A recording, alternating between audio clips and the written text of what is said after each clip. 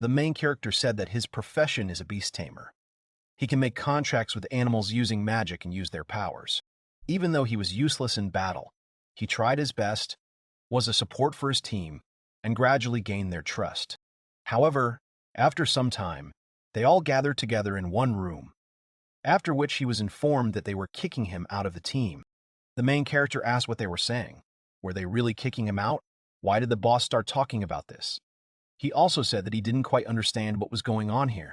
Rain asked if this was really a joke, to which the hero Arios began to get a little irritated, after which he asked him to stop. Warrior Argus, Mag Rin, Priest Mina. They all looked at him reproachfully. There was not a hint of a joke on their faces. The protagonist asked if they were really serious about this. Rain asked if they could at least tell him why they were kicking him out, to which Rin responded that there was only one reason why they were doing it. The girl came closer to him. Then she pointed her finger at him and said that all this was because he was very weak for them. Rin said that he was simply useless. All he did was let their team down. His very existence was a big mistake. And then she asked if he understood what she was saying to him.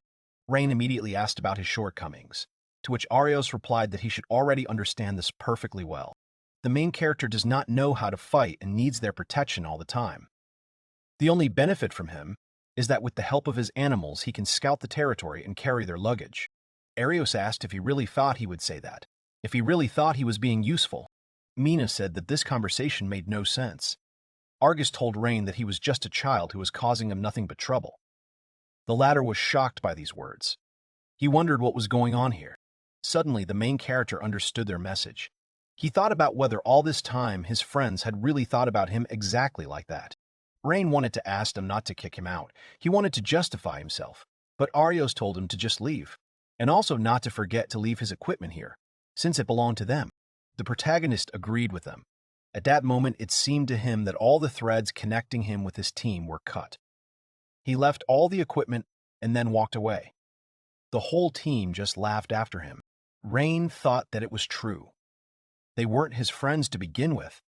He sat down on the bench outside and started thinking about what to do, because he never thought he could be kicked out of the team. The protagonist began to remember the words that were said to him, after which he thought that he should not let the past drag him down. He needs to be more optimistic. Rain took out a bag of money and thought that he didn't have much left. 5 silver and 38 copper coins. With this, he could find somewhere to stay. But with this amount, he wouldn't last long. The protagonist thought that he needed to find a way to earn money. Then he heard a conversation between 2 guys passing by. One was asking the other what he was going to do today. The interlocutor responded by suggesting that they go hunting in Hanboa, to which his companion agreed, but mentioned that they should avoid the swamps. Rain thought about whether he could become an adventurer and live like a migratory bird. The main character thought that he could earn money by doing various tasks. This would allow him to live the way he wanted. Until now, his goal in life was to defeat the Demon King, but becoming an adventurer might suit him better. So he headed towards the guild building. After some time, the main character was hunting monsters in the forest. He dealt with everyone who came his way. He thought to himself that after he came to the guild, he was given a test. His mission was to kill 10 goblins. By passing this test, he would be able to prove that he had the necessary strength, and after registering with the guild, he would finally become an adventurer. The protagonist dealt with another monster and said that it was the 10th. He thought that this should have been expected. After all, they were only F rank. After that, the enemy's bodies turned into crystals. He said that now he needs to take these magic stones to the guild. The main character said that they needed to hurry, but he heard an unknown person scream. The guy jumped up abruptly and tried to figure out where it was coming from. It was from the swamps, so he quickly ran there. It turned out that the killer tiger attacked the girl who was sitting near a tree trunk, trying to hide from the enemy. The killer tiger is a D-rank monster. It has sharp teeth and claws, and given its agility and strength, it must be handled with extreme caution. Many adventurers have died because they were caught off guard by its sudden attacks. The protagonist thought that this was very bad, after which he took out his sword and immediately decided to attack the monster. However, he did not succumb to the attack. He simply screamed loudly, after which Rain flew to the side. He hit himself a little when he fell, so he let out a little cry. When Rain sat down near the tree, he cursed and said that cheap weapons are useless against this monster. But looking at the tiger, He thought that it seemed like it was enough. The monster seemed to be slightly wounded and also disoriented, so the main character immediately called out to the girl. Rain asked her if she could move, and then told her to take this opportunity to escape. The girl stood up, and at that moment the tiger changed its direction. Now it was going to attack not her, but the main character himself. He thought that now he was the one who was in danger. Rain thought that there were no animals nearby that he could tame. His knife also broke. The monster continued to advance towards him. The protagonist thought that he had to buy at least a little time so that this girl could escape. He was very determined when at that moment the girl made a sound. Rain was shocked that not only did she not run away, but she also started talking about how she needed to gather all her strength for this attack, after which she suddenly jumped to her feet and rushed towards the tiger. The stranger pounced on the monster. A fight broke out between them. Everything around was engulfed in smoke. After some time, the smoke cleared. The protagonist coughed, and then saw that the girl was sitting astride the monster, and he showed no signs of life. Rain, looking at this, thought that it was incredible. She killed him with one blow, and after that, he asked the girl about who she was. At that moment, the girl said that she had reached her limit, after which she began to fall. The protagonist immediately called out to her, after which he ran up to her and asked if she was okay, if she was injured. The girl was lying down, her eyes were closed. She made an incomprehensible sound, after which she said that she wanted to eat. The guy was surprised by her words. There are many different tribes that are part of the superior race. These tribes have unimaginable power. The dragon tribe, the spirit tribe, the god tribe. These are all known tribes. But there is one more. This is the cat tribe. The main character looked at the girl and thought about whether she really was from the cat tribe. The latter sat and devoured the food given to her with great appetite. The blow with which she defeated the tiger, the killer. The cat tribe, as everyone knows, does not use any magic. They are a tribe that develops its physical strength to the maximum. Now the cat tribe is on the verge of extinction. The main character never thought that he would be able to meet any of them. The girl smiled sweetly and thanked him for saving her. She thought she was going to die. To which Rain said that he was of course glad he brought the food, but hadn't she eaten too much? To which she replied that he didn't think so. She said that she hadn't eaten or drunk anything for several days. She even began to see her grandparents waving to her from the sky. The protagonist thought that it was hard for her. The girl said that she forgot to introduce herself, after which she said that her name was Kanade. As he could see, she belonged to the cat tribe. To this, Rain also introduced himself, and also said that before he met her, he was on a quest to become an adventurer, while he addressed her as you. To which the girl asked him to call her by her name. Kanade smiled sweetly at him. The protagonist, looking at her, said that he agreed with her, after which he also asked her to call him simply by his first name. After some time, the two of them set off on their journey. The girl asked him if he had ever been on the team of heroes, to which he replied positively. The protagonist thought that it was rather strange. All these unpleasant memories, he was able to calmly tell her everything. At the same time, his face turned red. Kanade started to get angry. She said that she would never forgive those people, after which she asked how they dared to kick him out, and also added that even despite what happened, he is such a kind person. The main character asked in surprise if she was really angry about this, to which the girl resolutely said that of course she was doing it. The guy was surprised by her words, after which she patted her on the head and said that she was very kind. Rain turned away from her and said that it was true after all. He was just a burden to them. Even if he stayed on their team, not much would have changed. Kanade said that she understood everything. If the guy doesn't care, then she doesn't care either. Now this almost stopped worrying her. The protagonist ruffled her hair again, then thanked her for it. He thought to himself that he was doing it reflexively, but it was clear that the girl liked his touch. Rain sighed that she seemed to like it. Suddenly the girl seemed to wake up from a dream. She told him to stop thinking like that. Kanade told him that he is not useless as he thinks. Rather, he is just super strong. To which the protagonist said that he is just an ordinary beast tamer. She said that this is what makes him so special. The girl said that he could most likely use his power to control her. At the same time, she put her hands behind her back and smiled sweetly at him. She said that she thought of it as soon as she saw him. She felt like something inside her was going beep, beep. Then she thought that maybe he could control her. Kanade said that in this world there are very few people who can control him. The cat tribe. That's why Rain is a special person. The protagonist thought that even as she said so, he felt strange. Could he really control someone from the cat tribe? He had never done this. Rain had once thought about it. At that moment, the girl called his name and asked if he wanted to try to tame her.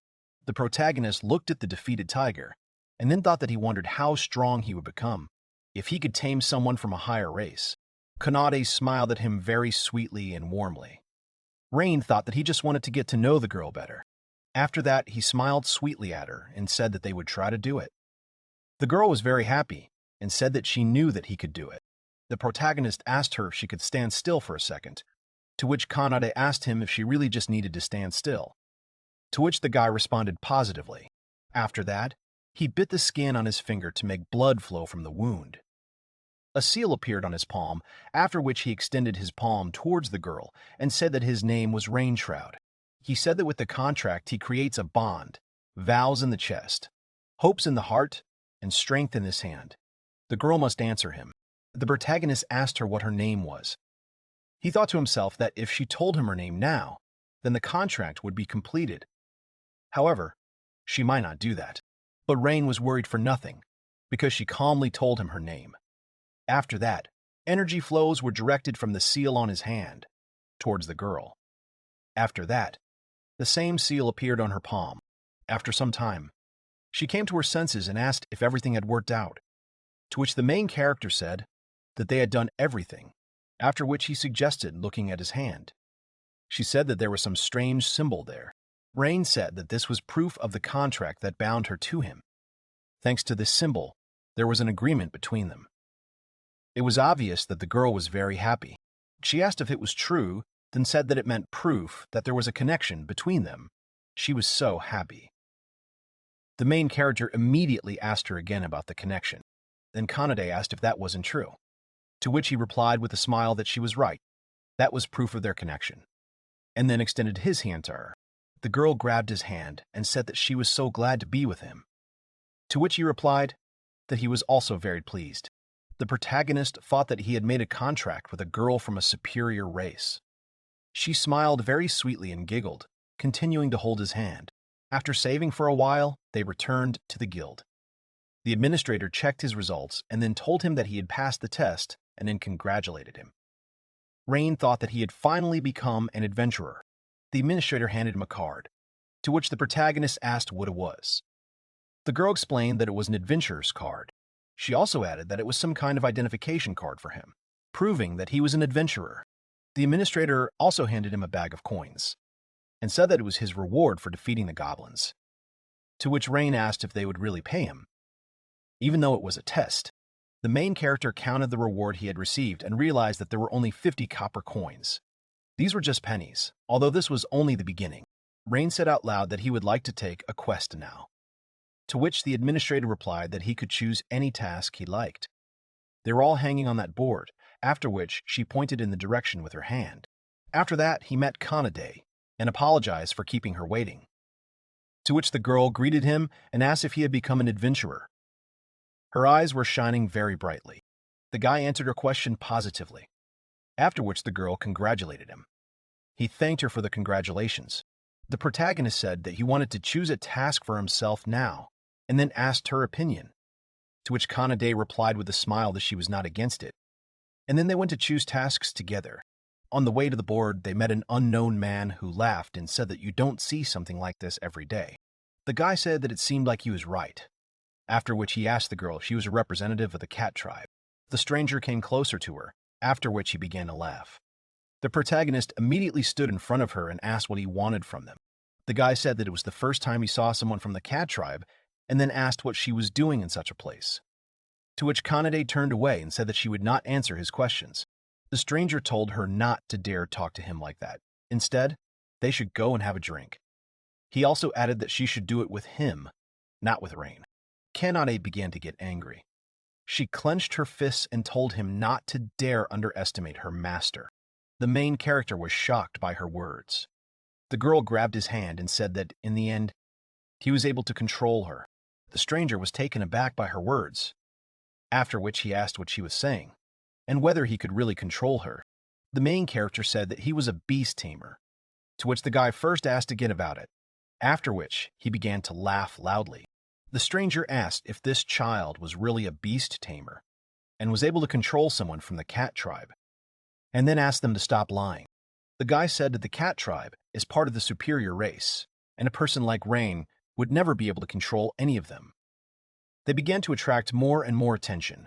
Ken had told him not to say things he doesn't know. She also told him that the main character is an incredible beast tamer, and she also added that he was much stronger than this unknown person. The latter asked if he was really stronger than him. These words clearly angered him. He raised his hand and then asked why they didn't check it. The guy suggested that they fight. The protagonist was surprised by his words. At that time, the unknown said that he would take this table, after which he dragged it closer. He sat down at the table and told Rain that they would have an arm wrestling sparring match. Whoever wins, Kanade. The unknown person said that if he really was a beast tamer who could control someone from the cat tribe, then he would be able to defeat him with ease. The protagonist thought that he would not let the girl be in danger. He would protect her.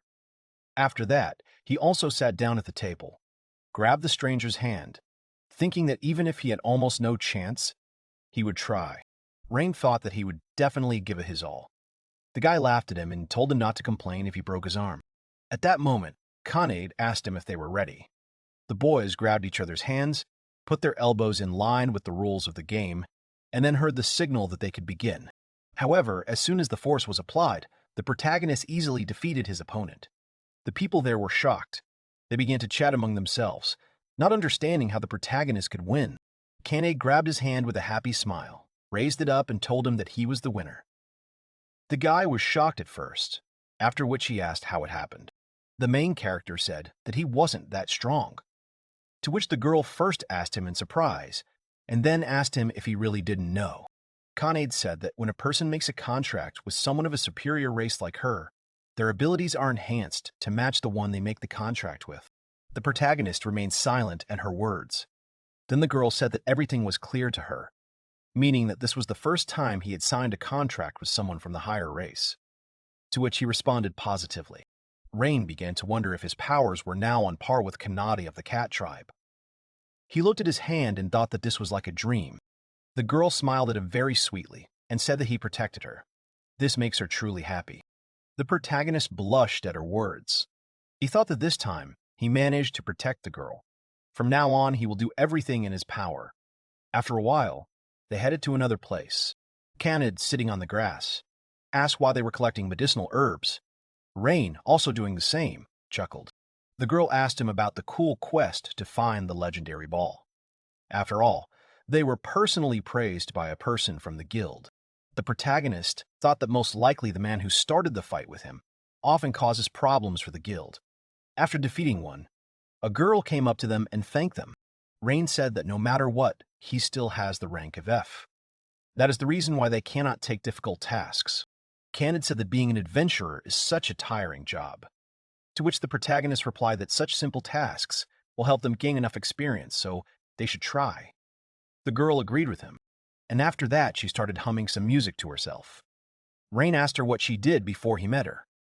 He was just curious about what she did before she met him. This question confused her a little. The girl smiled at him and said that she was just traveling. The population of their tribe was initially small, and they spent a lot of time living deep in the mountains. Kanade remembered her childhood. She often sat near the window where she looked at the sky and the surroundings. Over time, she became bored with this life. For this reason, she decided to go on a journey, where she met the main character. Kanade turned to him, smiled, and said that it looked like it was their destiny. The guy laughed and said that she was right. He thought to himself that ever since he met the girl, he felt like something was changing inside him. The protagonist thought that he was saved by her dazzling smile.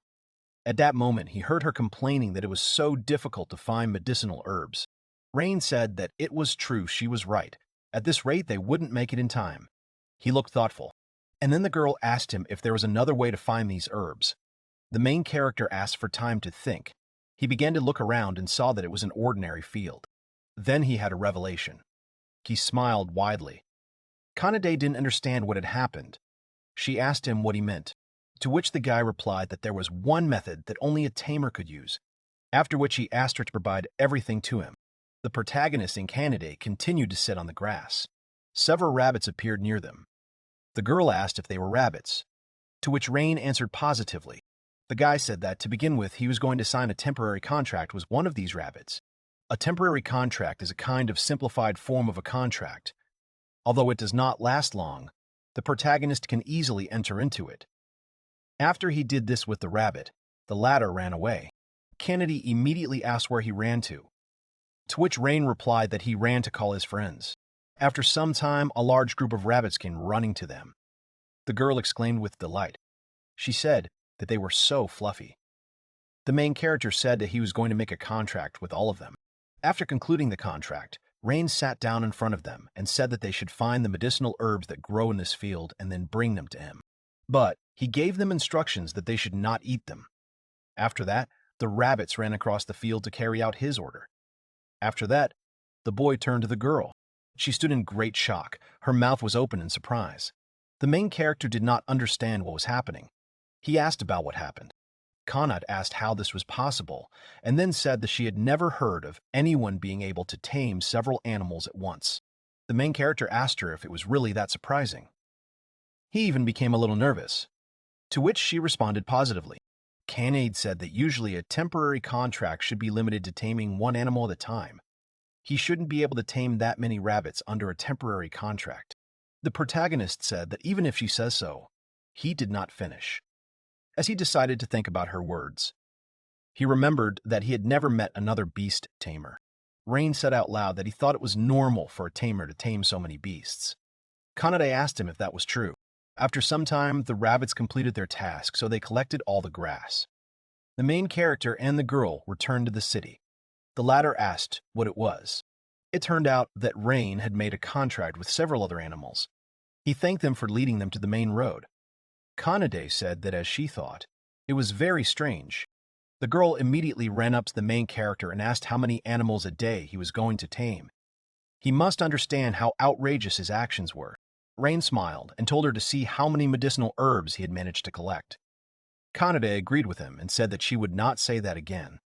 Then the guy suggested going to the guild to report on the completion.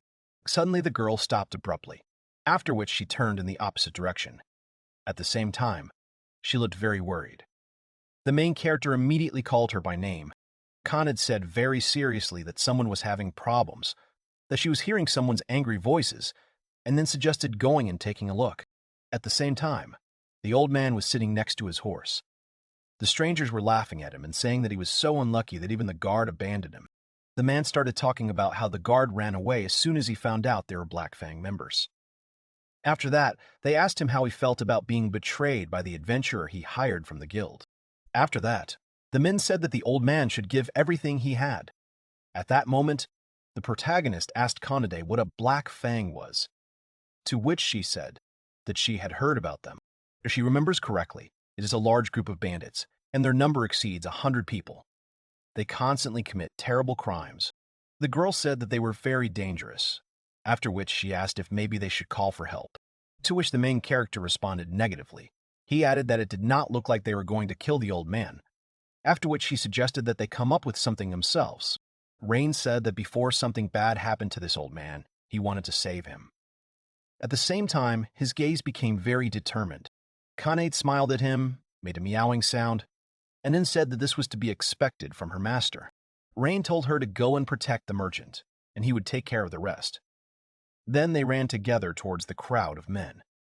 The latter, hearing them, turned towards them. The main character and Kanade began to strike with their hands and feet on the bodies of their opponents. The girl managed to break through the crowd. She ran to the old man. There she called out his name, to which he asked to leave it to him. The girl thought that she was very worried. She watched as Rain jumped into the air and struck the men around him. After seeing the protagonist's abilities, all her knowledge of tamers became nothing. In addition, when they made a contract, his physical abilities became stronger. Kanade looked at her hand, or rather at the seal, and wondered if he would abuse the power he had received, since it could destroy him. She wondered if he ordered her to fight, and she began to worry about whether she might become unnecessary. At the same time, the main character continued to fight the bandits. She saw that he skillfully avoided their attacks. They could not even hit him. After the opponents try to strike, everything happens in vain. Rain immediately carries out a powerful counterattack. Thus, he easily deals with his opponents. Kanade watched his battle and thought about how she couldn't take her eyes off his actions, her eyes sparkling with pleasure. Continuing to watch the protagonist, she put her hand to her chest and thought that she wondered why her heart was beating so wildly. After some time, Rain dealt with his opponents. He reported that he was finally done, after which he asked the girl if she was okay, to which she responded positively and said that the old man was also safe.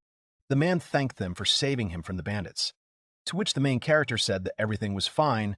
He was glad that he was safe and sound. Then he asked if it was safe to go this way without an escort, to which the old man replied that he had hired a couple of people, but as soon as they saw the bandits, they immediately ran away. The main character said that they were terrible people, to which the man replied that it was already in the past. He sat with his hands clasped together. The old man said that there was a possibility that more people from the Black Fang would come for their souls soon. During their battle, a couple of people managed to escape and, most likely, they will bring reinforcements soon. The man immediately turned to the main character and the girl and said that he was asking them to run away, to which the guy asked if they were really that dangerous. The old man began to tremble with fear.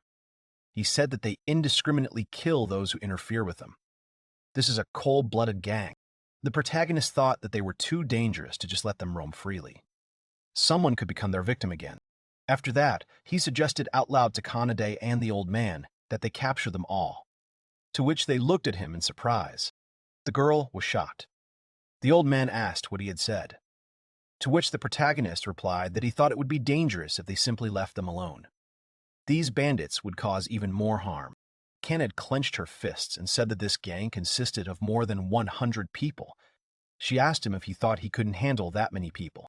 The protagonist turned away from her and said that they should try. After that, he said that he had just come up with a plan. After some time, Kanade said that they found it. This is the hideout of the Black Fang.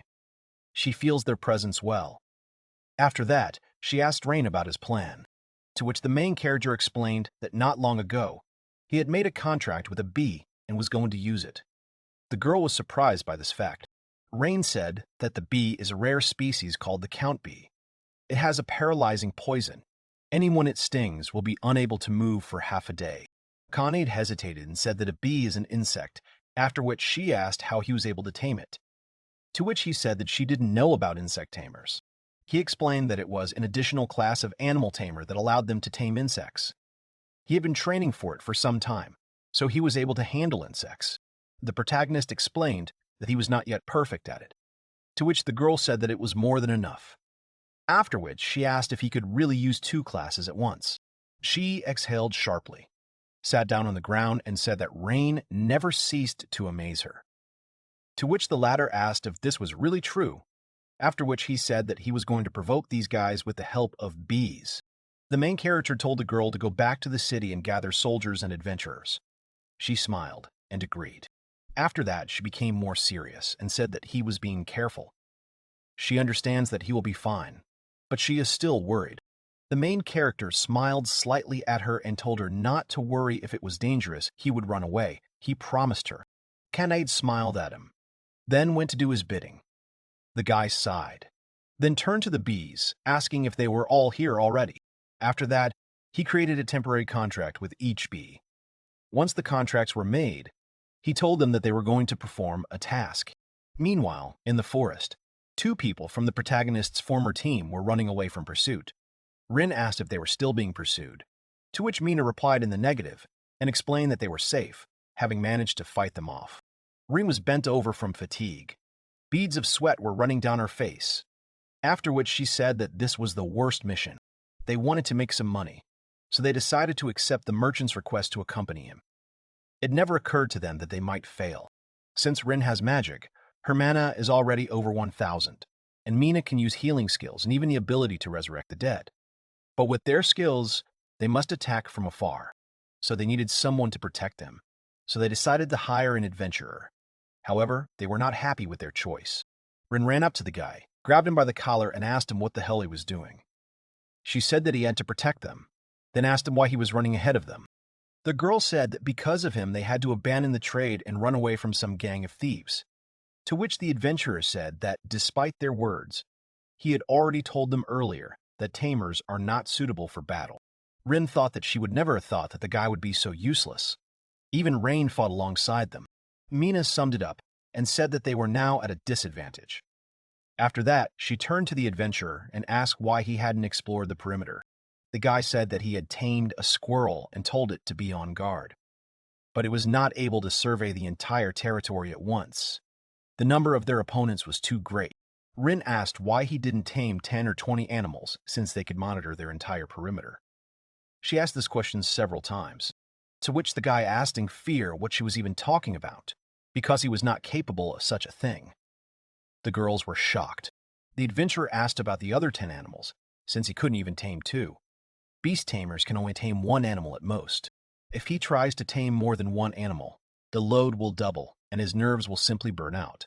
After which she asked why they ask such questions, because it is simply impossible. Rin started to think about what all this meant because the main character could do such a thing. She clenched her hands into fists in anger. She remembered Rain doing research, carrying luggage, and often taming over 10 animals.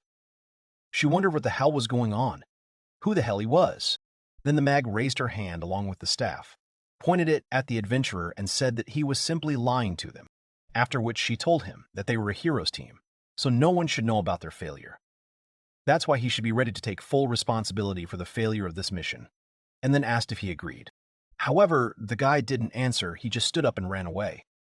Rin said that he just ran away, to which Mina replied that he often said all sorts of nonsense. The magician threw her hands above herself and said that she was very tired of such incompetent companions, after which she called the girls so that they could set off on their journey. She agreed with her. Rin kept recalling the adventurer's words about him not being able to do such a thing. She thought that it was impossible for Rain to surpass normal people. She just didn't believe it. At this time, the main character, together with the bees, went inside the cave, which was illuminated inside by many lanterns. He thought that an hour had passed since the bees had flown in. He moved forward and looked around. There he saw the bandits sitting on the ground and groaning in pain. He thought that everything went well. They couldn't move. At that moment, Kanade called out to him. She said that she had brought adventurers. One of the guys said that he had heard everything from this girl. It must have been hard to fight thieves. After that, the guy said that they would help them, to which the main character smiled and thanked him for his help. Rain then called out to Kanade and said that she ran so fast she must be tired, to which the girl smiled at him and said that she was fine. The girl said that she was happy because she could be useful to the main character. He didn't answer her. He thought that now the case was closed. However, at that moment, a vague roar came from the cave. Everyone inside turned sharply to look at it. The main character asked what that sound was. The girl immediately called him by name. She said that there was something there, in the darkness. Everyone stared at the cave expectantly. It was dark, and they couldn't see anything. Then they heard clawed feet stepping on the ground. Everyone was already tense. It turned out to be 3 large royal lizards. They were sea crank monsters. Quite dangerous monsters. If they start acting, then everyone will be in trouble. The people behind said that since he has black claws, it is definitely him. One of the men said that there was more than one monster here. There were many of them. After that, one of them started screaming and then struck not far from the main character.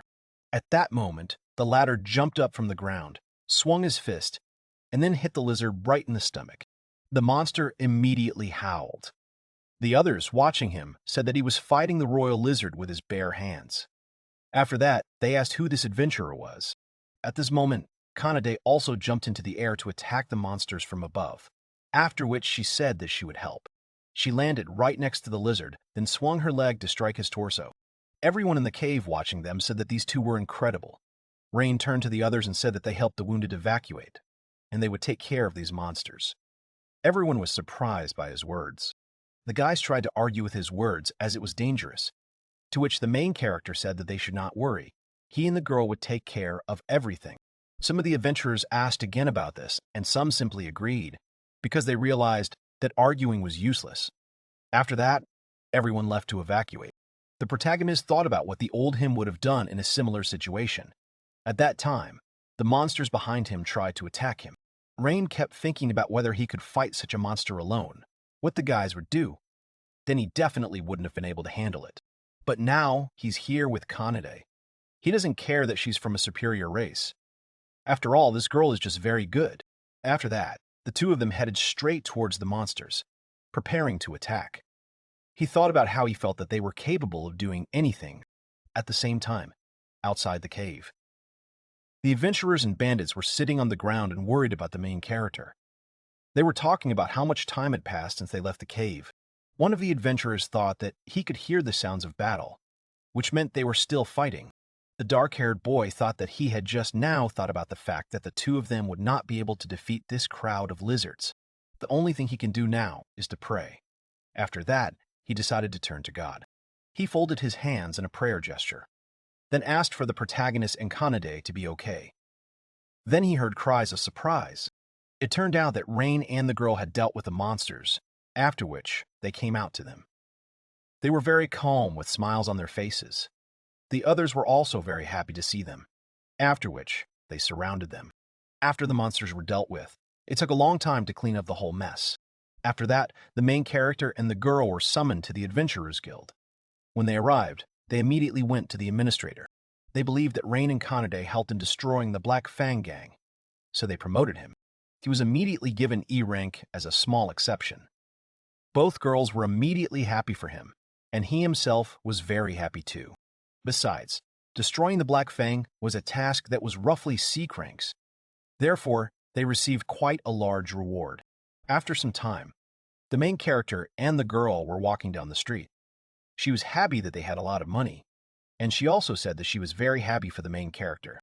Rain thought about all this they got for destroying the Black Fang and also for that mission of escorting the merchant. It looked like he wouldn't have to worry about housing for a while. The guy called the girl by name and said that they needed to find a place to stay for the night. He was sure that she was tired too after everything that had happened to them, to which the girl agreed with him and said that she was tired. After that, she folded her hands on her stomach and said that she was hungry. The main character immediately laughed at her and said that then they would eat first. The girl immediately became happy. After some time, they found a cafe where they ordered a lot of food. Kanade was very happy. The protagonist too. He laughed at her a little. After that, they went to look for a hotel. Finally, they managed to find a place. The girl opened the door to the room. Her eyes were shining very much when she said that it was incredible. There were 2 beds in the room, and she fell on one of them and said that she was happy. She had not slept on something soft for a long time.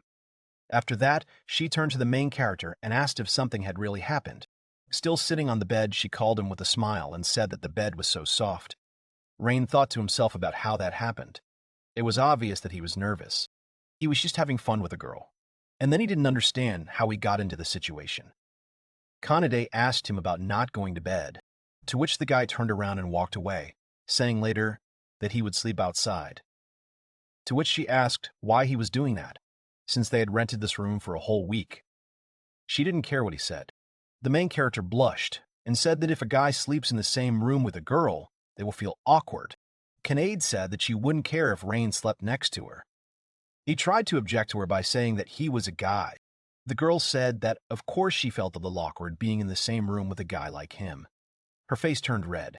After that, she said that everything was fine, because he was not the kind of guy who would do something with a girl.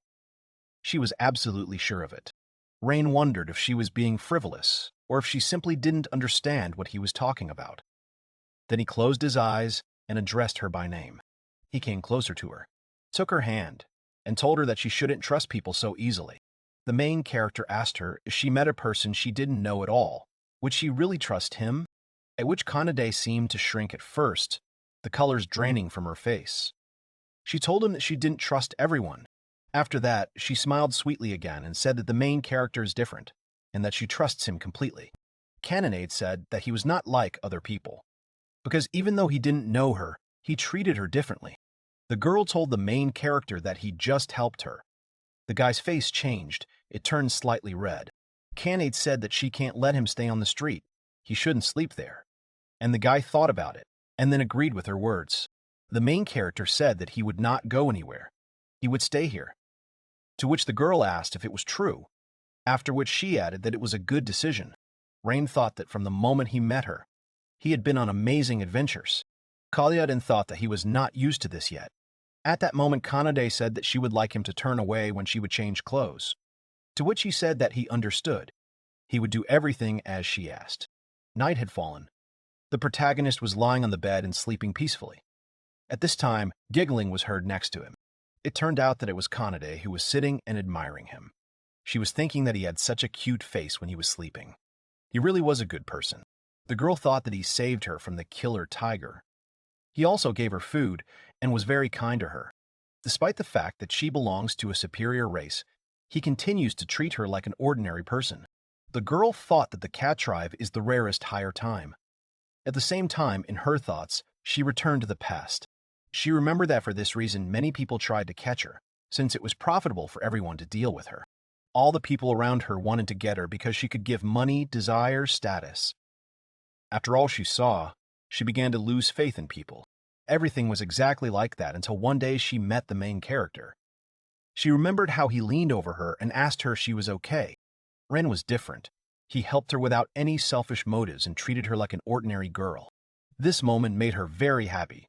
She can't even express in words how happy she is.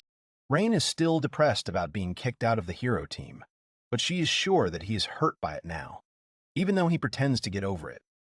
But she feels like deep down it still hurts him.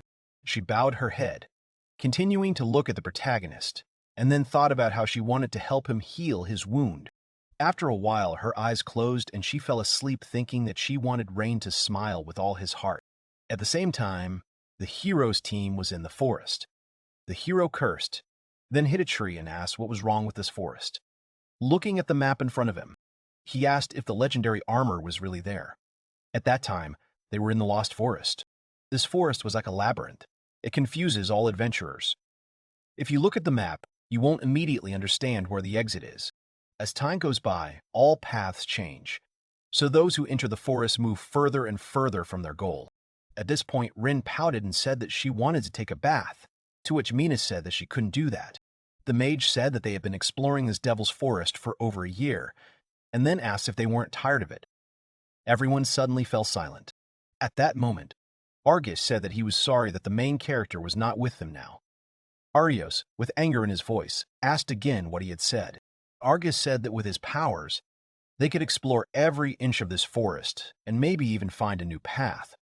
Although he was useless, he was of some use. Arios asked if he really meant to say that he should ask for help from this useless man. After which, he said that he would never do such a thing. Rin said that she was against it too. She didn't like the idea of being around this man again. Argus said that she was right in some ways. And after that, the man turned to everyone and asked what they would do in this situation. Everyone suddenly froze. Arios immediately became agitated. At first, he didn't know what to say. Then he smirked and said that they had to bring the main character back. The girls were shocked by his words. Then the guys said that they would not invite him to their team. They would simply use him as their guide through this forest. Rin asked if he really thought he would help them, to which Arios replied that that was just his nature. He would just have to say that they regretted that time. And then the guy would come back. The mage laughed and said that she agreed with him. Mina said that it was a good plan. Argus also said that he had no objections. And then Arios said that they would retreat in order to bring back the main character. As soon as they conquered this lost weight, they would abandon him again. At this time, in the hotel room, Kanade mentally told the main character that everything was fine. No matter what happened, she would always be by his side. A week had passed since Rain had met the girl. They hadn't had any problems. Everything was calm. He really liked the adventurer's life. They came to the guild again for a quest. There they heard about a guard dog that attacks on the bridge. Administrator Natalie told them that this has been happening for a couple of days. It seems that some kind of bandit has appeared. The girl explained that someone was challenging everyone to a fight. This unknown was fighting one person after another, but he was not killing anyone. He leaves the moment his opponent is no longer able to fight, and he does nothing. Natalie said that although he didn't kill anyone, now almost no one wants to cross this bridge. After that, she brought her face close to the main character's face and asked him his opinion on the matter. She also said that she was sure that they could do it. Rain immediately said that he was only E rank, after which he asked if he could accept this task, to which the girl answered positively with a smile. She said that this time there are no rank restrictions. The one who can complete this task first will win. In addition, the reward for it is as much as 5 gold coins. The protagonist was immediately surprised by her words about 5 gold coins. Kanade was also very surprised. After that, he immediately announced that he was in business. After some time, he and the girl reached their destination. Kanade suggested that he look at how big the bridge was. It was a bridge connecting to the central continent where Horizon City was located. This huge bridge was built of iron pillars, bricks, and strengthened with magic. It was really huge. Kanade said that it was simply unbelievable, after which she asked why she had not seen him before, to which the protagonist told her that she had simply never been there. Then the girl asked what kind of guard dog it was that attacked people, why it did it at all, to which the guy replied that that was the problem.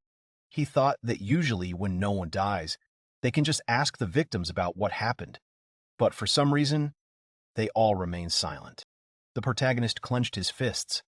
He thought that this was an unidentified enemy, so he began to get a little nervous. Rain said that he didn't know what might happen, to which the girl told him to control himself. At that moment, he saw that something was happening to her, after which he asked what had happened.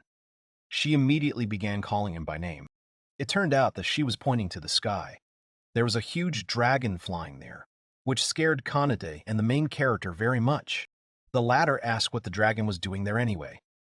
Then they saw it suddenly turn its attention to them, and then direct the airflow right near them. When the smoke cleared, a girl appeared in front of them and started giggling. She told them that she felt they were strong guys. The girl looked very young. She pointed her fingers at them and said that they would fight her. Rain asked if it was a dragon, to which Kanade replied that she was a girl. At that moment, the dragon asked if they could hear her, to which the main character apologized to her, after which he said that he was simply curious whether she was really the guard dog that attacks everyone. The girl was surprised. The stranger said that she didn't like it when he spoke like that. At the same time, her face became somewhat offended. After that, she smiled again, said that her name is Tanya. She is the most powerful dragon in this world, and here she is just training. At the same time, she also put her hand to the side to seem even angrier. The protagonist asked if she was really training, to which Kanade replied that the dragon tribe has a rule that when they turn 15, they go on journeys to become stronger. That's what she thinks. And Tanya asked if she really knew that, after which she added that everything was correct. She was looking for a strong opponent here. A first-class adventurer and a catgirl from a superior race. That's what would make her even stronger. The dragon offered them to fight, and it would be 2 of them against her. She would not leave this bridge until he fought her. The couple was shocked by her words. Kanade said that it looked like they would have to fight. Rain said that he never thought he would have to fight someone from a superior race. Then his name was called. His girlfriend told him not to worry, because she was very strong. At the same time, she smiled at him and clenched her hand into a fist to demonstrate her intentions, to which he answered with a smile that he understood everything. At that moment, Tanya asked them if they were ready to fight her, to which the protagonist responded positively, after which he told Kanade that they had to defeat her. The dragon was very happy with their words that they agreed, after which she suggested that they begin their fight. She abruptly started to the side. Kanade saw that Tanya was aiming at the protagonist. She immediately screamed that she shouldn't do that. She also called out the protagonist's name. At that moment, the dragon had already managed to inflict a wound on his cheek. Tanya said that Rain was not bad. More than half of the adventurers were defeated after her first attack. It was obvious that she really liked it. The protagonist thought to himself that this was true. Even the previous one he would have lost immediately. Her attacks are hard to block. The dragon said that she thought Rain had passed the first test. After that, she asked what they would say about the next one. At that moment, a huge fire cloud appeared in front of them. At the last moment, they managed to run away to avoid being hit. He thought that if she was fighting in human form, she shouldn't use her dragon abilities. It turned out that Kanade had not managed to fully move away from the trajectory of the blow. Her tail caught fire. Tears came to her eyes. She began to scream that she was burning. He asked her if she was okay. Almost immediately, the fire in her disappeared. She was silent, then looked at her tail. She felt sad. Then she said that she was furious. The dragon was happy with such a reaction. She giggled. After that, Kanade resolutely rushed towards Tanya. The latter asked if she was really joining the fun now. However, the girl stopped abruptly not far from the dragon, which surprised her. Then she started attacking Tanya with her techniques. It felt like they were moving on equal terms. The protagonist watched from the side. He thought to himself that these girls were almost equal in strength. Although he understood that he was not doing it very nicely, he decided to jump from behind the dragon to grab her by the horn. However, she seemed to sense his presence, after which she grabbed his hand. And he did not expect this at all. He thought about whether she could really block it. What should he do now? Then Tanya grabbed both of their hands and started spinning with them. In this way, she managed to create an air vortex. She was having fun with her actions, but Rain and Kande were pulled up by the air. They were hovering right in the sky. It was scary and unusual because none of them had wings and could fly. The protagonist thought that the contract with the girl increased his powers, but that does not mean that he can fly now. He thought about what to do in such a situation. After this, the dragon apparently decided to take pity on them, after which she used the dragon's flame, causing a huge magical beam to strike the earth into the sky. Small fragments flew from above. The dragon's face was slightly red. Then Kanade landed on the ground, followed by Rain himself. She told the boys that it was a good job. Then she added that she had never encountered such good opponents as they were. It was so much fun. The protagonist thought that this was to be expected from a dragon. He never thought that he could defeat someone from the dragon tribe by fighting with only his fists. Perhaps he was just too overconfident. Rain thought about how he just needed to fight her as a tamer. He then turned to Kanade and asked her if she could buy him 3 minutes, explaining that he had come up with a plan. The girl immediately asked him about the plan in surprise, to which he once again said that there was a plan. He only needed her to buy some time. To which Kanade answered him that she understood, after which she asked him to provide it to her. Then the main character said that he was leaving everything to her and he went to another place, jumping over various obstacles on his way. The dragon asked Kanade if they had finished discussing their plan, to which the latter responded in the affirmative. The girl immediately flew up into the air and, saying that it was time to get serious, decided to strike her. Tanya did not expect this, after which she said that she was quite strong, and then asked how long she could hold out in a fight with her. Kanade said that she would deal with her by herself, because the main character had already thought of everything. The latter began to get angry and think about her not telling Tanya about their plan. Then Rain turned away from them, so as not to be distracted. He looked ahead and thought about how he needed to concentrate. He was nervous. He needed to be calm and focused. He remembered that when the dragon threw him into the air, he felt someone's presence. He imagined a bird's wing in front of him. Then he said this option out loud. It turned out that he was looking for her. When he found her, he put his hand in front of him to use his power. A seal appeared in the air near the bird. They made a temporary contract with the protagonist. Rain asked her if she could call her friends. She nodded to him, then turned and flew off to call other birds. Almost immediately, a large number of birds returned to him. The protagonist held out his hand for the bird to sit on, and then they rubbed against each other. He told her that it was a wonderful job, calling the bird a good boy. He thought that he had finished the preparation. After that, he looked down and ran into Tanya. She asked if he would really be her opponent now, to which Rain said that her opponent would be other things, after which a large number of birds flew towards the dragon. She immediately asked what it was, what was going on. She tried to fight off the birds that attacked her with her hands. Tanya said that although it didn't hurt, they were damn annoying. She waved her hand sharply, telling the birds to go away. They were carried away from her some distance. Then the birds flew away completely. She chuckled and asked if he was trying to block her view or if he wanted to hurt her, after which she got angry and told him not to make her laugh. Tanya asked the protagonist if he really thought he could defeat someone from the dragon tribe at such a stupid attack. The dragon tried to take a step towards Rain, but her legs gave way and she fell down immediately. It was unexpected. She asked what was going on. Tanya tried to move her hands, but she couldn't do anything. They just lay on the ground and trembled. She asked out loud what was happening. The main character said that this was the ability of these birds. This bird is called Pedo. He is a poisonous raven. His bright eyes indicate that he is poisonous, and his poison is strong enough that in some cases it can even kill a person. Since Tanya is from the dragon tribe, she won't die from this, but she will have difficulty moving for some time. The dragon immediately fell to the ground, face down, and said that she gave up. She lost. The protagonist, shocked, asked her about it again, after which he added that he did not think that she would admit her defeat so easily. Tanya was upset. She said that she couldn't even move a finger, so she didn't have a single chance of winning. The main character and Kanade looked at each other. They were happy. The girl immediately joyfully shouted that they had won. They did it. After which she jumped on him. Rain turned to Tanya, and with a smile on his face said that she was going to the city with them. She shuddered in surprise. The dragon asked what this meant. Did he really want to sell her to someone? To which he answered negatively.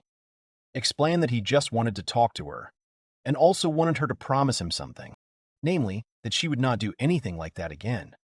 At first, she was pouty at these words, after which she asked what would happen if she answered him negatively.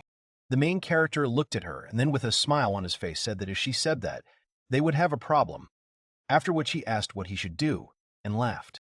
Tanya asked what he meant by that. He had defeated her. Maybe he could just force her to go with him or something like that, and then added that he was weird. At that moment, Kanade came up to her and pinched her arm with all her might. The dragon howled and asked her what she was doing. Rain was shocked by what was happening, to which the girl replied that she shouldn't bother the guy anymore. She had done something bad, so she had pinched her. Then Tanya said that she was very sorry, so she would definitely go with them. After some time, the main character and the girls reached the Adventurers Guild. Natalie asked with surprise in her voice if they had really managed to drive the guard dog off the bridge, to which Rain, a little worried, said that it was so. He defeated him and made him promise that he would never again cause such trouble on that bridge. Natalie said with a smile that she understood how everything was. Now their guild can finally be at peace. Then, she asked who this girl was, pointing at Tanya. Everyone was stunned, because they hadn't even thought about it. Natalie immediately saw that she had a tail with horns, and assumed that she was from the dragon tribe. The protagonist immediately began to deny this, and said that they met her while performing this task, and the horns and tail are just part of her costume. Natalie smiled and said that she understood everything. Then Tanya interrupted her, and told him to stop making things up. The dragon said that he was making her out to be a weirdo. After which, she tried to say that she was the ruler of the heavens. Just as Tanya was about to say that she was a dragon, Rain covered her mouth with his hand, and said that it was time for them to go. After which, he laughed nervously. Kanade smiled sweetly at her and said that they would see each other later. After that, they all went outside together. The protagonist began to scold her and say that he could not believe that she was going to reveal her identity to the guild. Tanya was embarrassed. She apologized to them for her behavior. Rain just sighed at her words. The reason they didn't tell the guild about the dragon was because if they did, the guild would most likely arrest her, after which she sent them back to their homeland because she was the cause of many troubles, even though all the people were only wounded, and she did not want to cause any harm. So they decided to keep their mouths shut. The protagonist said that all the people she fought with did not want to talk about who defeated them, and then asked if she had done anything to keep them silent, to which she replied that she had done nothing. Tanya explained that they were all depressed about losing to a girl. Rain wondered if they had kept quiet for such a stupid reason. The protagonist said that he would get straight to the point, and then asked if she would cause more problems for the people on that bridge, to which she replied that it was true, because she had lost to him, and she didn't really like training. Kinnaid asked her about how she had to finish her training. Then Dragon said that she wanted to join them about that. The main character asked her in shock why she needed it, to which Tanya replied with a smile on her face that she thought it was much more fun to train with them. Then she came closer to Rain and said that she was interested in him because he cared about her and all that. Kanade was shocked by what was happening. She immediately told Tanya to take her hands off her master. Then the latter asked if she was jealous. Kanade immediately began to deny it and say that it was not about that, she just did not like girls like her. The main character, looking at all this, said that it would be nice if she joined them. His girlfriend was shocked by his words. He immediately asked her opinion on this matter. Her face turned red. Tanya started staring at her, waiting for an answer. Kanade bowed her head and said that she didn't mind, even though the latter was angry, but she didn't feel any hostility towards her. The dragon was delighted by her words. A smile spread across her face. She said that everything was super. Then she addressed Rain by name. She extended her hand to him and asked if he would sign a contract with her, to which he asked her again about it. Then Tanya explained that it was normal. He had to sign a contract with her. The protagonist couldn't believe that he was going to make a contract with someone else from the superior race. He asked the dragon if she was ready, to which she replied with a smile that she was always ready. Rain held out his hand with the seal in front of him and said that his name was Shroud, after which he announced that they would make a contract and create a bond between them. With vows in their hearts, hopes in their minds, and strength in that hand, she must tell him her name. The girl immediately gave her name and then opened her eyes. Tanya asked if they had really done everything. A seal appeared on her hand. Rain said that the contract had been concluded. Kanade immediately approached her and told her to look at her hand. The dragon said that it was a little weird, but she felt like she was forever connected to the main character. She said again that it was a weird feeling. Then, she added that maybe it wasn't so bad. Rain thought about how he felt like he'd spent all his luck. Then, he was tugged on the cheek and asked if he could hear her at all. Tanya said that he managed to sign a contract with her. Why does he look so sad? She added that from now on she counts on him, calling him a master. Tanya joined their small team. Now the three of them decided to complete the first mission. Having found what they needed on the task board, they went into the forest, where there were a lot of slimes. Tanya quickly destroyed one of them. The goal of their mission is to destroy as many slimes as possible. Tanya says that she only found one. Rain and Kanade searched the bushes in the hopes of finding at least a few. Slimes are weak F-rank monsters, which is why anyone can take them out. It is because of this that many adventurers do not even touch them. And since the slimes were forgotten, they have multiplied too much. The slimes destroyed the fields. They did too much damage. Kanade shared that she was able to find a slime. Her friend was happy. Tanya was surprised that the cat didn't destroy it and asked if she was afraid of slimes. Kanade shook her head in panic. The girl shared that the slimes are so sticky that she doesn't really want to touch them again. Tanya was confused by this, because they fight the slimes with bare hands. The latter proudly raised her chin and said not to worry, because if the moment of battle comes, she will easily remove all the slimes with fire magic, and it will be an easy victory. Kanade beamed with joy and said that Tanya was a very reliable comrade, which surprised the latter greatly. Sharply, she raised her chin again and confirmed everything the cat said, and said that she could continue to praise her further, which Kanade continued to do, praising her new acquaintance. Rain watched him from the side, touched by such a picture. He was very afraid that the girls would not get along, but now he sees that they found a common language very quickly. The guy came closer and shared his doubts that they would find many slimes, but Kanade thought that they would be able to deal with them quickly. Rain suggested that the girls look for slimes from the sky. They both looked at him, asking how they could find slimes from the sky. The boy introduced them to a tame bird. Tanya asked if he was really going to send a bird to look for slimes, to which she received a negative answer. Rain said that she would become this bird herself and look for monsters. He put his hand forward and created a magic circle. Looking into the bird's eyes, he uses a magic spell to become that bird. The guy finally faints and the girls start to get really worried. They are screaming that Rain has lost consciousness. They don't understand what's going on here at all. The bird spoke sharply in Rain's voice. The girls were very scared and turned their gaze to the bird. Kanade muttered that the guy had become a bird, but he replied that he hadn't quite. Rain explained that he gave the bird a piece of his soul and his consciousness, which is why he can now control this bird. He also added that this is one of the Tamer's abilities, assimilation. And he also said that he uses this magic to transmit his thoughts to girls. Tanya thought about something. Kanade came closer and said loudly that she couldn't believe that the guy was capable of such a thing. Tanya nodded and said that this was also the first time she had seen a person who possessed such incredible abilities. Rain was surprised. He thought that every tamer was capable of such a thing. But the girls interrupted him, and he was very surprised. He put his thoughts aside and warned that he would fly to see if there were any slimes nearby, and asked the girls to take care of his body.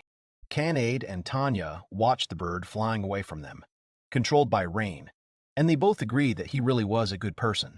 While the guy was in the form of a bird, he was able to find a whole layer of slimes and brought the girls there. A huge pile of slimes appeared in front of them. Tanya was very surprised by such a large number of slimes, to which the guy responded that he himself did not expect such a large number. Kane picked up a huge rock, saying that they should deal with him quickly. Rain's eyes widened. He didn't believe that she wanted to throw that rock at them. He clenched his fists, saying that he would deal with those they missed, to which he received disapproval. Tanya looked at the guy and asked him if he knew how to use magic at all. Rain was surprised and shared that he could use healing magic and a fireball. He said that at one time he tried to study magic, wanted to check whether it would help him or not, but he did not have the talent, so he was able to leave only basic magic. Rain concluded that his power was enough to destroy the slimes. Tanya nodded. She pointed her finger, beginning some thought. She asked if the guy could attack these slimes and offer to destroy them with a fireball, to which the guy was very surprised. He asked what was the point. After all, his magic wasn't that strong.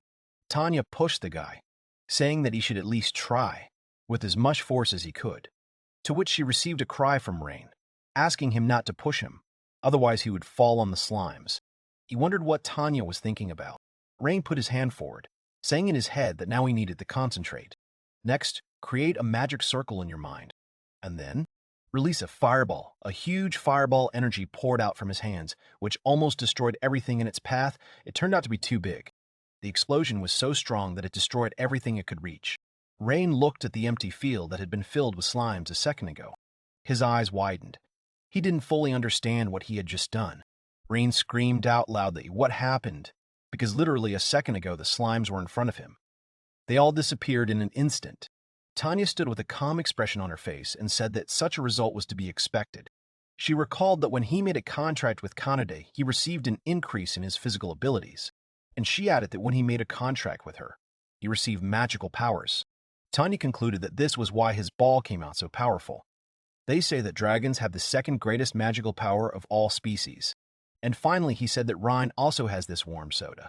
The guy suddenly felt very dizzy, which he quickly reported. Kanade turned to her group and announced that a new wave of slimes had arrived. Tanya suggested the guy to use these slimes as a training target. The guy was again very surprised. The girl asked him if he knew how difficult it was to control magic, and she clarified that he definitely needed practice now. She added that she knows how hard it is, but she wants to help the guy, so he needs to train. In conclusion, she said that he was their master. Rain understands that even if he is next to two girls from the higher races, he simply has to start growing. Kanade suddenly raises her hands and shouts that she wants Tanya to teach her magic too, to which the latter happily responds that she will help. By the way, Tanya's teaching style was truly Spartan, thanks to which Rain significantly increased his control over magical power. After they reported to the guild that they had defeated the slimes, they went to eat. Tanya and Kanade happily devoured the delicacies on the table. Rain only had time to keep an eye on the plates, which were emptying too quickly. The guy thought about it. He was of course used to Kanade eating a lot, but he didn't expect that Tanya would have such an appetite. Is it really true that all the higher-ups have this? The girls thanked Rain for the food. Kanade happily said that everything was very tasty. The guy replied that they deserved it because they worked very well, to which Tanya said that the guy worked alone. The girl shared that she was curious about something. She asked where Rain learned such taming skills. Kanade was surprised and said that she was also interested, but the guy strongly doubted that it would be an interesting story. Rain began to tell that it happened when he joined the heroes team. Kanade was surprised. She didn't like something, and Tanya asked what was so interesting about the heroes team. Rain remembered that he hadn't yet told the girl how he got kicked out of that team. He continued that it happened not long ago. After the story, Tanya shouted with displeasure that this hero had gone crazy to kick out Rain. She continued to shout loudly that the guy was very helpful and supportive, and he was kicked out and called useless. The heroes team began to piss her off. The guy smiled awkwardly and thanked her for making the girl angry because of him. He added that he had long been accustomed to such an attitude. Tanya replied that it wasn't because of him, but Rain says that his actions were indeed stupid. Kanade emphasized that the girl was very kind, and she, in turn, began to protest. The guy smiled awkwardly and apologized for changing the subject so suddenly. Rain began her story that in his village he studied the abilities of a tamer In that place, special tamers gathered. Like his father and mother, they were also beast tamers. And when he grew up, he followed in their footsteps and also became an animal tamer. The guy added that he never thought about anything else and wanted to do exactly that. He continued that even though they had a small village with no name, he still liked it there very much. The boy approached Kanade, asking if she remembered how he tamed the bee. He told her that his neighbor taught him this skill. The cat was embarrassed. Rain smiled awkwardly and explained that a lot had happened already, so he hadn't had time to learn everything. Kinnaid asked, had so much really happened? To which the guy hesitated. Rain wondered if he could tell the girls this story about what happened. He understands that with this story he can take away their joyful atmosphere. An incident he didn't want to talk about. Rain clasps his hands together, unsure whether to say anything now or not. The guy started the story. He says that this story may seem dark. He looked up at the girls and shared that his village no longer existed. Tanya and Kanade were very surprised by such unexpected news. An awkward silence fell over the room. No one could break the sudden silence. Kanade tried to start a conversation to lighten the mood. She abruptly began to apologize for not knowing about the situation with Rira village. To which the guy told her not to worry. He smiled and said that he knew the girls wanted the best for him, and he really wanted to share his story with them. Kanade was embarrassed by such tender words from the guy. She said that maybe her words sounded like an excuse, but it wasn't out of curiosity. She just wanted to take in everything about Reina. Tanya agreed and said that she thought the same as her partner, although she was genuinely curious about what happened in his village. She added that, if the guy doesn't want to, he doesn't have to tell all the details of the incident. Kanade completely agreed with her. The guy's eyes lit up with gratitude. He understood. This desire to learn more about his companions, which the guy always kept in himself. He smiled and told the girls that everything was okay. He just wanted them to know. Rain wants them to know this because they are on the same team and asked the girls if they want to hear about his past. The guy began the story that it all happened when he was 12 years old. That day his mom and dad were busy. Therefore, they could not watch their son's training. Rain went to the training ground, which was a few minutes' walk away. He practiced until sunset. The little boy noticed that it was already dark. He was confused by the fact that even though it was night outside, the sky was still bright red. At that moment, he realized that something was wrong and quickly ran to the village. But when the boy arrived, it was already too late. As it turned out, the village was attacked by monsters, and Rain was the only survivor. The adventurers who noticed the disaster immediately rushed to the village and were able to save the boy. Rain lived on. He worked in the hotel of a friend, an adventurer, and never thought about revenge. Time passed, and 6 months ago, he met the hero's team. The girls didn't really like the part of the story when the hero appeared in it. Rain said that Arios and the others were looking for a new ally, so she invited him. Now that the guy thinks about it, he realizes that he was used as a pawn. But at that time, he said okay without thinking. Rain thought that if he was next to the hero, this will be able to prevent the disaster that once happened to his village. The guy started remembering all the terrible treatment he experienced when he was on that team. He continued abruptly, saying that they themselves knew that in the end, he was thrown out of the team without even a chance. A heavy silence hung over the table, weighing heavily on everyone present. Outside, the guests were having fun, and inside, the small team spent minutes in awkward silence. Rain looked down at the table and shared that. Before meeting the girls, he was very lonely. He apologized for making their conversation seem so pathetic in his opinion, and shared that he probably looked pathetic in their eyes. The guy starts to think, squeezing his hands tighter, that someone like him, a certain female hand, covered him, drawing attention to itself, not allowing the guy to finish his thought. Rain's eyes widened. He looked up, noticing that it was Kanade's hand. He gave her an uncomprehending look. He awkwardly turned to the girl, to which she again interrupted him, turning to him in response.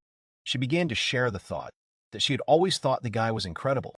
She reminded him of the story of how he dealt with the bandits, how they fought with the Lizard King. Even then, he saved her. Kane turned to the boy again to get his full attention. The girl began to say that Rain always goes for adventures.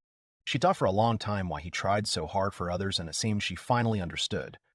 Her warm hand lay on top of his and gave him warmth. Kinnaid closed her eyes and said that Rain wanted to become someone's strength. She continued that the guy doesn't want anyone to go through the same horror that he once went through. Even though the hero's team treated him disgustingly, he always tried his best for them. Kanade concluded that the guy was not at all pathetic. Tanya placed her hand on top of them in silent support. Rain looked at her with a question. The girl said that he was too good a person. She asked if she should talk about the guy sacrificing himself too often to protect others. But she doesn't think it's bad at all. That's what she wanted to say. Tanya added that she was proud to have someone like Rain as her mentor. Kanade smiled brightly and said that she was glad too. The guy looked at them with great gratitude, saying that he just wanted to survive. He reminded you of the cruel days on the hero's team. Rain bowed his head as if he had rejected all those old memories. He quietly spoke words of gratitude to the girls. He was very grateful to them for their kindness. The girls looked at him with affection and smiles.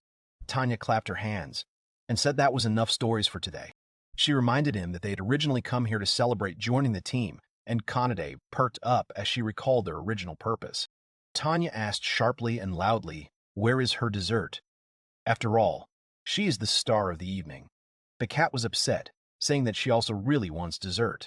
Rain laughed at this picture. Now he is really happy that he met them. The guys began to vigorously discuss how they will deliciously win, joke about Kanade's empty wallet after lunch, and listen to the cat's discontent. Suddenly, people around started paying too much attention to something. It turned out that it was the hero's team, which once included Rain. The hero lowered his head. He couldn't understand how it could take them 3 days to get out of the Lost Forest. He was entrusted with the highest mission, to defeat the Demon King. He, who people worshipped as a hero. Abruptly, the guy cursed loudly from his own anger. The young man's partner asks him to calm down. Because if people see the hero's behavior like this, Arius looks at him angrily, asking if he really wants to command him. The guy replied that he simply asked politely, to which the hero began to be indignant. His phrase sounded like an order, although he was the most ordinary warrior. The girl who looked like a witch noticed that the city was quite large and that they could look for a certain bug here. Another girl, with a very pretty appearance, addressed her group. She suggested that they leave things for later, since it was already quite late outside, so they should just go to the guild. The girl added that they should definitely know about Rhine. The warrior agreed with the idea. The hero suggested going to the guild in 2 or 3 days, to which he received the girl's approval. Arios began to think over a plan on how he would communicate with Rain. He emphasized that he would communicate with him politely, and when they completed the mission, he would shower him with spicy words. Abruptly, he burst into loud laughter. He is looking forward to meeting Rain. A joyful cry was heard in the cave, probably full of monsters. It was Kanade, happily offering Tanya a competition who could win more. The latter smiled and said that it was stupid to start such a competition with her. But she agreed, and with one blow of dragon flame, she was able to take out a bunch of orcs. Tanya proudly raised her chin in easy victory, to which Kanade, standing next to her, opened her mouth wide. Rain wondered that this time, the goal of their mission, destroy the orcs. Orcs are E-rank monsters. They have a similar build to goblins. The only difference is that orcs have a higher intelligence than goblins, and they also use different weapons during battle. Rain was able to knock out the orc with one swing of his fist. Tanya came up and said that at this rate they would be able to quickly complete the task. The cat happily agreed. Rain interrupted them and told them to be very careful and more attentive. The guy himself grabbed his back from the pain in it. He asks if they realize that they are not used to fighting orcs. Anything can happen when fighting them, and he summed it up so that they wouldn't be too reckless. Tanya only said with confidence in her voice that the guy didn't have to worry. She put her hand to her chest and said with a confident face that she, Tanya, from the strongest race, would not lose to some E-rank monster. She took a step forward, inviting him to fight further. The girls quickly ran forward, and Rain looked at their backs with some shock. Even though Tanya is from the strongest race, she is too self-confident. It is not very good that she relies too much on her own strength, because anything can happen in the world. With a tired face, the guy will hope that everything will go well. The orcs stood in a group, preparing to attack. The guys were faster, destroying all the standing orcs at once. One tried to escape, which Kanade immediately reported to Tanya. The girl said with confidence on her face that she would figure it out, and there was steely confidence in her voice. With one swing of her dragon tail, she destroyed the escaped orc. He flew into a stone wall, leaving behind a small crystal. Tanya picked it up and giggled, and said that it was an easy win. She hardly tried. For her, it was the easiest game. Not even a warm-up. Suddenly, something caught her attention. She noticed one orc didn't turn into a magic crystal, which means he's still alive. Having started casting a spell, Tanya was going to finish him off. The monster suddenly grabbed her leg dangerously, and the girl was very surprised by the orb's abruptness. She looked down at him, asking what was wrong with him. The girl gave him the command to release him immediately, and she couldn't hold back. She attacked him with a powerful stream of fire. The cave became quiet. The orc disappeared and turned into a crystal. Sharply, Kanade shouts at Tanya to be careful, and she added that something was behind her. A fat orc grabbed a weapon and was preparing to hit the girl on the head. She swung to attack. Rain saved her. He was able to attack the orc before he managed to hit Tanya on the head. He boldly stood in front of the girl, covering her with his chest. The guy instantly weakened and fell to the ground. He was too weak and still fainted from a simple battle, to which Kanade suddenly attacked the orc with his foot, destroying him. Tanya ran up to the guy and asked if he was okay. She asked another question. What should they do? And she emphasized the large amount of blood, but the guy said that he was fine. Rain reminded that he had already spoken about his skills in healing magic, and thanks to Tanya, he had more Armenian energy. The guy bent over, using healing magic on himself. The wound suddenly disappeared, as if it had never been there. He held his hand out in front of Tanya, showing that his hand was now completely fine. He smiled and said that everything was fine and Tanya shouldn't make such a face.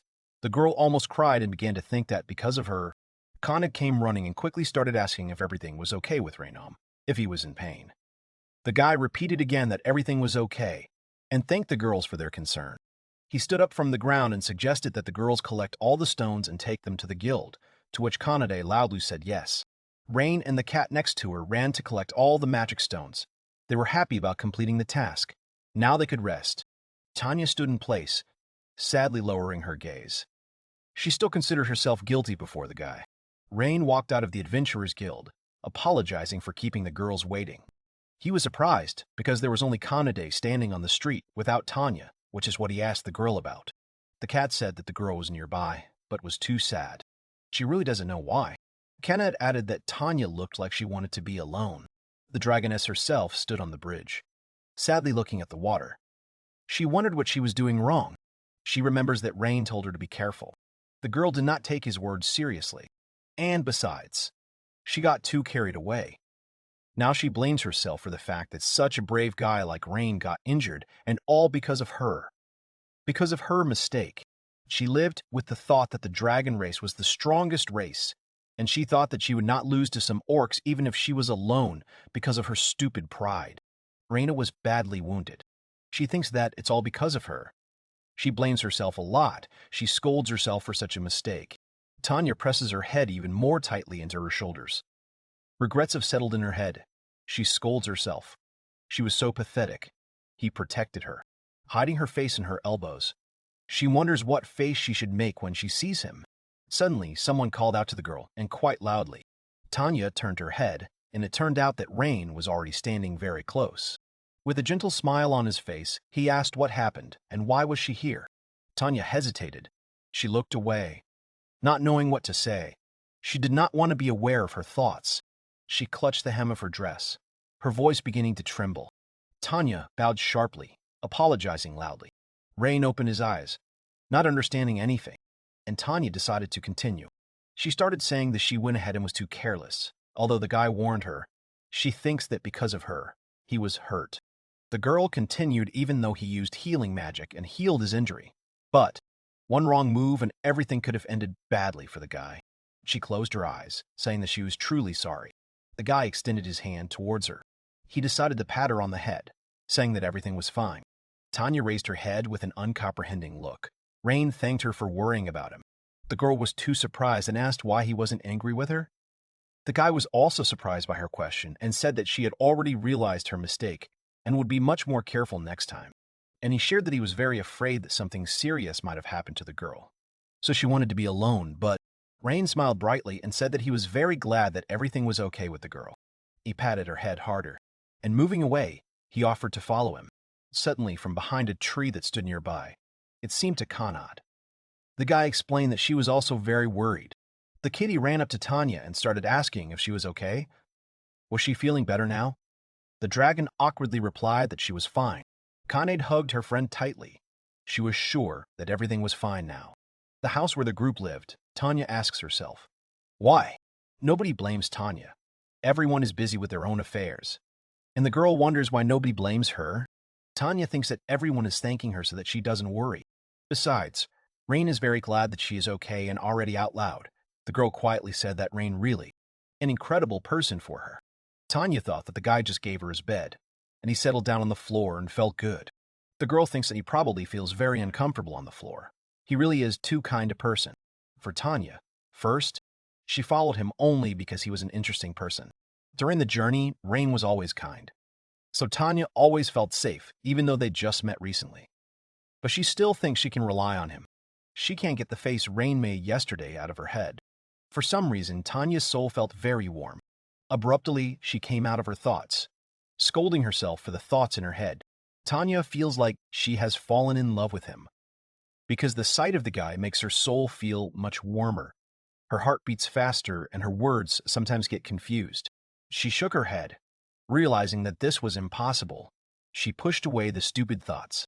Tanya decided to settle on the idea that he simply interested her and nothing more. She stutters, trying to say something.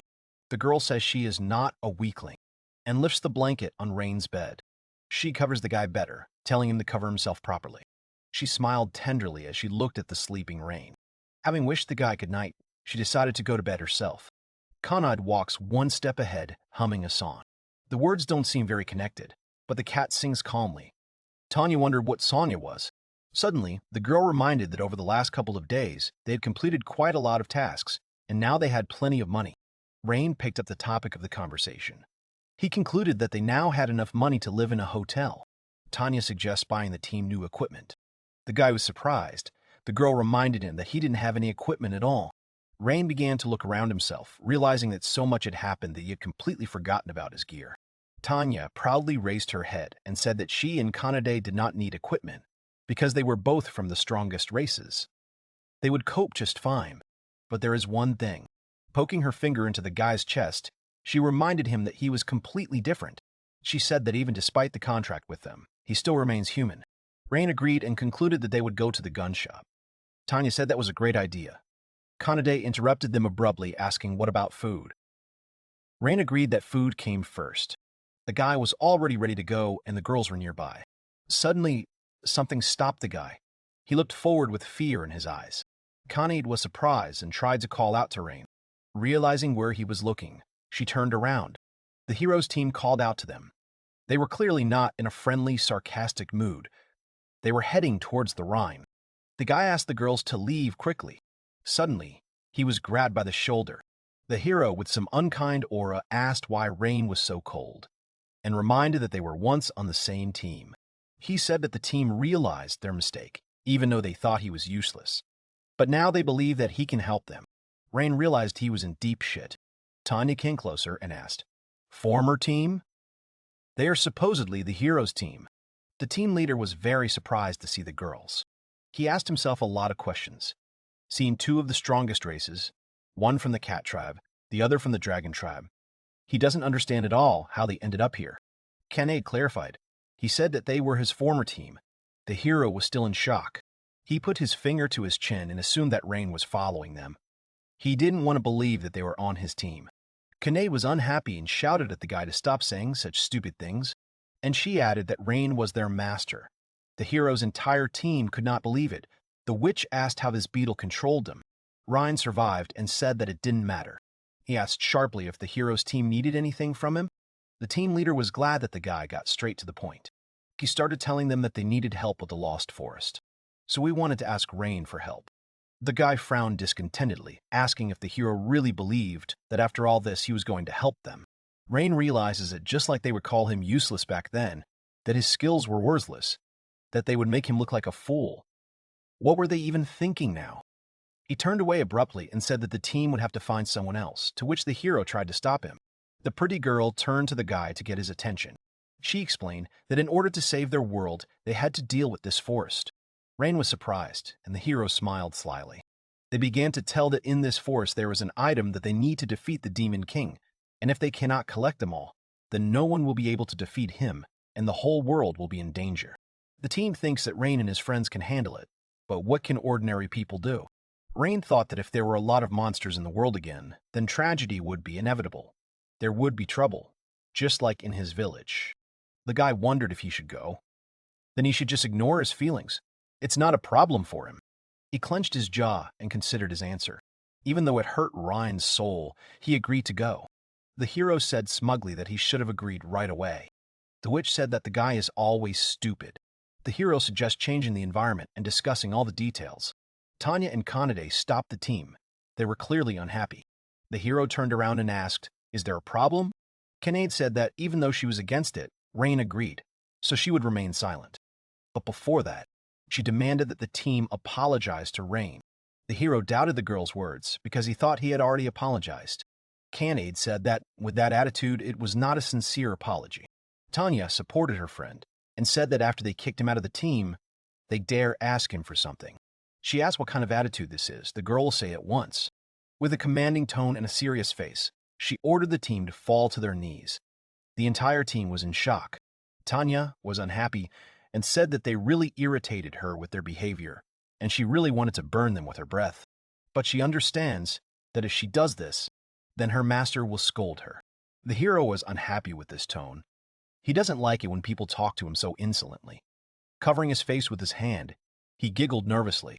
He screamed sharply at her not to dare speak to him in that tone.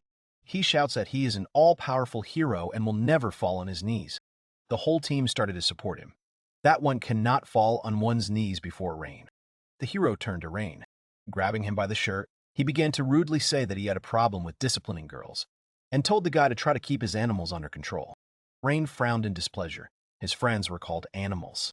The hero shouted that his animals were getting on his nerves. He continued that the strongest race is not humans and there is nothing wrong with him calling them animals, even though they are pretty on the outside. The hero shouted that they were just toys that Rain was raising to have fun with later. The guy laughed, saying that the expression on his face was just like a monster's, as expected from an animal tamer. Rain clenched his fists. He hit the hero in the face with all his might, and he flew away from the guy a couple of meters. Rain stood motionless like a stake and towered over the guy he had just hit with all his might. Rain's face showed genuine anger. The hero was shocked by the blow. He started shouting that the guy was just an ordinary animal tamer and he couldn't hit the hero himself. The guy emphasized that he was a hero, to which Rain replied that he would hit as much as he wanted. The guy said that Tanya and Kanade are members of his team and he will not tolerate insults towards them. The hero stood up and began to take his sword out of its sheath, asking, "Is it really true that he will never forgive anyone?" And he laughed. The hero suggested that the guy fight and see whose team would be stronger. Rain agreed to fight right away. Both teams were ready to fight each other right now. Clash of two teams. Kanade and the knight stood opposite each other. The guy shares that he always dreamed of fighting someone from a higher race, and the girl promises to destroy him and make him apologize to Rain. Kanade was the first to start the fight and ran towards the knight. He held out his sword to create a shield. The cat kicked the sword with such force that the recoil hit the knight, causing him to tense up. The knight's foot sank into the ground from the powerful blow. With confidence in her eyes, the girl was ready to fight further. With her hand, she dealt several powerful blows at a time, not even giving the knight a chance to breathe. The man thought about her. He understands that her blows are quite strong, and if I continue like this, he will quickly lose. The girl asked if something was wrong. The guy didn't resist, although he didn't seem to be from the hero's team. The knight was dissatisfied and said that he should not be underestimated. He abruptly pushed her away from himself, calling her a nasty girl, and Kanade turned away. Jumping away from him and raising her head, she saw that he was already ready to attack again. The knight raised his sword, preparing for something. He was about to activate his skill. A flaming, explosive blade. He brought his sword down sharply, trying to attack, but Kanade was faster. She quickly lay down on the ground and managed to block the sword blow with her foot. The knight's eyes widened, amazed at the girl's strength. The guy realizes that his skill can smash metal into pieces, and the girl pushes him away as if she was just removing a mosquito from her path. Kanade asked sarcastically, "Is that all? Is he ready to give up?" The guy was breathing heavily from fatigue. She added that when the knight spoke about the skill, she expected something more powerful. Kanade was upset and shared this with the knight. She was disappointed with the guy's abilities. A vein appeared on his forehead from anger. The knight gave up his jaw and said that it was all because they needed Rain and he tried not to destroy her and held back. He raised his sword and promised that he would now fight with full force. The knight says that the girl should not blame him if she loses. Kinnaid was amused and said that she wouldn't hold back either. She decided that she would now use half of her power. The knight's eyes widened, and he asked again what the girl had just said. Kinnaid repeated that if he was going to use all his power, then she would also become stronger and use half. She moved away from him a little. While stretching her hand, she said he wouldn't blame her if it hurt. She started stamping her feet on the spot as if she was about to run. Warning of her approach, she bent slightly, preparing to attack. She suddenly ran forward towards the knight. The guy started to panic, wondering if she hadn't even used half of it while sitting down, even though her punches were very powerful. He thinks it's impossible. He can't believe it. If she's telling the truth, then the knight will not be able to defeat her. With one sharp kick, she sent the guy flying away from her. He hit his back against the tree very hard. Kinnaid came a little closer and became a little embarrassed. She wondered if she had gone too far. Abruptly, she changed the subject, saying that she was very angry because the knight insulted Rain. While the knight was unconscious, Kinnaid said that he now had time to think about what he had done wrong. Tanya began to look at her opponents in the form of a witch and a pretty girl. She wanted to fight the hero, but since she got the girls, she agreed to leave the guy with Reina. Rin is not happy with the dragoness's self-importance. Her friend tries to calm her down, because being rude to a higher race is life-threatening. Tanya smiled and said the girls were not her rivals at all. She says she can destroy them in a second. Rin called her a lizard because she was unhappy with being treated like that. She wouldn't tolerate being treated like she was some kind of useless trash. The girls said almost in unison that Tanya would regret all the words she said. Both girls begin to read a spell in an incomprehensible language. Both are seriously determined to win. The witch raised her hand and spoke so that everyone could see her magic, which surpasses all, and decided to conjure a gravity blast. Mina also did not lag behind and conjured a holy flame. She planned that this would quickly weaken Tanya. They attacked the dragoness at the same time, trying to injure her. Tanya abruptly removed their spells from herself. As if they were not there, everything around became quiet, as if no battle had begun. Both girls are in great shock. Their spell is gone, just like that, as if nothing happened, as if they didn't even attack. They don't understand where their magic could have gone. Tanya burst out laughing at the expression on the girls' faces, who were in a state of shock. She was amused by the picture that opened up before her. The dragoness asked if they were really going to defeat her with this. For her, this was all child's play. The spell didn't even reach her. It just didn't have time. Rin turned to her friend and told them to make a different combination. The girl doesn't know what trick Tanya used, but Rin believes that the dragoness will not be able to defend herself from their combined attack, and together they conjure the red arrow of justice. Tanya said that no matter what they tried, the result would be the same. Their spell would disappear again, as if it had never existed. Both girls' eyes widened as the spell was powerful enough to just remove it. The witch opened her eyes wide and began to stutter. Rin asked in panic what Tanya had done while the latter stood there with a sly smile. She uttered only 2 words, the matter of cancellation.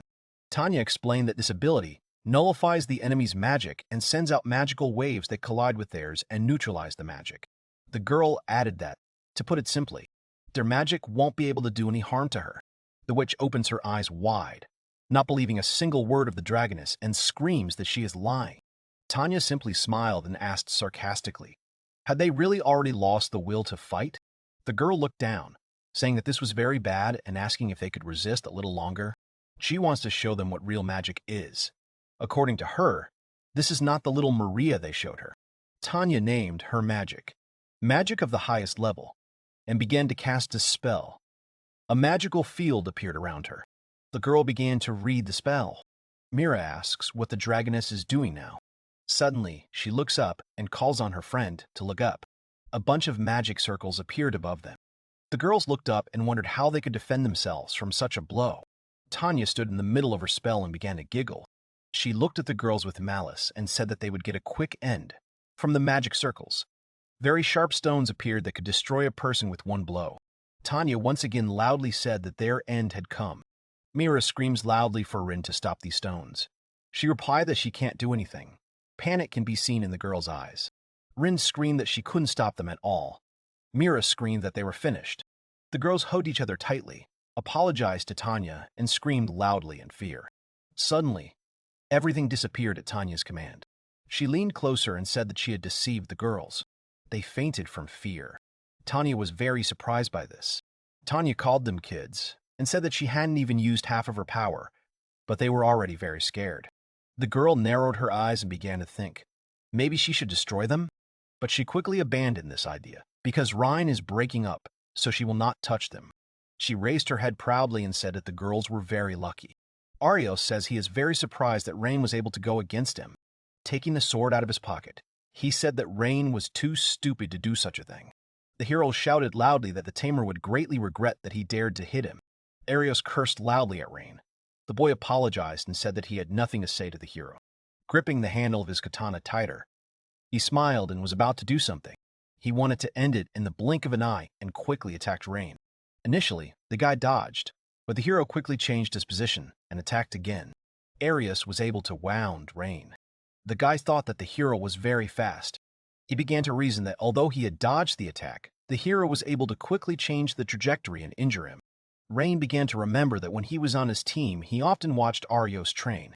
Now, having fought him, he realized. The hero is an excellent swordsman, as one would expect from him.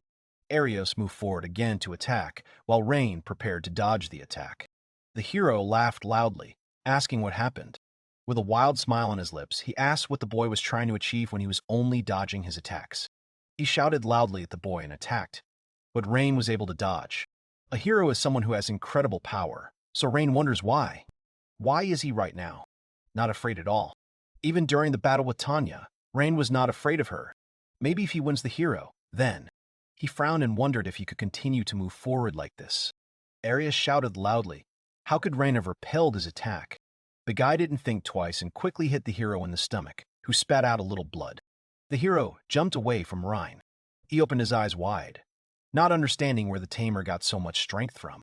Arios had a lot of questions in his head. Because an ordinary person can't have such power, it's impossible. He's just a simple animal tamer. Rain took advantage of this and came closer, putting his fist out to strike. The wave from the blow was simply enormous. The hero dodged again. His eyes opened from the understanding that this was not all. Because the tamer did nothing but dodge. The hero tried to attack, but Rain dodged, and now the tamer seemed to become a different person. Rain interrupted him and asked if he wanted to know what happened. He approached and told the hero that he had simply greatly underestimated the power of the animal tamer. Rain explained that his strength increased due to his contract with Kanade. He continued that now the hero's attacks would not be able to affect him. During their battle, Rain studied Arios and understood how he fought. How many steps he takes, what stance he takes before swinging his sword. His movements when he wants to make a feint attack. Rain concluded that the hero's attacks no longer worked on him. Now the tamer will attack him. Rain says that Arios has already lost and should give up. The hero stands and remains silent. The guy quickly dodged the lightning strike. There was a loud laugh from the hero, and a cry that the tamer was really a fool. Arios asks if Rain is really the one who kills, that the hero can only use a sword. Lightning magic is oozing from his hand. A bright light of an electric charge shines on his face. He points his hand towards Rain and says that he is just a beast tamer, and the hero will turn him into ashes. Arius laughed loudly. He told Rain to pray as lightning magic was about to burst out of his hand. He called down a lightning strike. A flash of bright light from the lightning headed straight towards the tamer, who stood there meekly. Sharply thrusting his hand forward, Rain conjured a fireball to defend himself from the hero's attack. Arius laughed again and started to say that with that level of magic he stopped in his tracks because the fireball was much more powerful than he thought. The two elements were trying to destroy each other. After the huge cloud of dust, Arios opened one eye and was very surprised to see that Rain was completely fine. He was not happy and began to ask how the tamer was able to stop him with a simple fireball spell. Rain thought that before, the hero would have been able to destroy it. But now, thanks to the enhancement from Tanya, his fireball is now much stronger. He thinks that there will be no problem with stronger magic. He suddenly headed towards Arios and prepared his hand with fire magic to attack. The hero says he doesn't know what trick the tamer used. His face expresses anticipation of the future victory. He believes that he still has an advantage. Arios clarifies that if he remembers correctly, the tamer can only use healing magic and fireball. The hero makes clarifications that even if he is not as capable as Rin, he can also use a lot of spells. A magic circle will appear under Rain's feet. It certainly didn't promise anything good. The energy moved upward, preparing to attack the guy on top of it. Rain clenched his jaw, a rescue plan already spinning in his head. He was really in danger now. Arius laughed again, asking how the Tamer had defended himself with the fireball now. Rain realizes he's right. It's hard to win with 2 spells, but he can just fight in a closer fight. He ran out of the circle using his original combat style. Hiding his hand, he was able to use a hidden spell. It was a very neat and unnoticeable gesture. The hero did not even have time to think, as the spell was already in effect. Arius shouts that he will destroy Rain, while the Tamer looks at him with furrowed brows. His plan should work soon. He is sure of it.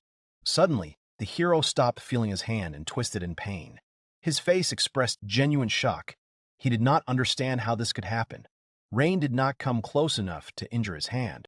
He looked at his hand, not understanding anything. He didn't feel it, as if the hand wasn't there at all. His hand is shaking. In a trembling voice he asks, "What is this?" And he falls to his knees. Rain had already told Arios about this once. The hero really knew that he could control insects, but anger and anticipation of victory clouded his mind, causing him to act irrationally. Rain said that the honeybee is a type of bee that has a paralyzing venom that, if removed by such a bee, will be unable to move for some time. The hero looked up in fear at the guy towering over him. Rain said that during their battle he was able to tame one. He began sending out brainwaves so that the bee would hear him and fly to him.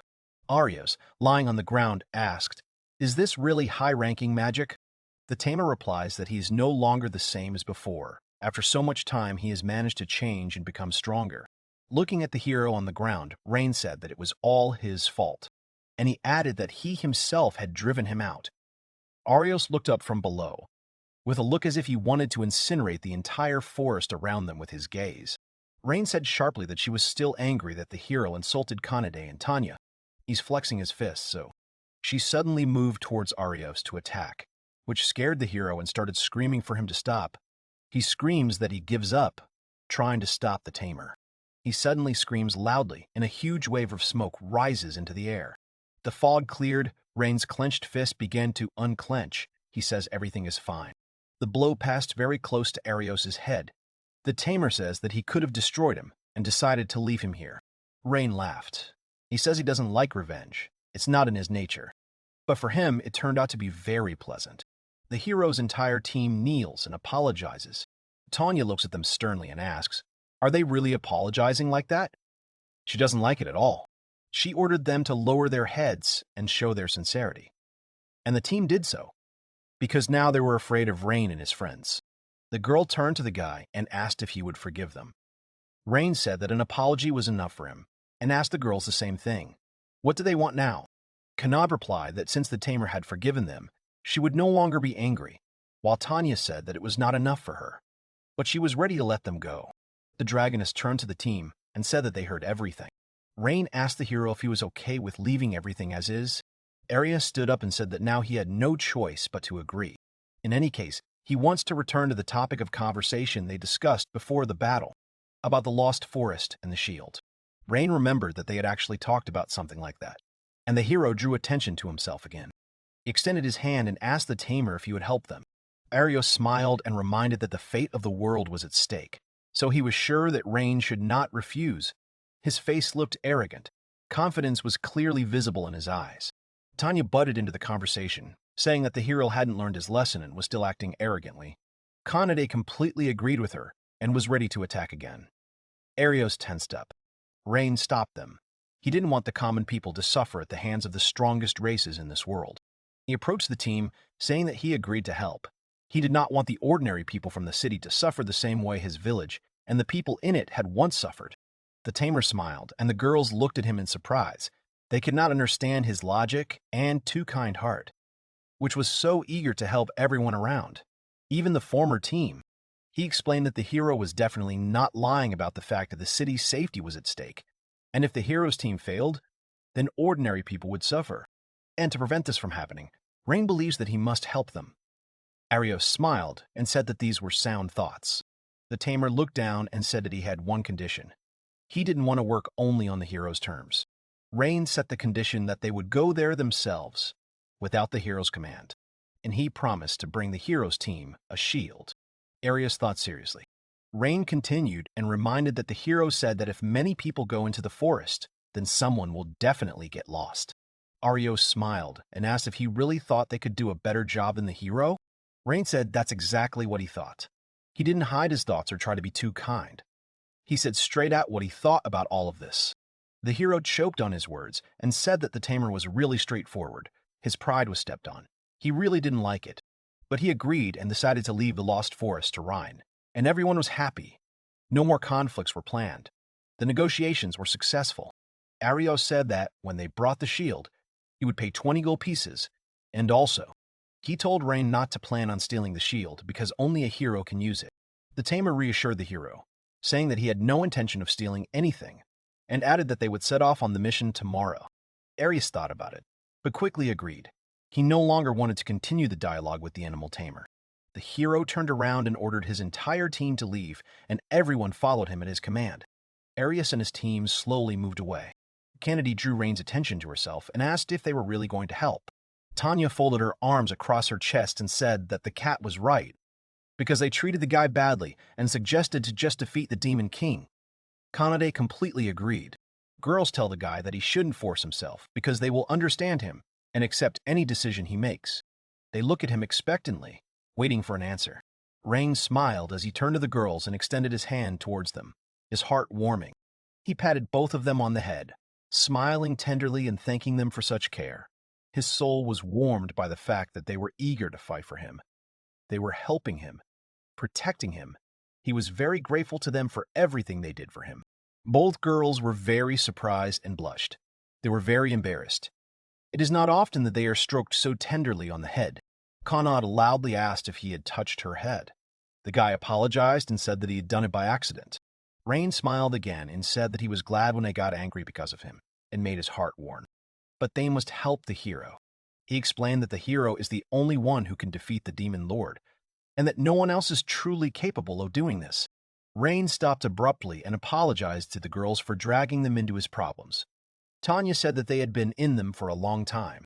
The dragoness placed her hand on her chest and said that it was her duty as a dragon to protect her master no matter what. Kanat smiled brightly and said that she thought so too. She was very happy to help her master and friend. The cat sharply said that before the trip you need to eat something tasty. Tanya started screaming, "Why does Kanade constantly think about food?" The girl grabbed Rain by the hand, calling him to come with them, and ran forward, pulling him along with her. The time when the guy was on the hero's team doesn't matter to him anymore. Now he is really happy. Having met these two, he is very grateful to fate for such a magical meeting. In the silence of the forest, loud cries of abuse were heard. Someone was destroying the orcs with loud cries. It was Arya's, cursing and destroying the orcs with simmering rage, his voice and movements seething with rage. The guy was breathing heavily after such a battle. He was really very angry. He thinks about being a hero. But the hero lost. Lost to the animal tamer, such a pathetic worm. How could Rain defeat him? His anger knew no bounds. He didn't want to just leave all this. He will wait for the moment to prove that he is better. Arios clenches his jaw in anger at them. His eyes wide, he whispers that it's easy to accept defeat. Someday, surely. In the silence of the cave, the boy's wild giggling can be heard. Covering his face with his hand, Arios insists that Rain remember this. The boys walked through the forest, heading towards their final destination. Kanade raised her head with an excited sigh. They reached the lost forest. It was dark and creepy. Inside the forest, you could feel the ominous aura that could scare any visitor to the forest. Kanade is shaking and says that it is very dark in the forest. Tanya agreed with her friend. Even during the day, it is very dark in the forest. The dragoness raises her hand and shares that she really wants to burn this forest. Rain grabs her and says that he will not allow this to happen. Kanade asks the guy if he has a map, to which he replies, yes. Rain pulled out a map and explained that this map was made by Arios and would most likely be able to help the company find the shield. At will, with a finger on the map, the guy salad. That now it is useless, the girls were in shock. The guy explained that Natalie told that this forest is changing at an alarming rate. Even the structure of the forest changes quite quickly. The guy sighed and said that maybe they had no choice. Kanade got upset and asked if they couldn't get the shield now. Rain said he had an idea and put his fingers to his lips and whistled. A bird flew onto his shoulder. The guy explained that, like last time, he was using the skill to look at the forest from above. He told the girls to look after his body. Kanade put her hand to her head like a soldier, and Tanya responded with a simple yes. Using a magic circle, he took over the bird's consciousness, gave it a piece of his consciousness, and was able to fly again in the form of that very bird. He spread his wings, took off, and promised that he would return to the girls very soon. Flying around the forest, the boy wondered if this was all there was to it. This forest was really huge. It might take a long time to fly around it, but he sees a hidden path. It's worth checking. Maybe he can find a way to the center of the forest. He talked to other birds, discussing the route they needed to take to the center of the forest. He understood them, and they told him the right path and how to get there. The guy stood up abruptly, squeezing his eyes shut, announcing that he was back. Tanya began asking how everything went and whether he was able to find his way. Rain smiled and said that he found the way. According to him, it will not take much time. They will be able to reach their destination quite quickly. The girls were inspired. Canid smiled and asked if they could finish the task quickly. She hoped to return to the city and have a delicious meal. She suddenly ran forward, calling on her friends to do the same. Tanya suddenly began to scream for the cat to stop. As the team walked along the path, they noticed something. Canid tensed up, tucking her tail between her legs. Something was starting to scare her. Tanya noticed that there were traces on the ground that they themselves had recently left. Rain concluded that they were going in circles. The dragoness tensed from this information. They couldn't get stuck here. The girls asked the guy if he had really gotten the wrong way, putting his finger to his chin, and Rain replied that this couldn't be true. He shared that he talked to the birds about their path, and he added that they all followed this path, so he could not be mistaken. He himself saw this path with his own eyes and followed it clearly. Even the birds were in a row. There could be no mistake. Tanya said that he also didn't think that they had mixed up the route. She concluded that the forest was to blame for everything and sternly directed her gaze at the forest.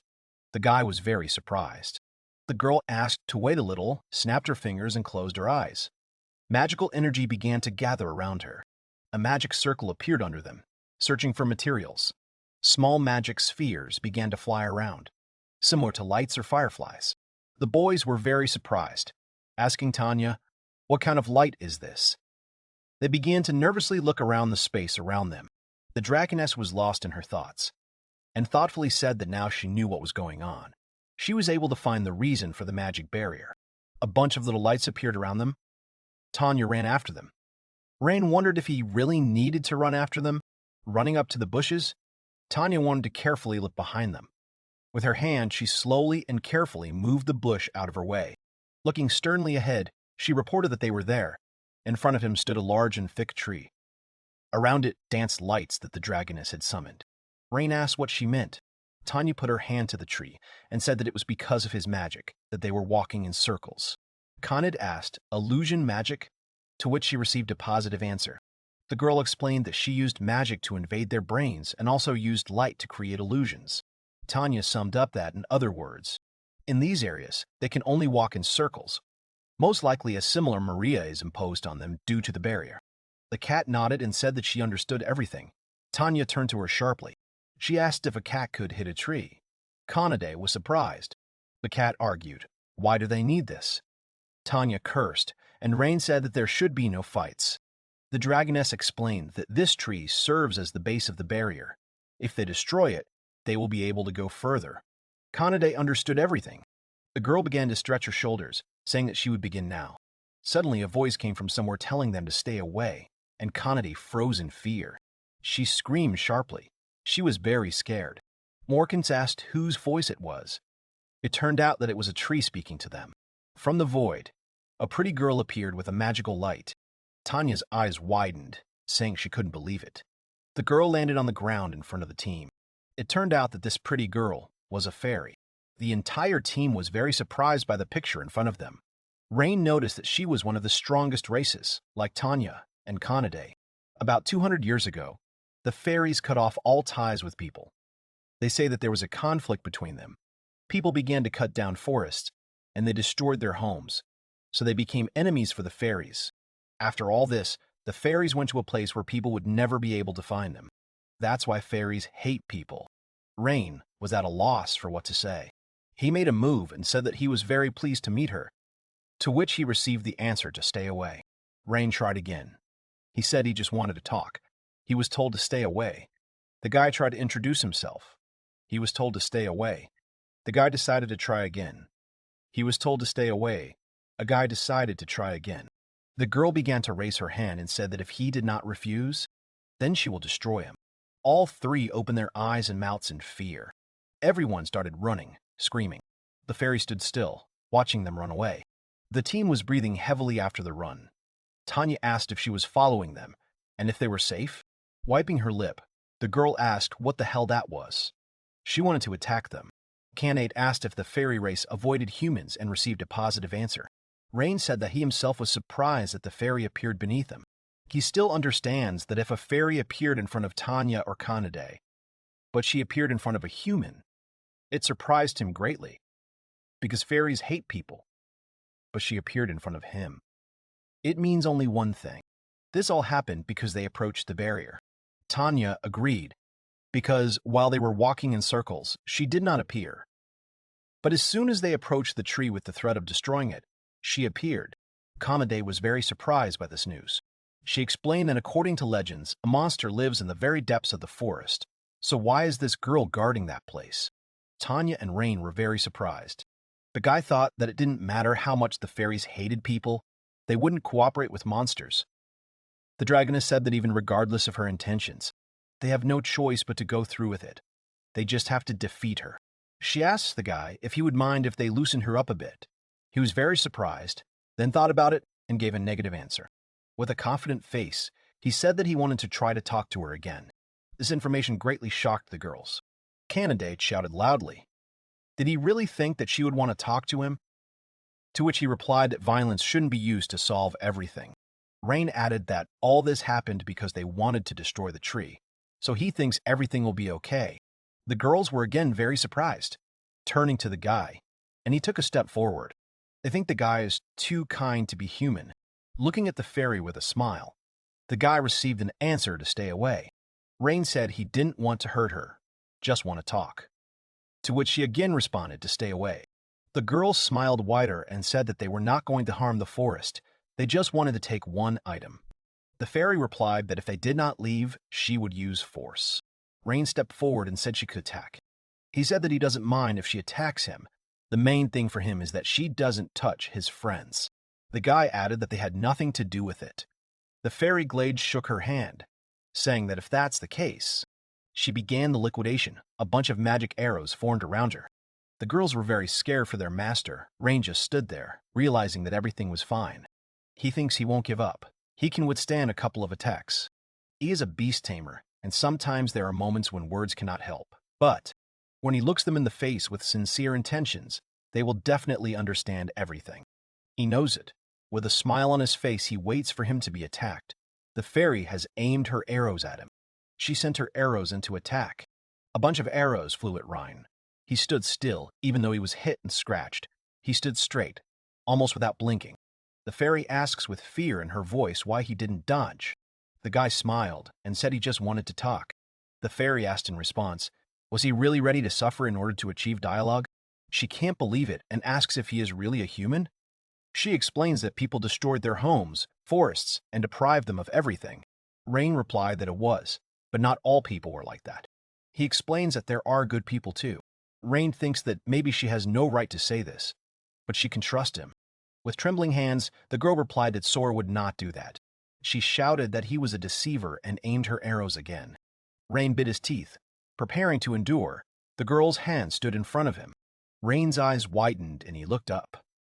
Tanya and Kanade were standing in front of him, ready to protect him. He wondered why. They replied that they couldn't just stand there and watch it. Kanade shouted that he said to trust and went on this madness. Tanya supported her friend and added that he wouldn't have listened to them anyway. Kanade asked the fairy to listen. She began to explain that Rain was indeed a good person. He had previously saved her and the city's inhabitants. Tanya came forward and said that he saved her too. Tanya proudly held her hand out in front of him in defense. The fairy thought silently. She called the guy a strange man, and with him 2 strange girls from higher races. The fairy came down and said that this was the first time she had encountered such a thing. She came closer and asked what his name was. The boy replied that his name was Rain. The fairy replied that her name was Sora. She took his hand, helping him stand up, and said that she would listen to the guy. Sora realized what was going on. The team came instead of the hero to search for the Shield of Truth. She asked if that was the whole story. The guys answered positively. Rain clarified that because of the barrier, they could not continue their journey. The fairy sighed. She explained that she created this barrier herself. The guy wanted to ask her to remove the barrier, but the girl replied that she could not do it. Sora explained that this barrier was hiding the road to their village. If she removed the barrier, the villagers would be in danger. Tanya asked, so it wasn't for the sake of protecting monsters. She received a positive answer. The fairy said that there's no monster with the Shield of Truth here. Sora explained that there was nothing but a barrier except the road to the fairy village, and the shield was protected by her and the fairy race. Rain was very surprised, and the fairy said that if they really needed the shield, she would give it to them. It would not be difficult for her. She asked to wait a little, starting to cast a spell. A small ball of magic appeared in her hands. The air around thickened. Energy gathered around the fairy. In an instant, a shield of truth appeared from her small hands.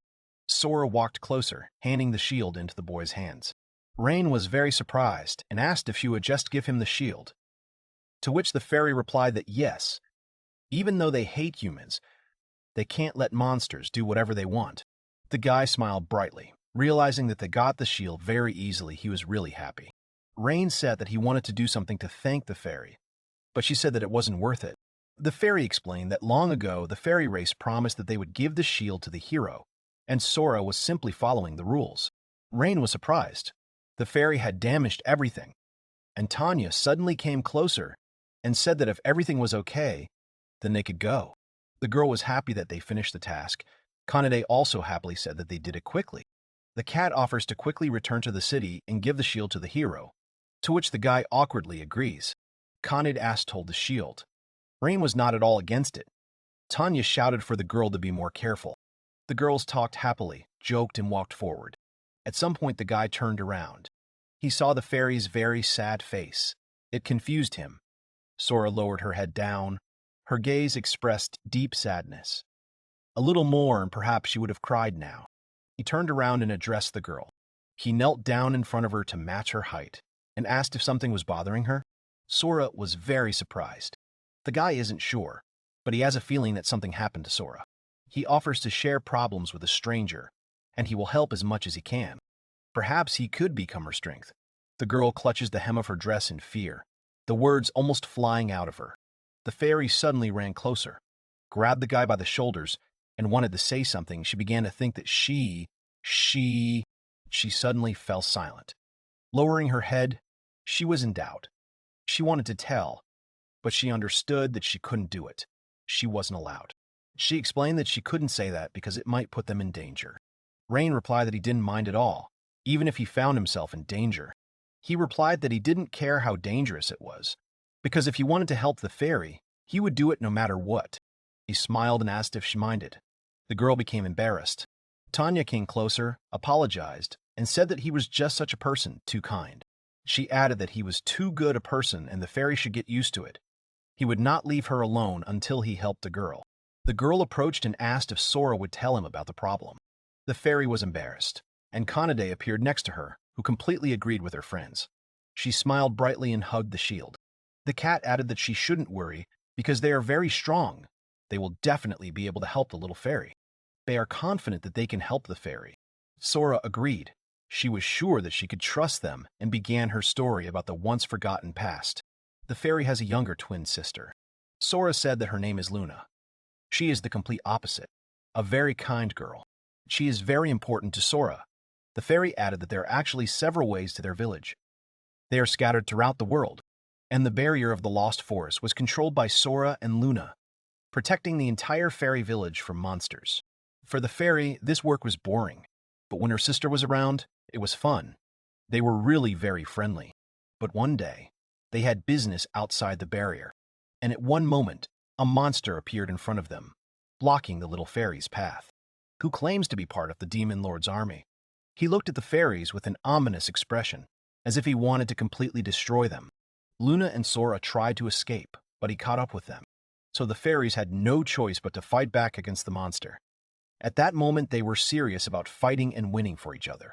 But victory was impossible, and in the end, Luna was captured by this monster. Rain was demolished. What kind of monster was that? Sora replied that it was a Shadow Knight. The armor seemed to have no body inside, sitting on the ground with an ominous aura and holding a small fairy tightly in its hands. Sora thinks it's a Shadow Knight. Rain figures out what's going on. He explains that the Shadow Knight is a sea crank monster that even the strongest races can easily defeat. The hero mentions the monster's peculiarity: complete nullification of magical attacks, which is why it can only be defeated by physical force. Rain adds that fairies who specialize in magic have difficulty against this monster.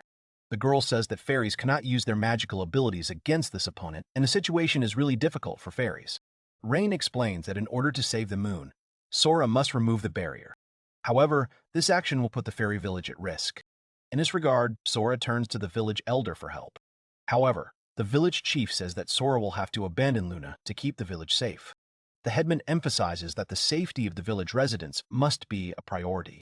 The heroine hears the headman say that they themselves are to blame for what happened, since they decided to go outside and should have been prepared for such a situation. Sora understands what the man wanted to say. Sora faces a difficult choice: save his sister or protect everyone in the village. She realizes that the logical choice is to protect all the villagers. Sora can't leave his sister Luna anyway. The hero understands Sora. He encourages the girl. Rain understands that Sora was able to cope alone, but now the hero promises that he will save his sister and defeat the Shadow Knight without putting the fairy village in danger. A group of heroes announces their readiness to help. Rain asks the girl if she knows where her sister is now. Sora admits that he doesn't know the exact location, but has a rough idea of where the enemy might be heading, and says that the group should be able to get there in a few minutes. Sora says she must go with them, but the hero warns that the heroine should not go with them, as the Shadow Knight may learn of her betrayal. If he notices the heroine's absence, he may use her sister as a hostage. The heroine expresses trust in Rain. Sora asks for good luck for the group before they set out on their mission. The group notices a Shadow Knight nearby. Rain notices that the Shadow Knight has not yet noticed their presence. The hero spots Sora's sister chained to a tree. Sora declares that he will not forgive the knight. The group discusses a plan of action. Rain will attack the Shadow Knight with Kanade, while Tanya must save Luna. Tanya emphasizes that magic is not her only weapon. Rain reminds that the battle could end quickly if the Shadow Knight uses Luna as a human shield. The hero is confident in Tanya's abilities and says that he is counting on her to save Luna. Tanya says that if Rain talks about her like that, then she agrees. Kanade notes that the girl looks happy from the hero's words. The hero gives the command to attack after his signal. Rain counts down from 3 to 1. The heroes actively enter the battle. The Dark Knight asks the heroes who they are. Tanya resolutely declares that she will strike the first blow. After the heroes attack, the enemy is surprised to notice that the force is significant. The enemy wonders if they are Team Rain. Rain delivers a powerful blow to the opponent. The hero firmly states that they should not be confused with other people. The enemy didn't think that Sora would call such a command. He thinks to kill her sister for disobedience. Tanya asks if the enemy really thought he could defeat them even though she was right in front of him. The heroine urges the team to act faster to defeat the enemy, holding the moon in her hands. Rain warns the knight to be mindful of their presence and, together with Kanade, strikes at his armor. The hero expresses surprise that the enemy is still standing after multiple attacks along with Kanade. The enemy indignantly declares that he should not be underestimated. The knight uses a powerful technique, creating a whirlwind. The heroes think that the battle will take much longer. Rain muses that if a knight tried to attack a fairy village alone, then this is the strength of one of the Demon Lord's army soldiers. Kanade calls on the hero to take advantage of the moment and deal a powerful blow to the enemy. The hero calms the girl down and says that he has a plan. Rain thanks Kanade for his support, especially because she always believed in him, even during battle. The hero explains that the Shadow Knight will not be harmed by bee venom. Rain thinks it doesn't matter now.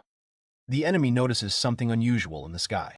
The boy uses a spell on Kanade, Strengthen. The girl is ready to fight the knight after being strengthened. The heroine remains confident, ready to continue the battle. The opponent is put under pressure, showing vulnerability after a series of Kanade's strikes. The Dark Knight notices a huge hole in his armor. Kanade talks about the power that overwhelmed her body and how it happened. Rain explains to the girl that he just used the unique Tamer technique. He explains that it is a magic that temporarily increases one's power. He explains that he was unable to use this magic technique before due to his lack of magic power. But now, thanks to Tanya's encouragement, he can use it. Tanya notes that Rain is always reckless. Rain notices Luna in the girl's arms, and she says, confused, that it was lost magic. The group of heroes discuss how the hero was able to use special abilities. Kanade states that everything is fine, and thanks to this, they saved Luna. The heroes are glad that they won this battle. Sora hugs the girl, expressing that she is okay. She asks Luna if she is hurt. The girl reassures her, stating that she is fine. Sora thanks Rain for helping save Luna. The girl reflects on how the situation could have turned out if the hero had not helped her. Luna admits that a terrible fate would have awaited her without his help. Luna says that anything bad could have been done to her and makes a remark that all men give in to their instincts, surprising the hero. The hero notices that although the two sisters are twins, their characters are completely different. Rain is relieved that they were able to save Luna and that Sora seems happy. Tanya asks the two girls what they are going to do next after the rescue. One of the sisters says that Sora is thinking about leaving this forest. The sister admits that Sora does not want to stay with them because of Luna's abandonment. She wants to get some distance from them. The hero understands the situation and agrees with Sora's decision, believing it to be a good idea. Rain warns the girls to be careful, as there are many treacherous people among them. One of the sisters agrees, adding that she does not want to be captured again. She says that they have been in this forest all their time and know nothing about the outside world. Sora is a little worried. Canid invites Sora and Luna to join their group so they can feel safe around them. Beast Girl claims that it is fate that brought them together and expresses confidence that the heroes will be able to keep Sora and Luna safe. Canid asks Tanya for her opinion, as it is a good idea. However, Tanya admits that she agrees, but first they need to ask their leader about it. The hero confirms that he is fine with Sora and Luna if they do want to join their team. Though he notes that he is human, the girl turns to Rain, reminding him of his words that there are good people among people. She admits that she can't trust other people yet, but she believes in him. Sora states that she is ready to trust Rain and wants to travel with him. Luna jokingly offers Rain to be their navigator. However, Sora is a little surprised by her sister's arrogant tone. Rain officially announces that he accepts them into his team, if they don't mind. Both girls ask to sign a contract with them, expressing their desire to become part of Rain's team. The sisters say that Kanade and Tanya have already made a contract with him, adding that Sora and Luna also want to become part of his power. The hero asks if they are serious about this. The girls confidently answer that they are, reminding him that he helped them before. Rain wonders what it is like to control fairies. The hero says that in his village, there was someone similar to the Tamer of the elements. He notices that the method of control is the same for all races, but the peculiarity of fairies lies in their magical structure. He understands the structures of animals and insects, but fairies remain a mystery. The hero admits that he is not confident in his abilities. Tanya asks him to try. She supports him, reminding him that he is her master. Rain firmly states that he will do everything he can to help Sora and Luna, and encourages them to come closer. The hero prepares to begin the process of signing the contract. He says that if he can't do it right, he explains that his words must reach the souls of the fairies in order for the contract to be successfully concluded. The hero introduces himself as Rain Shroud. With the help of a contract, the hero creates a bond. He does this with an oath in his chest, using the hope in his heart and strength. The hero asks the names of the two girls standing in front of him. One of them calls herself Sora, and the other Luna. The heroes rejoice, stating that everything went well. The girls notice that something special has appeared on their hands after the contract signing process is completed. One of the girls says it doesn't scare her. Rain looks tired. The hero admits that the process of making a contract with two girls from a superior race required a lot of mana and strength. He feels very tired. Rain leans on the sisters. The hero responds with gratitude. He notices that he is feeling a little dizzy after the intense events. Luna admits that it is now their duty to help their master. The girls ask the hero to take care of them. They call him my master and my lord. The girls discuss the man who kicked Rain off his team earlier, wondering why he asked them to wait here for him. Tanya assumes that the man was worried about the hero insulting them again. She notices that Rain got more than expected. The hero appears with a shield, stating that it is the shield of truth as promised. He asks if they have any questions or concerns. The young man expresses surprise, noting that only a few days have passed since they began exploring the forest, and they have already found the shield. Rain admits that they did indeed find the shield quickly, but Arios doesn't believe him, thinking it must be a fake. The girl suggests testing the shield using evaluation magic. Arios is surprised to learn that his suspicions were not confirmed. He asks how the hero managed to get what they were looking for so quickly. The girl notices two new girls join the hero's team. She asks if they really became part of his team. Arios says that they are just kids, to which Rain replies that it is none of his business. Rain also mentions that they use magic to hide their wings. He warns that they need to be careful, as people might be scared if they find out that Sora and Luna are fairies. The hero shows a purse containing 20 gold coins, stating that this should be enough to complete the task. He asks if there is anything else needed from him. Rain firmly declares that he will have nothing more to do with these people and begins to leave. The other characters try to stop him. Agas asks the hero to return. Arios is irritated when he hears that Reina is being talked into something. Agas says that it is his personal decision.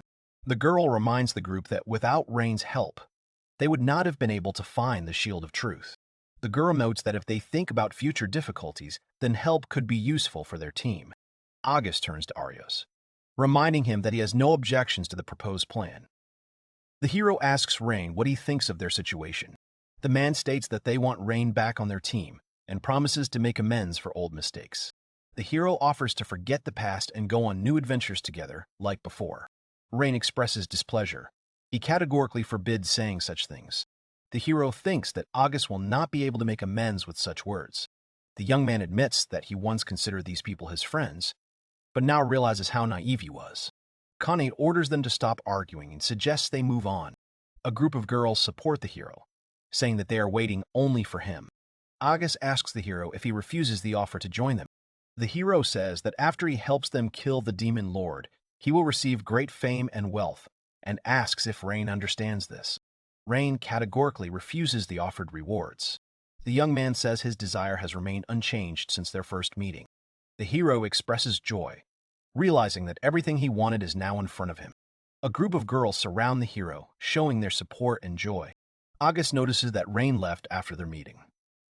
Arios is surprised as he personally invited him to stay. The girl notes that Rain remains an ordinary person, and he is different from other heroes, despite the fact that they were awarded the highest order for defeating the Demon Lord. The girl says that they don't need Rain anymore, considering it a waste of time. The hero admits that the place where Rain hit him earlier still hurts. Arios feels hatred and humiliation that do not leave his thoughts. The hero expresses deep disappointment and pain, saying that pain is not the only thing that torments him. The hero firmly declares that he wants to kill Rain with his own hands. Kanade questions why Rain is the only one capable of defeating the Demon Lord. The other characters are interested in the matter and want to know more. Rain wonders where to begin explaining. The hero begins to tell the story of how the first hero made a contract with the gods as a child. The young man explains that long ago, humans were under the control of a demon lord and were unable to resist him. In those days, they lived as slaves. The hero continues the story, saying that there was one man who decided to fight. This man became the first hero.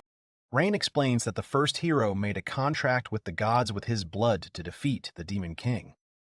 Thanks to this, the people were freed and peace finally reigned on Earth. Rain says that this is all he has heard about the story of the first hero. Tanya notices the hero and comments on his outstanding abilities.